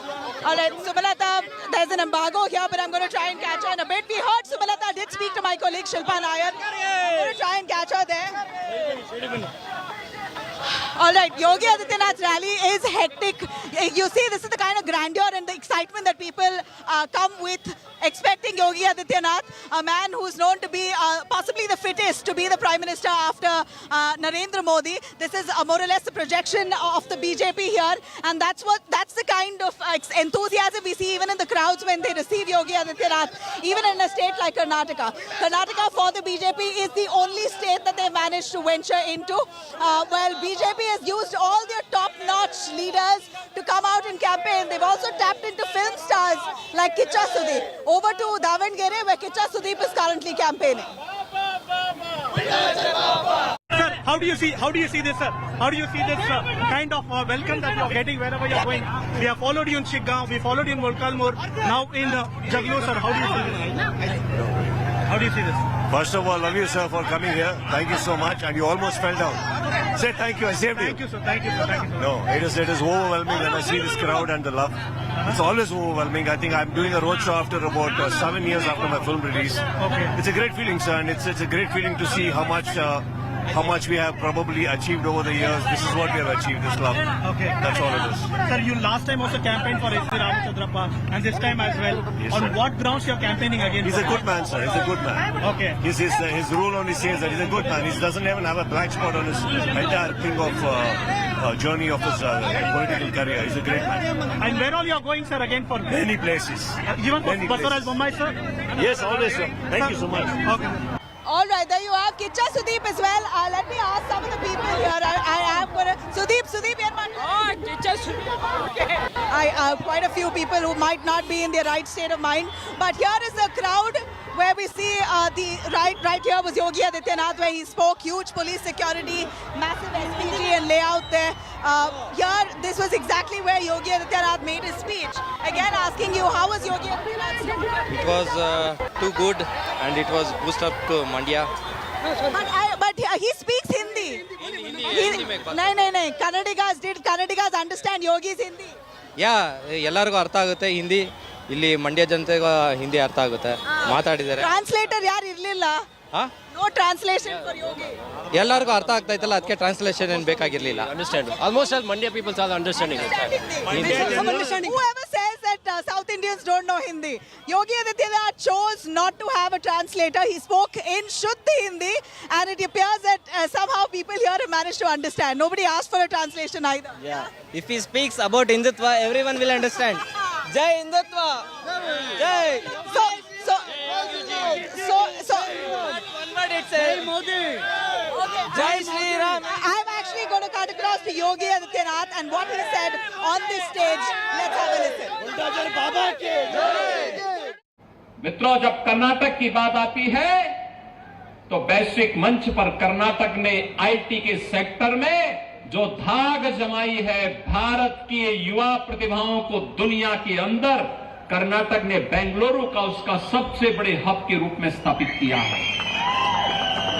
ये बेंगलुरु का IT के सबसे बड़े hub के रूप में स्थापित होना ये साबित करता है कि हमारे पास सामर्थ्य है, हमारे पास शक्ति है, हमारे पास सब कुछ है।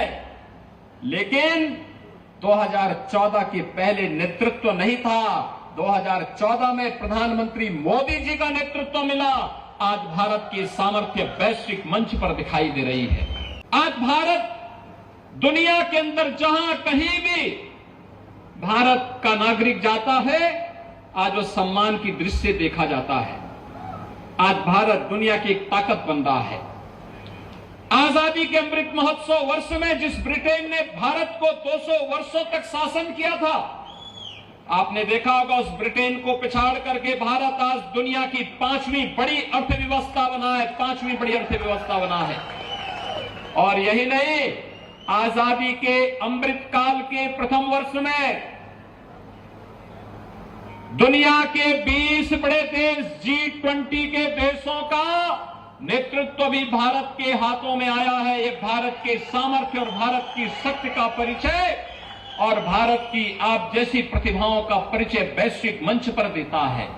मित्रों, जब कर्नाटक की बात आती है तो वैश्विक मंच पर कर्नाटक ने आईटी के सेक्टर में जो धाक जमाई है भारत की युवा प्रतिभाओं को दुनिया के अंदर, कर्नाटक ने बेंगलुरु का उसका सबसे बड़े हब के रूप में स्थापित किया है।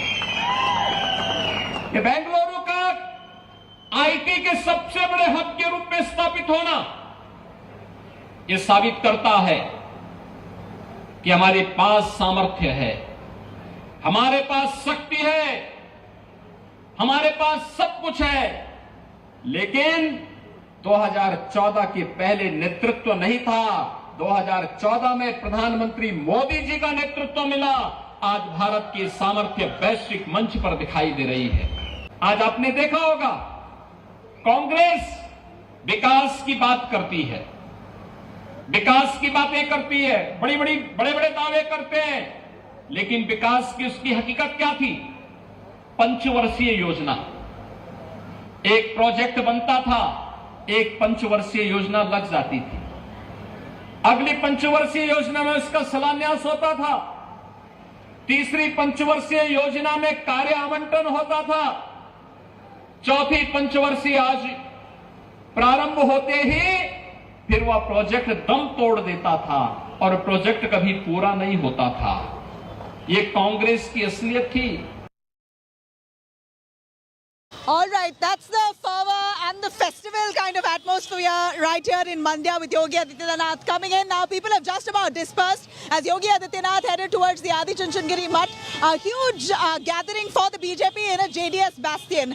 Now I'm going to cut across to Congress's Priyanka Gandhi. As we see swords are crossed, we see both political parties on hectic campaign. Priyanka Gandhi was across the old Mysuru region rallying yesterday, and right this morning she was at the Mailari Dosa joint, an 80-year-old dosa place, a heritage restaurant for Mysuru, where she came by and enjoyed making dosas, enjoyed eating dosas, had a nice idli and dosa right in the morning before she took off to Sringeri. These are the visuals coming in of Priyanka Gandhi as she was in Mysuru, Karnataka, her first time campaigning in the southern state of Karnataka, as the Congress really now hoping to use her support to woo the women vote base here in Karnataka. I'm going to cut across to also some of the voters who spoke to me at that Mailari Dosa joint. Here's what it looked like.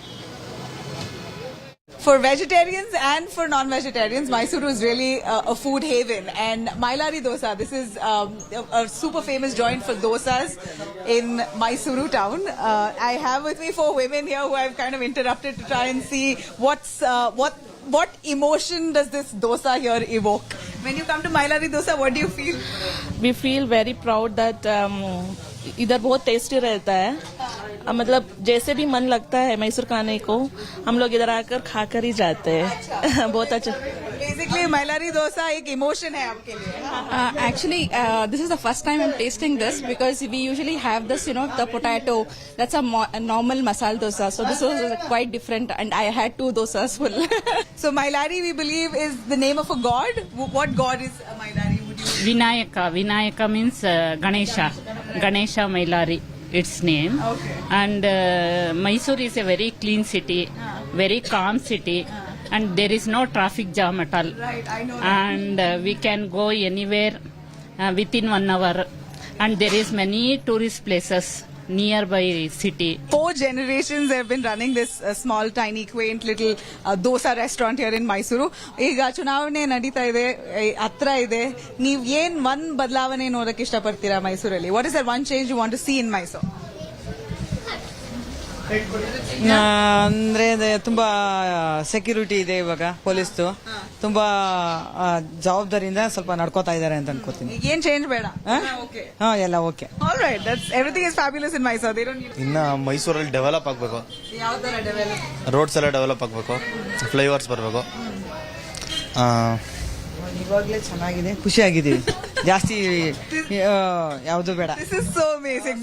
This is exactly a classic example of generational gap. He says he wants development, he wants flyovers, etc. Mother is like no way.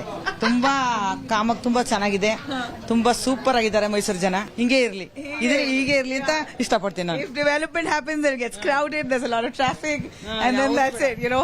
I'm going to try and get some feedback on the dosa here if I can ask. Do you like it? Yeah, very much. What's interesting about it? The butter taste and also the masala. Hey, you've tried it for the first time with you. I've always come here and don't miss my Larry. It's the best. Superb. Yeah. What's the secret sauce? You know, I've seen the masala inside. If you don't mind, if I zoom it there, usually masala dosa has like aloo inside it, but this has just like onion and green peas. Yeah, isn't that the interesting part? Yeah, I think it's the soft dosa, you know. It just goes so easily. Gulum gulum anta tinbodu. It's like melt in mouth.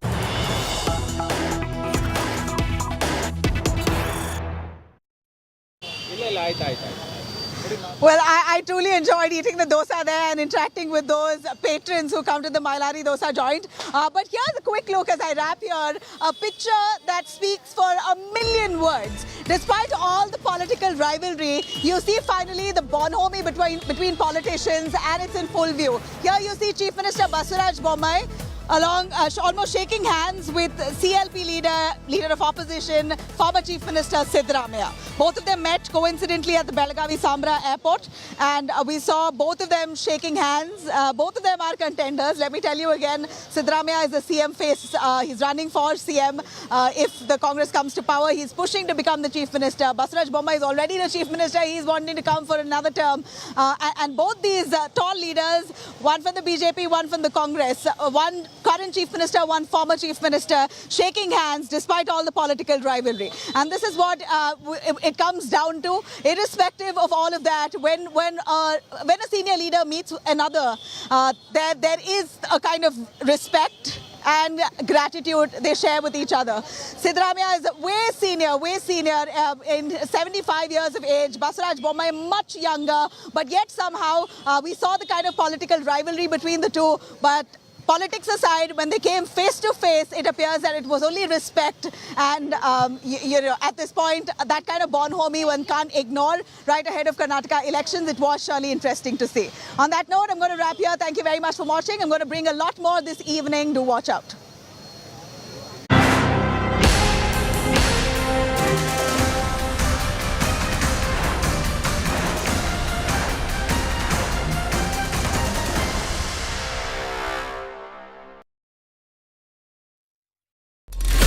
Bullets flew, our cameras rolled.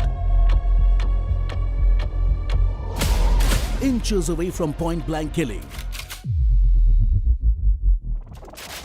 2023's biggest crime story plays out live. Immediately shot all Atiq as well as Ashraf, and on the spot. Just that short dramatic sequence got on camera by India Today's crew right there in Prayagraj. The bloody end of gangster Atiq Ahmed. Up close with terrifying gangster Ram. India's #1 crime reporters. Fearless, unstoppable, unmatched. Nobody reports crime like India Today.